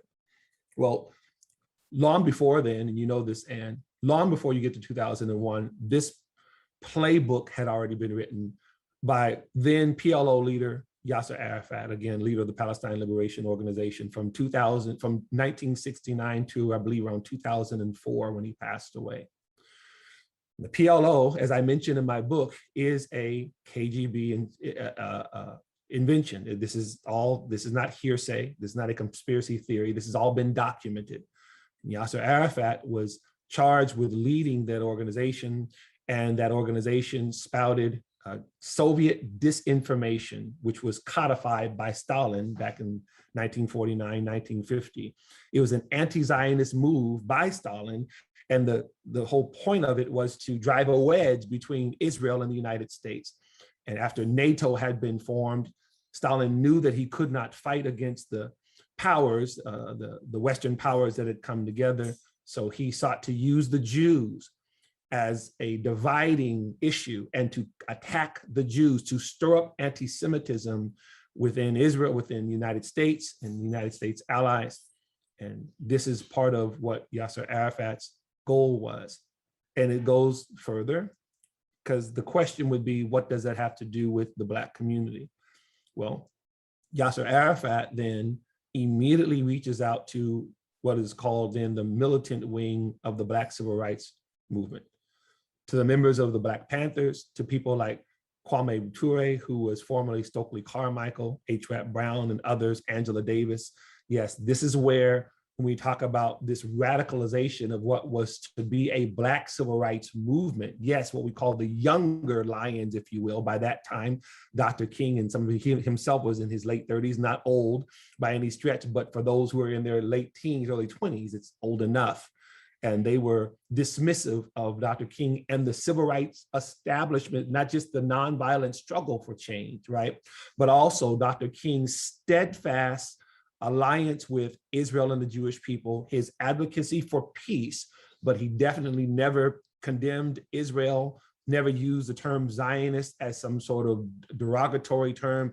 He fought for and was very articulate in his stance against anti-Semitism, anti-Zionism, and he spoke in large part for the civil rights community of that day. It is interesting to note that he was assassinated in 1968, and it was the year after that Yasser Arafat took control of the PLO. And what does he do? He goes right to the militant wing of the Black civil rights movement, and he begins to continue to foment the anti-Zionism that had begun to creep in to that younger crowd.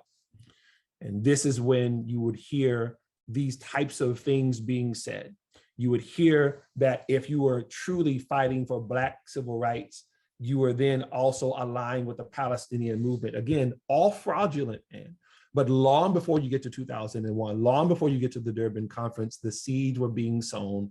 And then the deeper question again is still why? Why did Yasser Arafat do that? I talk about this in my book as well. What we see is that when you're talking about civil rights, and you're talking about this type of struggle against tyranny, the struggle against fascism, the struggle against hatred and racism, well, there is no more iconic group of people than it would be the civil rights leaders of the 1950s and the 1960s. And Dr. King himself said, and I quote, "There's been no other ethnic group more present in the Negro struggle for justice than the Jew."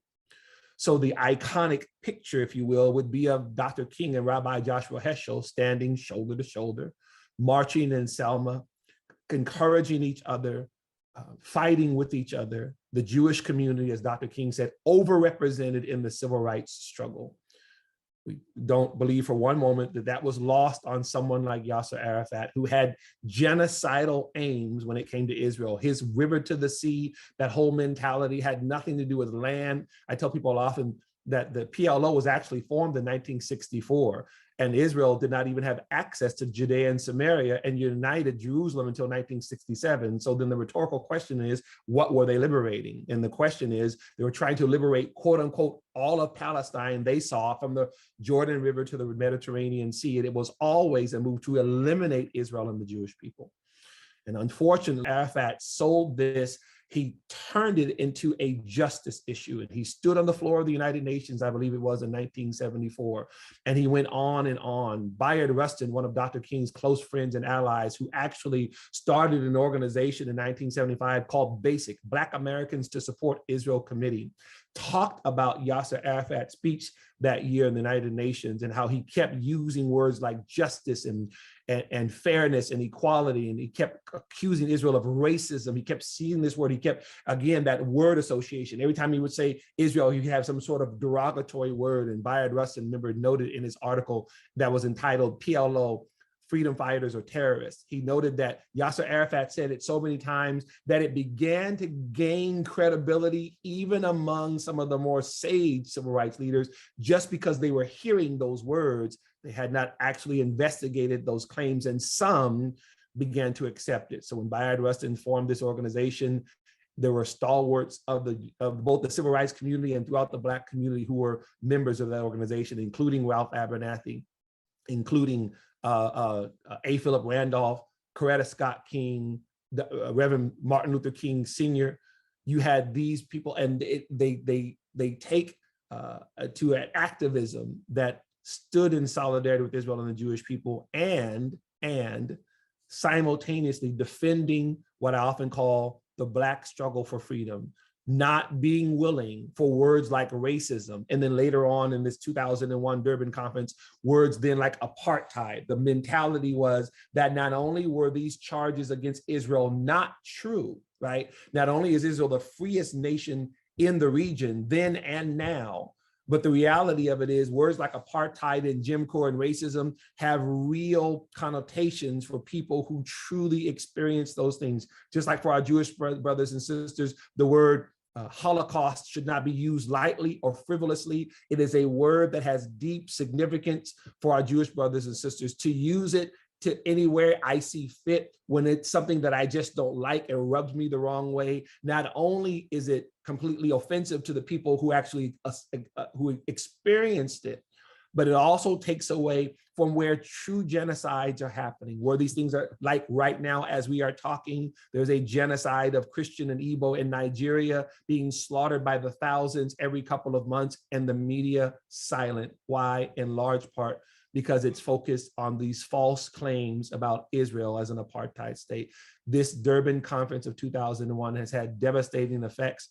Our organization is focused on not only just turning that, but seeing a new day. And I say often, and I'll close with this, not only are we focused on seeing something happening on the ground, we have different initiatives that we are launching now. We believe we're going to see a sea change. We are optimistic enough to believe that as dark as it has become, there will be a bright light, and we're looking forward to being a part of that new beginning.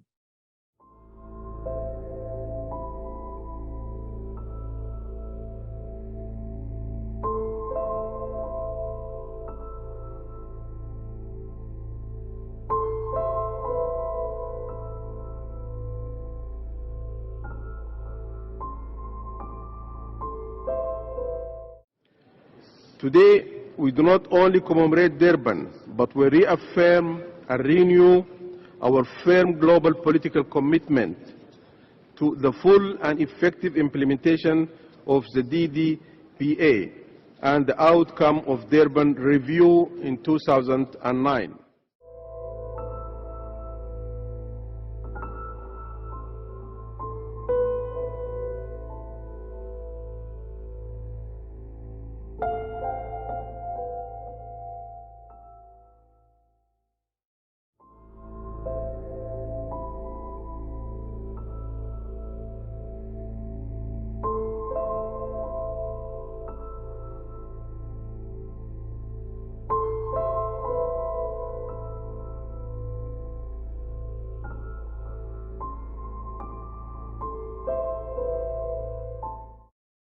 Today's meeting constitutes an opportunity to recommit to the full and effective implementation of the actions outlined in the Durban Declaration and Program of Action, the most comprehensive framework for combating racism, racial discrimination, xenophobia, and related intolerance.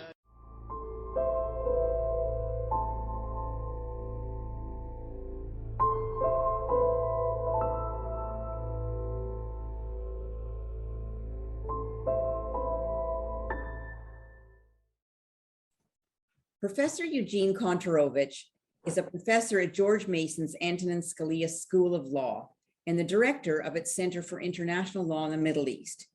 He is recognized as one of the world's preeminent experts on international law and the Israeli-Arab conflict. His scholarship has been cited in leading international law cases around the world. Professor Kontorovich is also the head of the International Law Department at the Kohelet Policy Forum, a Jerusalem-based think tank. He is regarded as the intellectual architect of US state laws regarding boycotts of Israel. We're so glad you could be with us here today, Eugene. Thank you. It's a great pleasure to be here today. And we're going to talk about the apartheid accusation against Israel. The apartheid accusation is extraordinary because it represents a modern version of the big lie.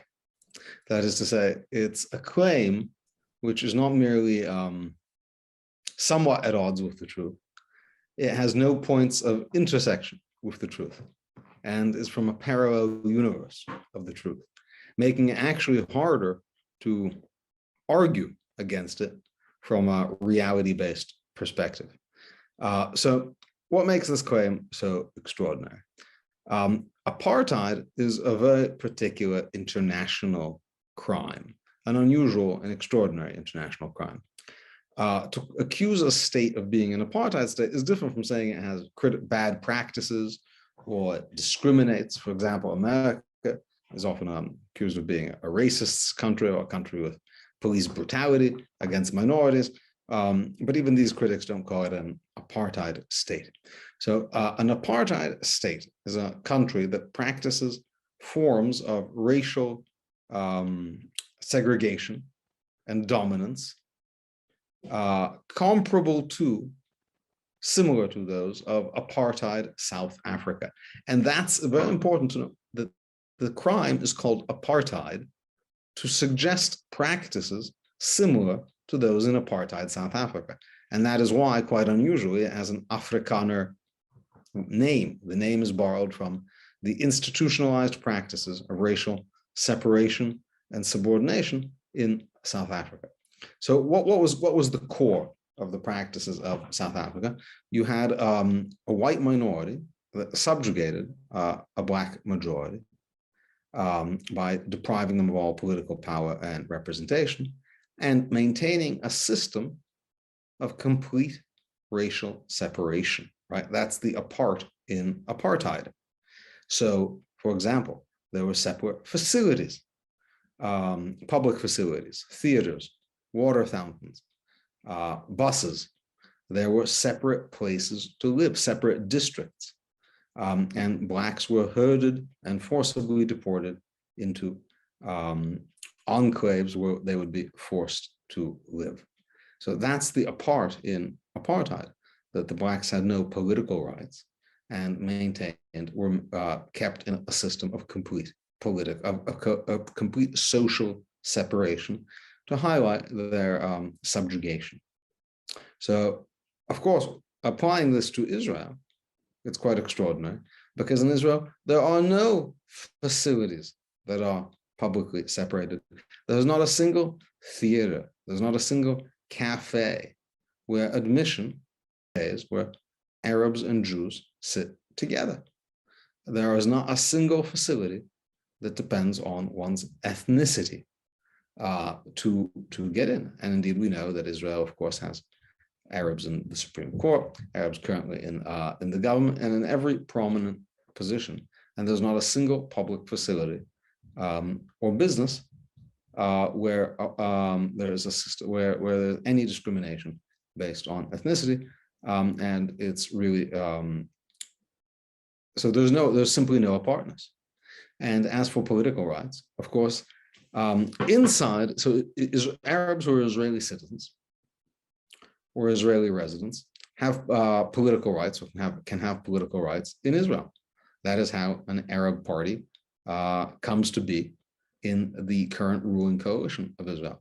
They have full equal political Palestinian authority. Arabs also have political rights. They're represented in the Palestinian Authority. And whenever the Palestinian Authority decides to have its elections, they can vote in them. And indeed, the international community regards Mahmoud Abbas as the elected leader of the Palestinians. Now, how can he have that international regard if Palestinians don't have elections? And in fact, the Palestinian government, Palestinians live. In apartheid South Africa, a minority government of whites made the tax laws, which taxed the Blacks, drafted Blacks into the army, and otherwise governed every aspect of their lives. In Judea and Samaria, in the areas where the Palestinian Authority governs, which was where 90% of the Palestinians live, all of the daily life of the Palestinians, their taxes, their education is governed by the Palestinian Authority. And if you would say, oh, well, you know, the South Africa had Bantustans, black governments that South Africa claimed was independent, but the international community didn't recognize them as such. So South Africa completely controlled the government of the Bantustans. And that is why the international community did not recognize them as independent governments. But of course, the international community does recognize the Palestinian Authority as an independent government, so much so that they've been admitted as a member, been recognized as a state by the General Assembly of the United Nations. No Bantustan ever had that status, so there's absolutely no comparison. There's absolutely no basis for this. The Israeli Knesset does not legislate for the Palestinians, and for those Arabs who it does legislate for, Israeli Arabs, they enjoy full political participation. So then let's stop and think for a minute. If this allegation is so baseless, why is it made? Because, if you wanted to accuse Israel of something bad but credible, maybe it would be more plausible to say, Israel has some policies we don't like. We disapprove of some Israeli policies. To criticize particular policies rather than to call the country an apartheid state. Because it's worth noting, how many countries has the international community deemed apartheid states other than South Africa? None. So it's a very high standard to meet. But one aspect of the apartheid claim is it's what I call a modern blood libel. That is to say, it's structurally identical to medieval blood libels. Now, what was a medieval blood libel? A medieval blood libel was a claim which was made repeatedly and resulted in horrible pogroms against the Jews.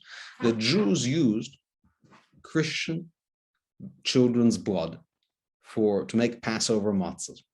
Now, that's a particularly extraordinary claim to make, because anyone who actually knows Jews, that they are particularly scrupulous not to eat blood under any circumstances, and are very scrupulous what they put in their matzah. Now, that makes it implausible. So why make this claim?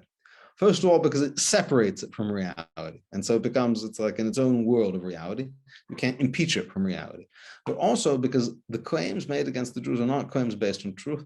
They're claims that resonate most powerfully and most emotionally with the dominant social values. So in the Middle Ages, when the blood libel claim was made, people took Catholicism or Russian Orthodoxy, Christian Orthodoxy very seriously. That was a major part of people's lives. And the blood libel immediately evoked the Last Supper and the betrayal of Jesus, supposedly by the Jews. So that immediately touched a nerve, the deepest nerve. So it doesn't matter if it wasn't true, right? People might dismiss it or not even think it's true, but it touches a nerve.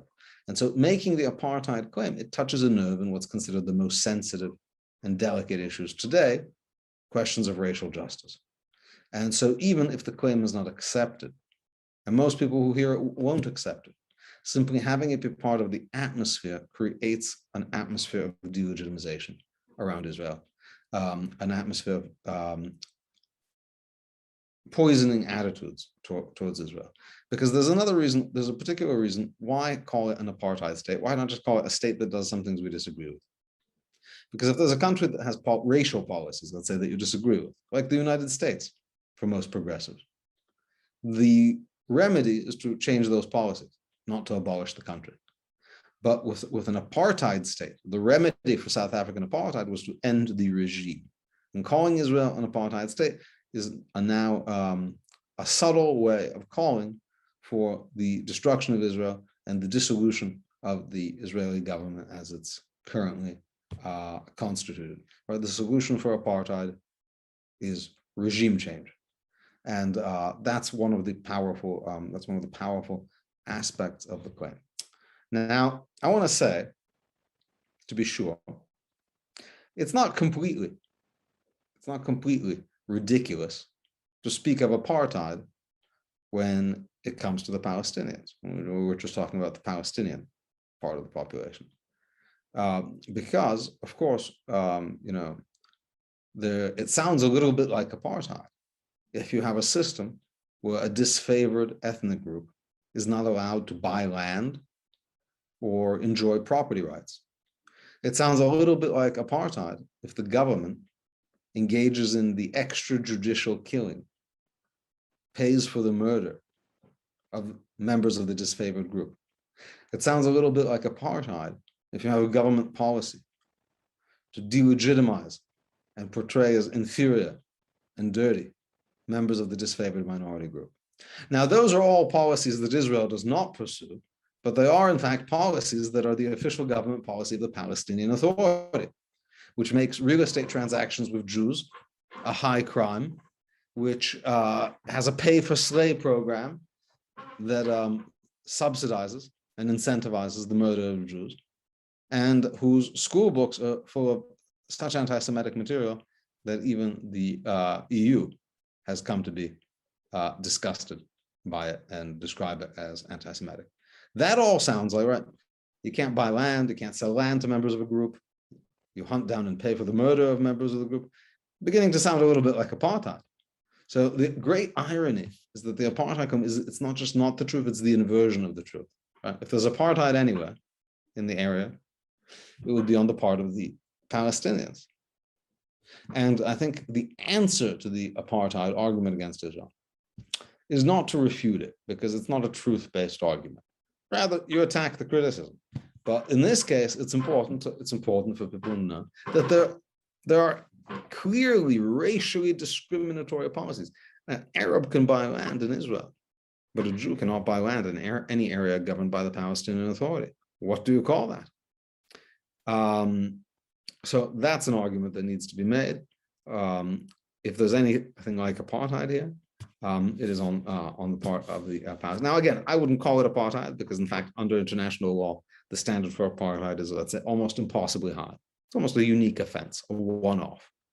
But what they're trying to do is delegitimize Israel, create a polite way to call for regime change in Israel, and additionally, to try to egg on the International Criminal Court to add apartheid to the numerous other offenses it is investigating Israel for, such as allowing Jews to live in Judea and Samaria. I don't think the International Criminal Court is going to go for it. And I think the fact that they have had many years to think about it and have not extended the investigation to apartheid shows how implausible the claim is. But certainly as the ICC moves closer towards opening a full investigation of what they call the situation in Palestine involving Israel, there's also a last-minute push to have the ICC label Israel as an apartheid state. And this is the culmination of the Durban agenda of using international law tools to fundamentally delegitimize Israel.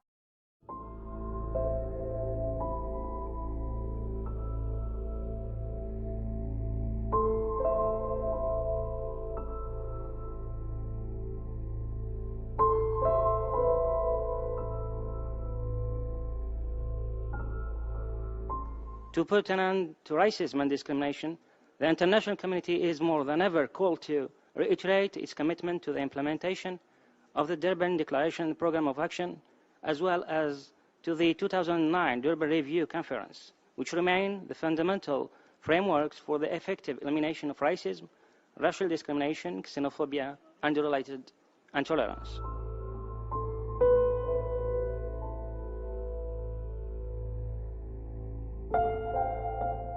Algeria is particularly attached to the right to freedom of expression. However, exercise of this right should not have the effect of legitimizing a new form of politically correct anti-Semitism, now targeting Arabs.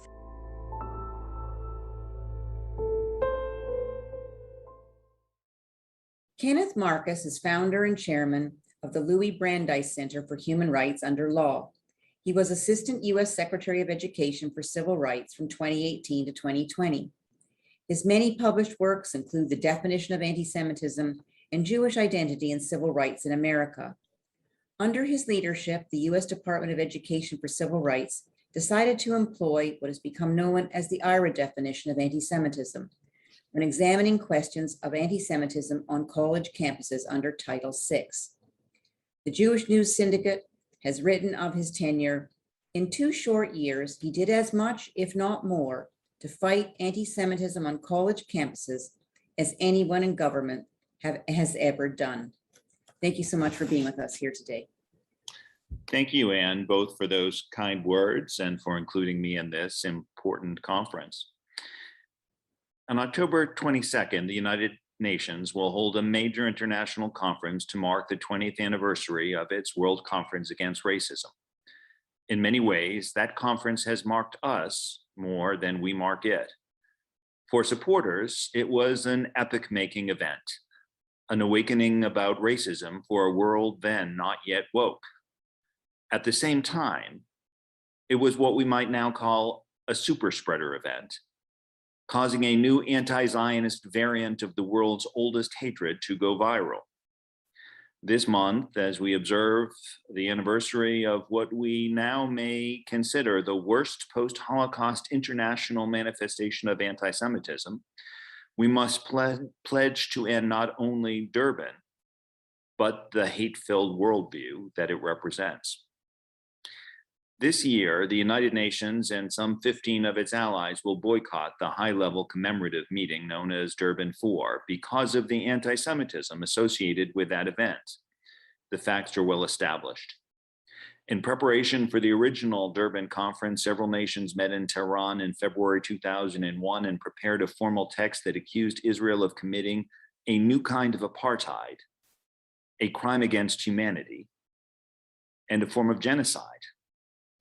Durban provided a forum for inflammatory tirades against Israel, including Yasser Arafat's accusation of the ugliness of Israeli so-called racist policies and practices. Fidel Castro alleged that Israel was perpetuating a dreadful genocide at this very moment against our Palestinian brothers. Worse, the UN sponsored a parallel NGO forum where non-governmental organizations maligned Israel as a racist apartheid state guilty of genocide. In a Palestinian-led march, one placard read, "Hitler should have finished the job."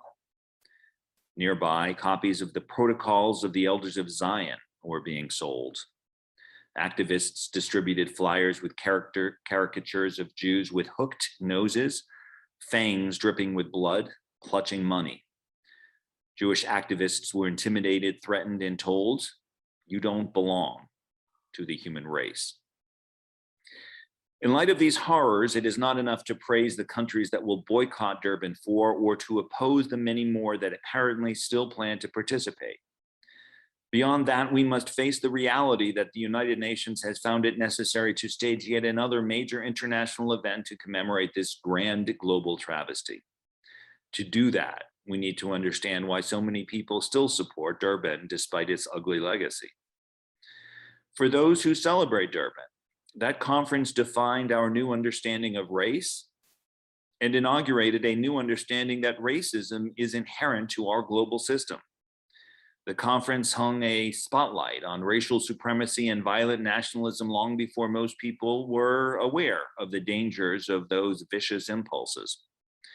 Supporters recall that Durban 1, as that original conference is now called, laid the foundation for the world to believe and to accept that systemic racism is at the core of our global system and that it advances both consciously and unconsciously. Over the last 2 decades, this worldview has taken hold internationally, nowhere more than in the United States. For many, Durban represents the war on white supremacy as a global or national system. It also reflects the growing worldview that capitalism is unsustainable, as is the global influence or hegemony of the United States. These understandings are reflected in critical race theory, the Black Lives Matter movement, and a host of other social spin-offs, including many mainstream government, corporate, and educational programs. Too often, these movements have adopted not only Durban's commendable opposition to racism, but also its tragic descent into other forms of hatred. This can be seen, for example, in cases where university training sessions now separate employees by race, treating Jews and whites as privileged oppressors and teaching other groups to view Jews in stereotypical terms. Under the rubric of critical race theory, some public school students are immersed in similar stereotypes. In California, supporters of a first draft ethnic studies curriculum would promote the boycott, divestment, and sanctions movement against Israel and omit lesson plans about anti-Semitism. For those who are committed to ending racism, this new anti-racism is a diversion from the real hard work of civil rights enforcement. Instead of identifying actual instances of discrimination, where people are treated worse because of their race or other group identity, The Durbanist approach is to overhaul our social order, dividing people up based on their perceived status as oppressor or oppressed. This invariably feeds into racial stereotypes, with Jews viewed in anti-Semitic terms as privileged, powerful, conspiratorial, and controlling. It is a harvesting of the hate spawned in Durban, but it is also an avoidance of the real and continuing problem of discrimination. There is good news.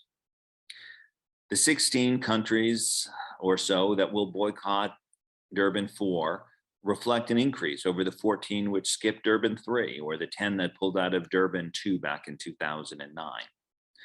But we must do more than pull out of Durban. We must pull out of Durbanism. That is to say, we must extirpate the hate that Durban has spread not only in our international institutions, but also in our schools, our campuses, and our workplaces. Fortunately, the pullout from Durban reflects a growing global awareness of the need to respond forcefully to the growing and spreading hate of global anti-Semitism.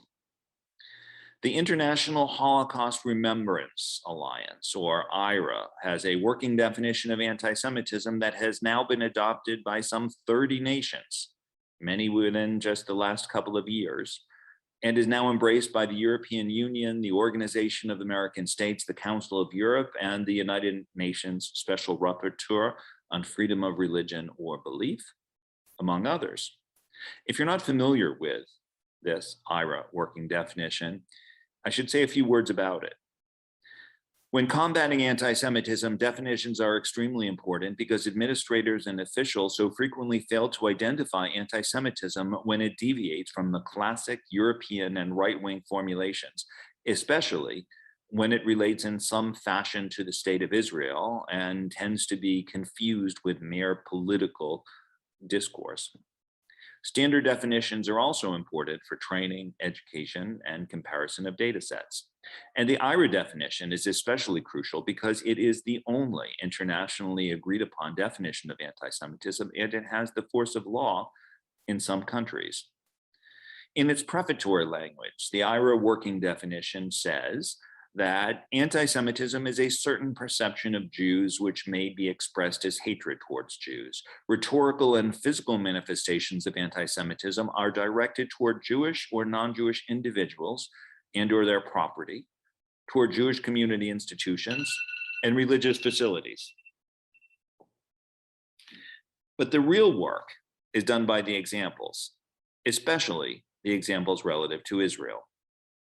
The working definition acknowledges that criticism of Israel similar to that leveled against any other country cannot be regarded as anti-Semitic. Taking into account the overall context, however, IHRA acknowledges that examples of anti-Semitism could include denying the Jewish people their right to self-determination, e.g., by claiming that the existence of a state of Israel is a racist endeavor. Recall that this is central to what was said and done at Durban. The Obama-Biden administration helpfully presented the working definition in its proper context by emphasizing its congruence with Natan Sharansky's so-called 3D test. Sharansky, you may recall, previously explained that not all criticism of Israel is anti-Semitic, but some of it is, and it is important to know the difference. Specifically, Sharansky explained that it may be anti-Semitic to demonize or delegitimize the Jewish state or to use double standards when evaluating the actions of Israel. This is the heart of the IHRA working definition. And it is important to understand why these three Ds, double standards, delegitimization, and demonization, are so important. Sharansky explained that when people demonize Israel, not just criticizing it, but acting as if it had a sinister, demonic, or otherworldly evil, they are treating Israel much as anti-Semites have treated Jews for 2,000 years or more. In other words, they are treating Israel as the collective Jew, the Jew among nations.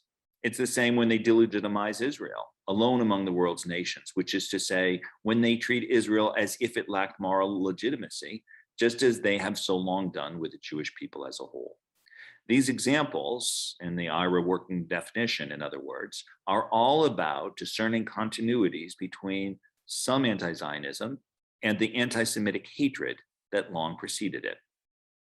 Now, some people are reluctant to use IRA based on the mistaken view that it is controversial or that it suppresses free speech. In fact, nothing could be further from the truth. To be sure, there are some people who have criticized IRA, but every advance in civil and human rights has faced criticism. Support for IRA is remarkably widespread around the world. According to the Cantor Center for the Study of Contemporary European Jewry at Tel Aviv University, over 450 organizations have embraced the IRA working definition, ranging from football clubs like Chelsea to corporations like Volkswagen, to the religious groups such as the Global Imams Council. Moreover, the IRA definition poses no more threat to free speech than any other legal tool. When properly used, for example, in the way required currently by the United States Executive Order on Combating Anti-Semitism, it does not suppress any speech at all. Rather, it serves as a means to identify conduct that, if anti-Semitic, would violate generally applicable civil rights standards. There is no more important step that nations, counties, municipalities, sports leagues, universities, and other entities can take than to adopt this important definition, which strikes a blow against global anti-Semitism.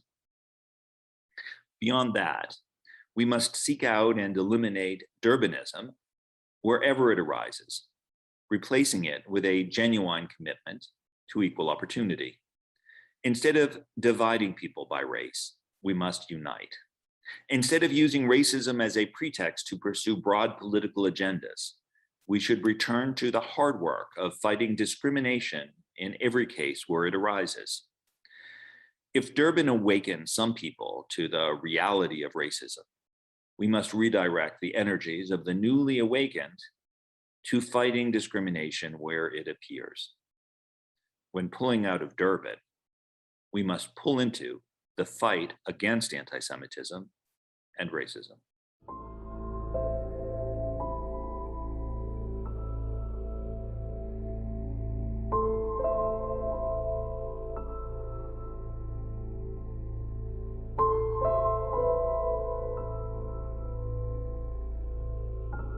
بل تعرضت للنتائج السلبية لانتشارهما وتفاقمهما في مناطق أخرى. وإذا كانت ظاهرة الإسلاموفوبيا مرفعا فعليا في الدول المشرقية كونها سامية الأساس، فإن ما يطرح اليوم حول يهودية إسرائيل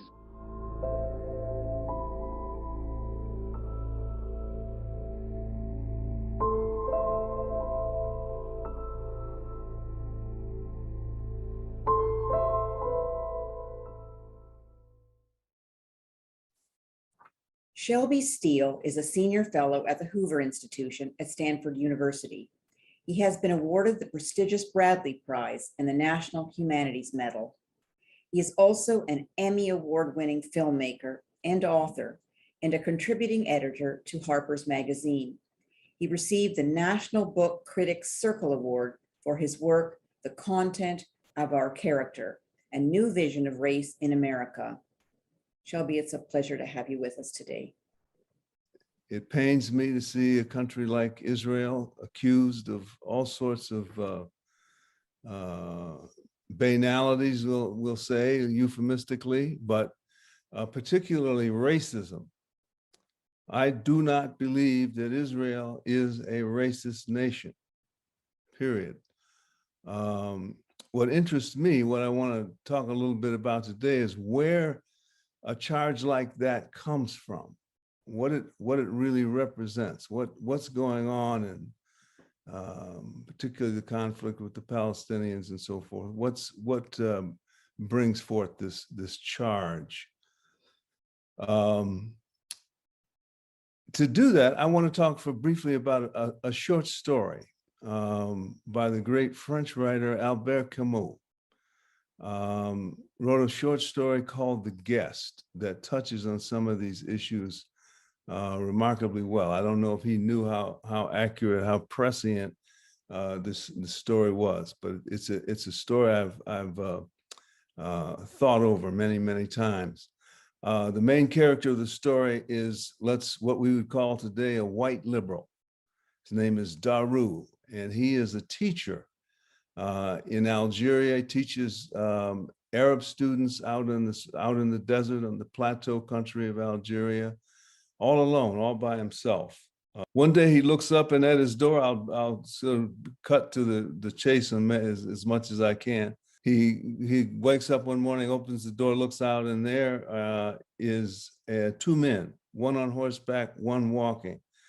The man on horseback is a gendarme, a French policeman, who is transporting a criminal to prison in Algeria, in Algiers, the city of Algiers. And there is the Algerian Revolution is sort of simmering in the background of this story. So Daru receives this guest, as he's called, and the policeman asks him, or essentially tells him, that he will have to watch this man overnight, and that in the morning, authorities will come and pick him up and take him to prison. Daru is a liberal and is offended by this, and doesn't really know or care much what the crime involved was. He doesn't like the idea of participating in colonialism, in oppression. And so he treats the prisoner who's in his charge very warmly, humanely, overnight. And they even have conversations through the middle of the night. When they wake up the next morning, lo and behold, no one comes to pick up the guest. Daru thinks to himself for very briefly, gathers up the guest, takes him on a long hike across the plateau to the very rim of it, stops there, and at that moment, he puts a package of food in the guest's arms, in the Arab's arms. And along with the food, he gives him at least 1,000 francs, which is a considerable amount of money. And then he tells him there are two roads. One leads to the prison where they are expecting him, and the other leads back to his people who have lost him. And he then says, "You are now free, utterly free." And it is an extraordinarily resonant freedom that the man experiences. To make the story a little shorter, right away, as he receives these packages of food and this money, his color begins to drain. He's obviously very intimidated. And Daru turns around and looks at him and sees in his face, Daru turns his back on him. He begs Daru not to leave him there. He begs Daru not to make him free. He wants a return to not being free, being a colonial victim, and so forth. He escapes his freedom. Well, Daru walks away from him and leaves him there, even now, more alone than ever. He walks a mile or so, Daru does, stops, he turns around and he looks back behind him, and he sees the Arab walking very slowly on the road to prison. Prison is preferable to freedom. Well, this is a circumstance of oppressed people. When freedom finally comes, it is a humiliation. It is a reminder of their inferiority, of their lack of ability to master their own fate. and they suffer powerfully. And the first reaction, of course, almost always is to say, oh no, we're not really free. He's lying. Freedom is an illusion. Well, this young man was very much like that, he probably had a little more integrity than most, and so he gives himself up to prison and hides away from freedom. Well, what have the Palestinians done for woe these many decades since World War II? What has been their response to freedom? Usually in the third world, Black America is a prime example. There's an embrace of the idea that one is in fact not free, one is a victim. Victimhood spares you the agony and the self-denigration that freedom exposes you to. In Black America, for example, the 1964 Civil Rights Bill, which granted our freedom legally under the law and so forth and so on, within a snap of a finger, the Black Power movement was born. And all of a sudden, having now attained freedom, we turned right around and said we were not free, denied it, and said that racism was everywhere. And racism is stronger than it's ever been, even as racism was dropping away, melting away. Well, it's a pretty privileged situation to find harbor in victimization. Well, but if you are a victim, then of course you need a victimizer. You need somebody to limit your fate, to be racist, to be bigoted. Well, sadly, Israel dwells in a neighborhood where there are many peoples like that across the Arab world,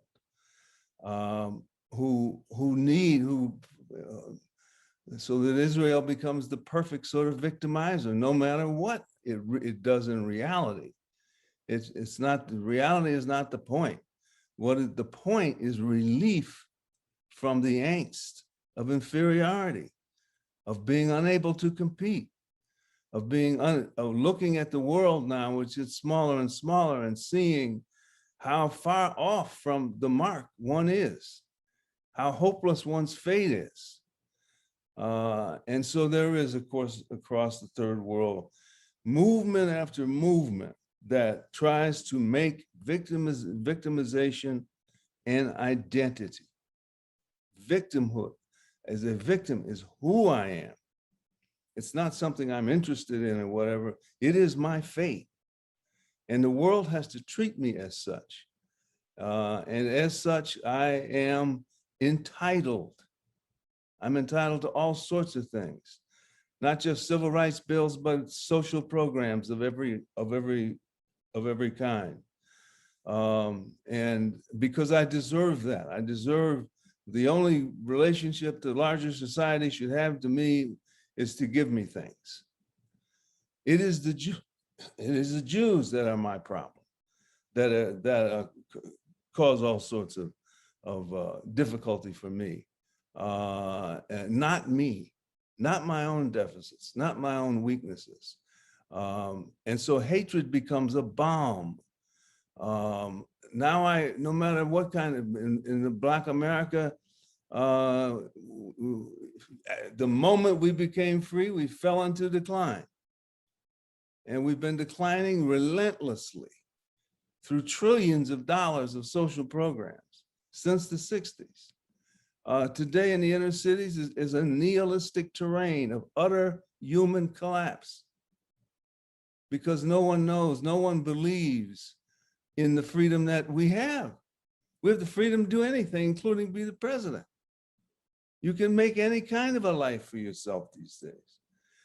Well, so the result is you hide behind victimization, and you claim that you need a safe space on your college campus, and you need Black dormitories, and you reinvent segregation really in order to protect you from your anxieties, from the inner sense that you really may be inferior, may be unable. You look around, you see white students who are taking charge, who are succeeding, living a certain kind of life that's alien. It's not a part of your background. Well, then I don't like white people. I don't trust white people. I never will trust white people. I feel a lot better now. I feel anxiety taken away, sliding away. So I'm looking now that the Black movement in America is becoming more global. We look for opportunities for particularly white victimizers. This, it seems to me, is the fate of the Jewish community in America today. In its negative representation, that it plays this role for minorities, particularly of even these people who have suffered themselves are racist and systemically racist and white supremacist and so forth and so on. So I think that's what the Jewish-Palestinian situation is really all about. And of course, the tragedy is that the minute people take on a victim-focused identity, they become impotent in their own lives. Because victims don't act in the world. They protest the world, but they don't make and build things themselves. And so they end up confirming that. The answer is so simple for me, at any rate. You study hard in school.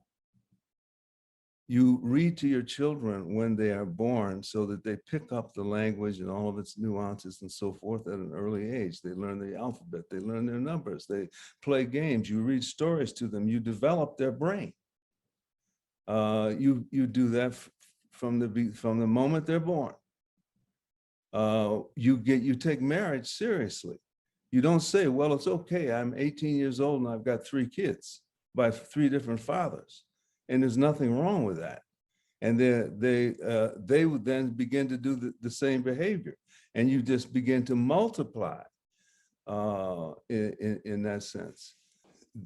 Yeah, the answers are simple, but if whites say that, and this is another element of the problem, and that is white guilt and deference.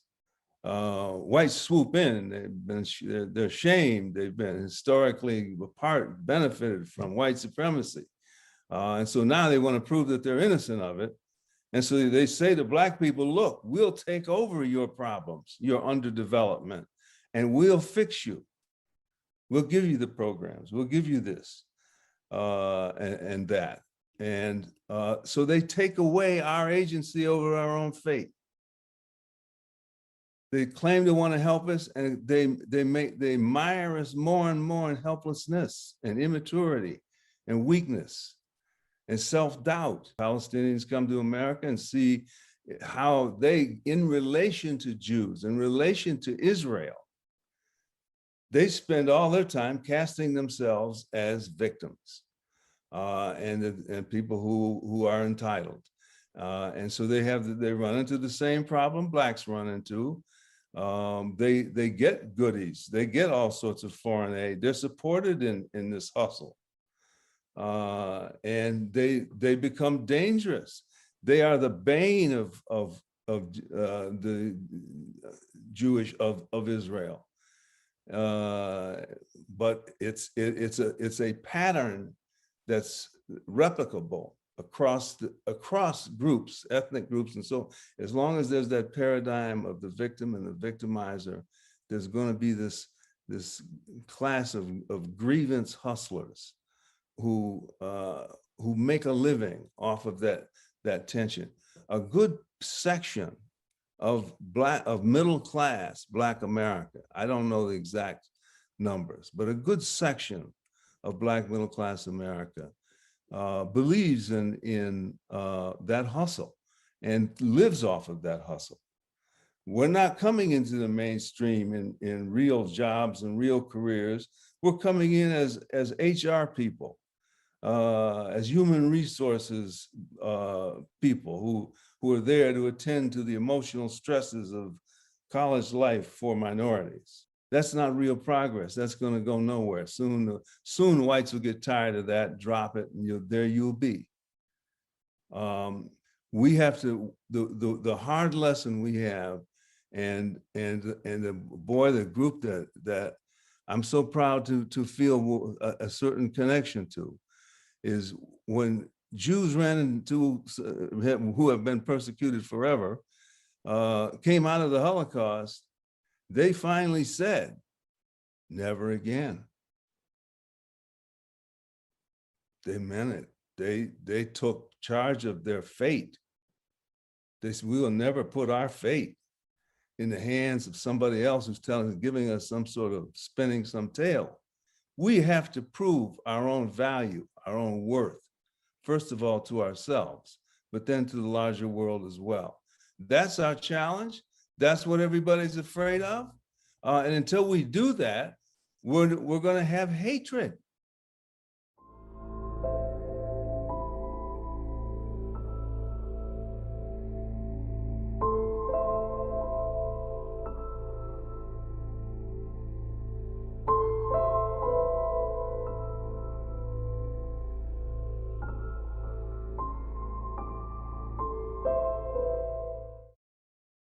In the Durban Declaration and the Program of Action of the international community declared its full commitment to address racism, racial discrimination, xenophobia, and other related intolerances at the national, regional, and international level.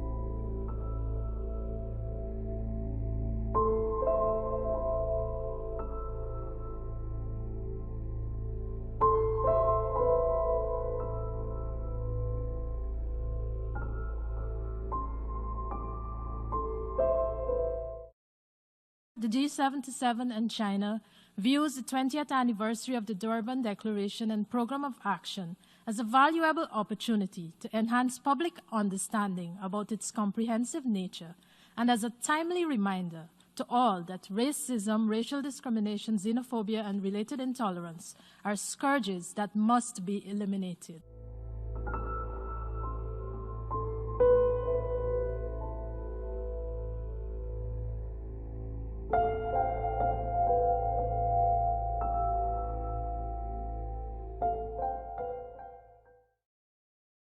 Dr. Zuhdi Jasser is the president and founder of the American Islamic Forum for Democracy, in addition to being a nuclear cardiologist. He is a former lieutenant commander in the U.S. Navy who served 11 years as a medical officer, including a tour as a staff internist to the U.S. Congress and U.S. Supreme Court. He was appointed to the U.S. Commission on International Religious Freedom, where he served for 4 years. He routinely briefs members of Congress and appears frequently on national and international media as an expert on Islamist extremism, national security, and foreign policy. Thank you so much for being with us today, Zuhdi. Thank you, Anne. Thank you for that introduction and your trust and friendship and all your work to preserve human rights for all. And thank you for including me in this august assembly of respected speakers in this crucial conference.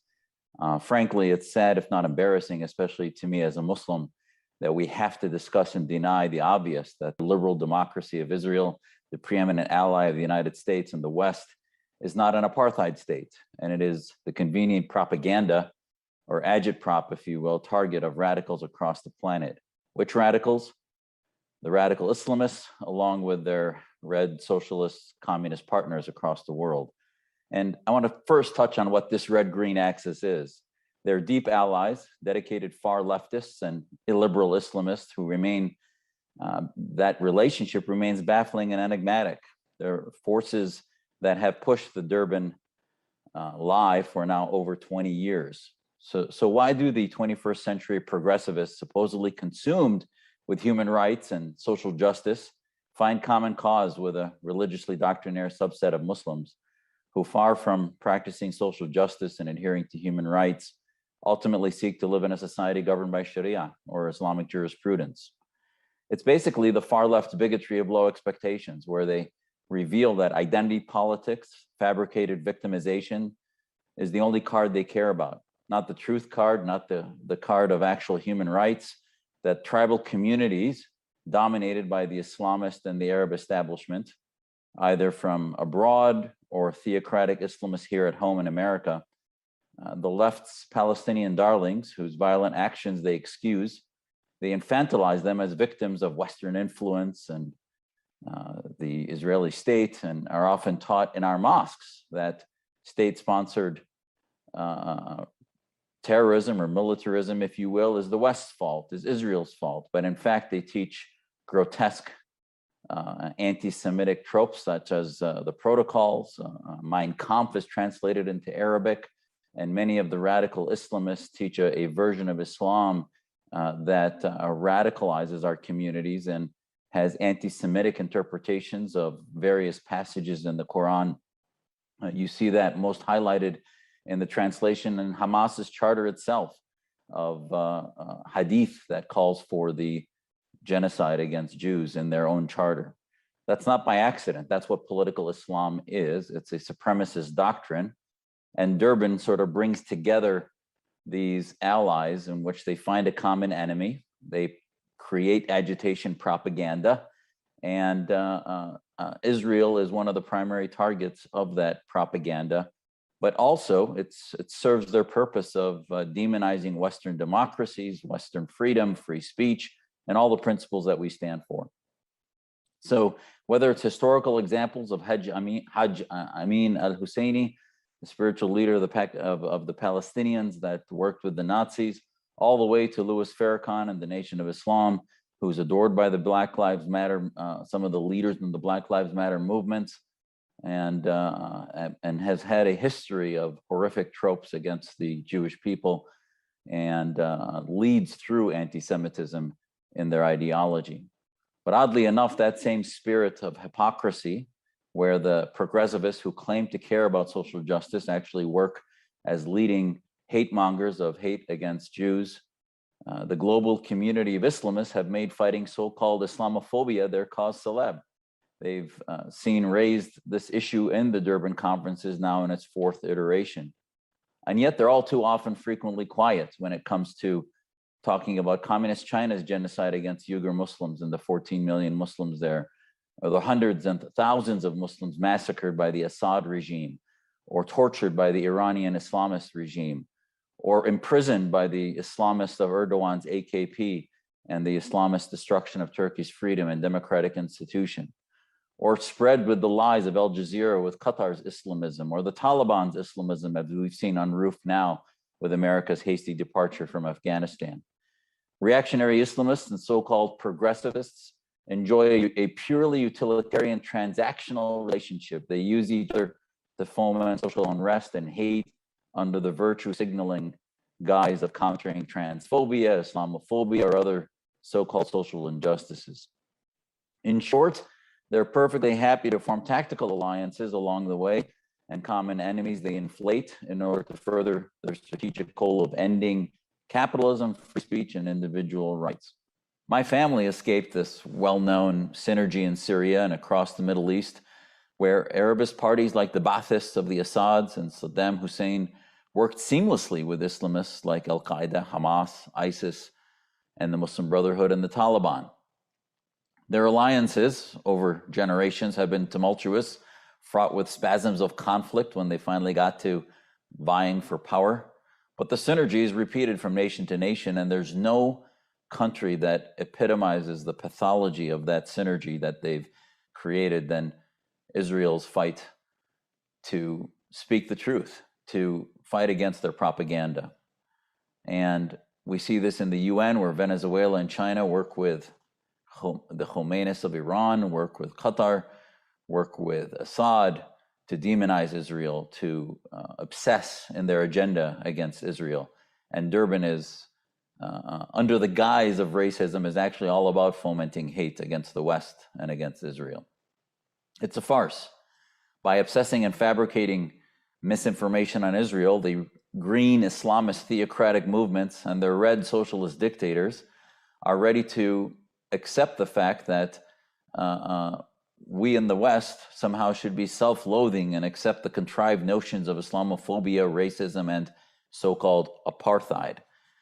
The UN is a farce. My family in Aleppo, Damascus, and other towns in Syria can tell you that the Convention Against Chemical Weapons and the genocide in Syria has been an insult that the UN actually claims that they cared about that. Nothing's been done by the UN. Now, I want to briefly step aside and tell you what is this political Islam or Islamism, because so many people have asked me, why do I care so much about anti-Semitism? Why do I care about Israel, aside from being somebody who likes to make sure people know what the truth is versus the lies that are spread? The reality is our work against political Islam for reform is epitomized by fighting anti-Semitism. Why? Well, political Islam is theocratic Islam, the belief that the state identity is not a secular one for all under government, but under the constitution, but rather only for Muslims through an Islamic jurisprudence where the Quran is a constitution and not just a personal religious book, where the Sharia is not just legalisms for Muslims that want to practice in an orthodox way, but rather a legal precedent for the entire country. So therefore, the state identity is Islamist. So you see this in movements across the planet, from things that claim to be secular, like Pakistan, Islamic Republic, the Islamic Republic of Iran, to Hamas's movement itself, which is an Islamic movement that ultimately seeks to place Sharia over the rule of Muslims and non-Muslims alike. They demonize the other. They divide the world into the land of Islam and the land of war. Dar al-Islam and Dar al-Harb in Arabic, as they would say. So therefore, nothing epitomized that division of the world than creating fabrications and demonizations of Jews in the state of Israel. And thus they take a relationship that my grandfather told me was close and equal, like the relationship of the Abrahamic faiths and the relationship of Judaism and Islam. My grandfather is a businessman in Aleppo and a democracy activist after the French pulled out in 1948. He used to tell me how closely he worked with the Jewish business community in Aleppo. And now there is no Jewish community left in Syria. And by the way, that was far before ISIS even existed. There was no Jewish community left in Syria. So the bottom line is there are two forces seeking to destroy the state of Israel and create fabrications about the realities of the truth of the beauty of the democracy that is Israel. And that's political Islam and its movements, its grassroots movements, and then secular dictatorships that we see in the OIC and the Organization of Islamic Cooperation. Left to their own devices, many of these countries would be at war with one another, like Iran and Saudi Arabia, but yet finding a common enemy and creating fictitious conspiracy narratives like they do against Israel through Durban and otherwise, then they unite and create boogeymen like Islamophobia to prevent free speech against Islamic theocracy. And thus it brings me full circle to why Muslims should care about ending anti-Semitism, not only for humanitarian reasons and what has happened to the Jewish people over time as their populations have been wiped out because of the grotesque anti-Semitism, but because if we're going to fix our own house, we need to understand that anti-Semitism is a symptom. I'm a doctor in my daytime job, and we don't treat symptoms only. We primarily treat disease. We treat cancer. On the front page of our website at the American Islamic Forum for Democracy is a quote from the Quran that says, "Believers, conduct yourselves with justice and bear witness before God, even if it be against yourselves, your parents, or your kin." This is the reality. If we're going to fight racism, we need to fight it at home. Arab racism that exists against non-Arabs, Islamist racism and hate and bigotry against all those who practice any other faith. And the Jewish community is the primary target of that. I so wish my grandfather and father were alive to see what's happening in Syria over the last 10 years since the Arab awakening. And as painful and horrific as it is to see the loss of life, many can tell you it's the first time they've been awake to realize the reality of what's happening in Syria. Yes, the revolution's failed many times and it'll continue to fail, especially as external influences like Russia and Iran continue to drive the protection of the Assads. But the most important message to all of you is that for the first time in the last 10 years, they're not talking about Israel and Syria. They're not talking about boogeymen that they create, that Assad's media has attempted to create.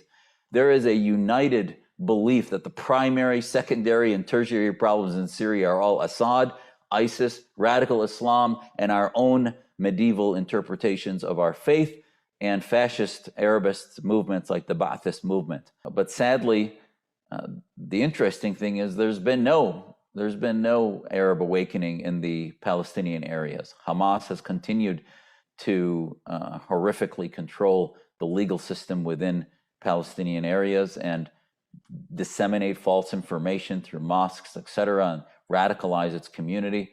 And I can tell you that the lies of Durban will continue as long as two things continue. One is political Islam spreads and dominates, and Muslims don't push back against the Hamases of the world, and especially in the Palestinian areas, and until they have a Arab awakening against their own Islamist movements, you won't see a change there. And second, as long as so many of the far left movements in the world continue to give them oxygen and deny their own hypocrisy, you will continue to see this. And I, as long as I'm breathing, will continue to fight for the freedom of Muslims to criticize Islamists, the fight against hate and racism pushed by Islamists and Arabists alike. And the link between defeating anti-Semitism and defeating Islamism could not be stronger or more obvious to me. And I hope all of you realize that that link is there. And that anyone who cares about defeating theocrats within my faith, just as the West, America was created on the foundations of defeating theocrats, must also care about fighting against the lie that is anti-Semitism, the lie that is Durban, and any hatred of Jews or Israel. I want to end with one thing. I visited Israel 3 times. And I apologize for having to say this, but I was struck by how normal Israel is.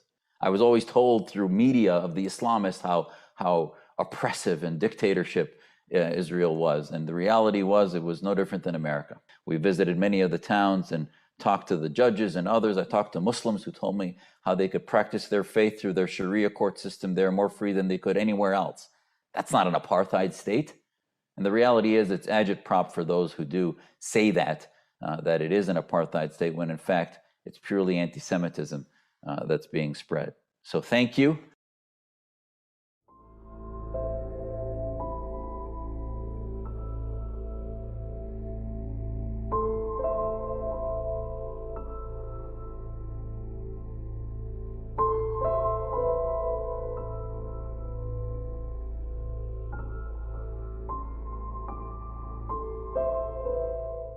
The International Conference on Combating Racism, Racial Discrimination, Xenophobia, and Related Intolerance, held in Durban in 2001, is deemed to be a turning point in the field of human rights in today's world.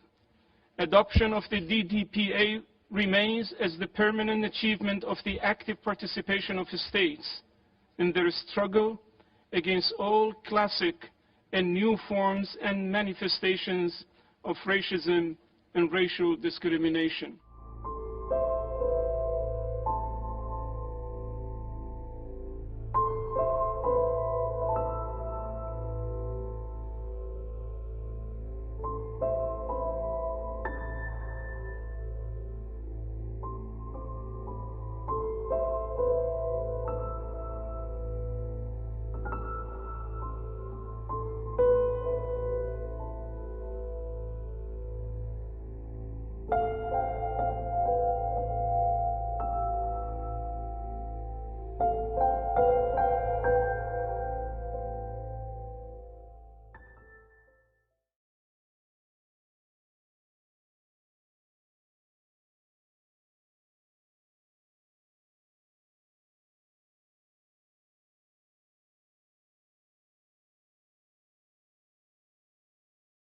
The United Nations, which began its life as an anti-Nazi alliance, should 30 years later find itself on its way to becoming the world center of anti-Semitism. Hitler would have felt at home on a number of occasions during the past year listening to the proceedings in this forum.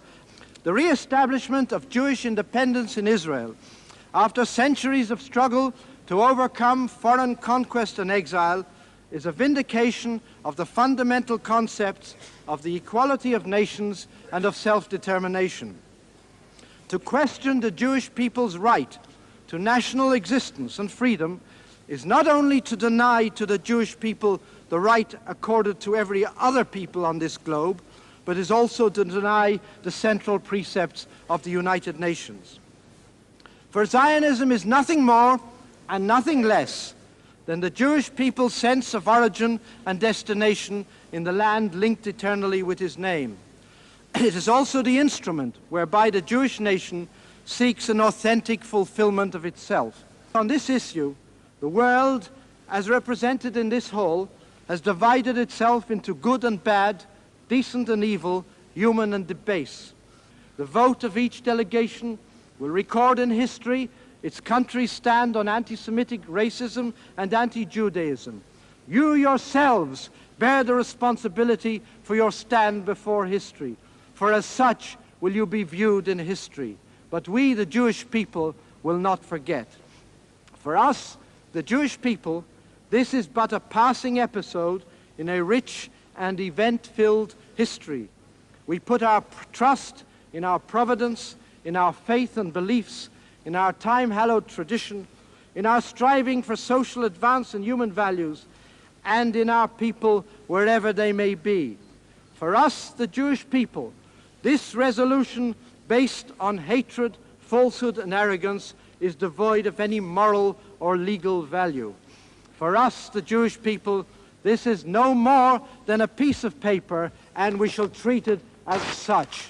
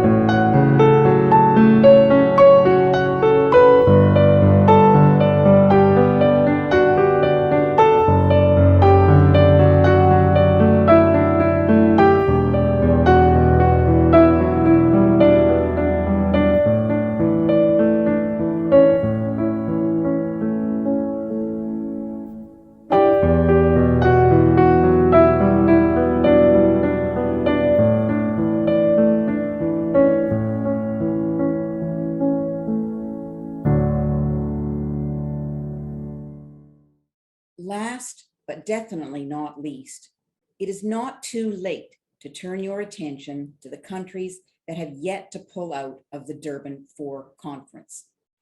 Among them, many democratic states in Europe, Latin America, Asia, and Africa. Rise up. Let them hear your voices. Information and updates on the position of individual countries can be found on the website of Human Rights Voices at humanrightsvoices.org.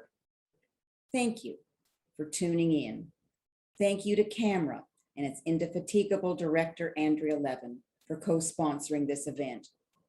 Thank you to Sarah Willig at Human Rights Voices for her invaluable help in putting this together. Thank you to Dr. Alan Kadish and his leadership at Touro College and University System.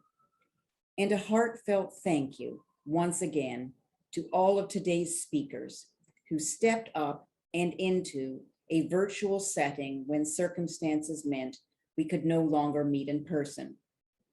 The whole of this conference will be made available online permanently, and we hope that you will share it with your own networks.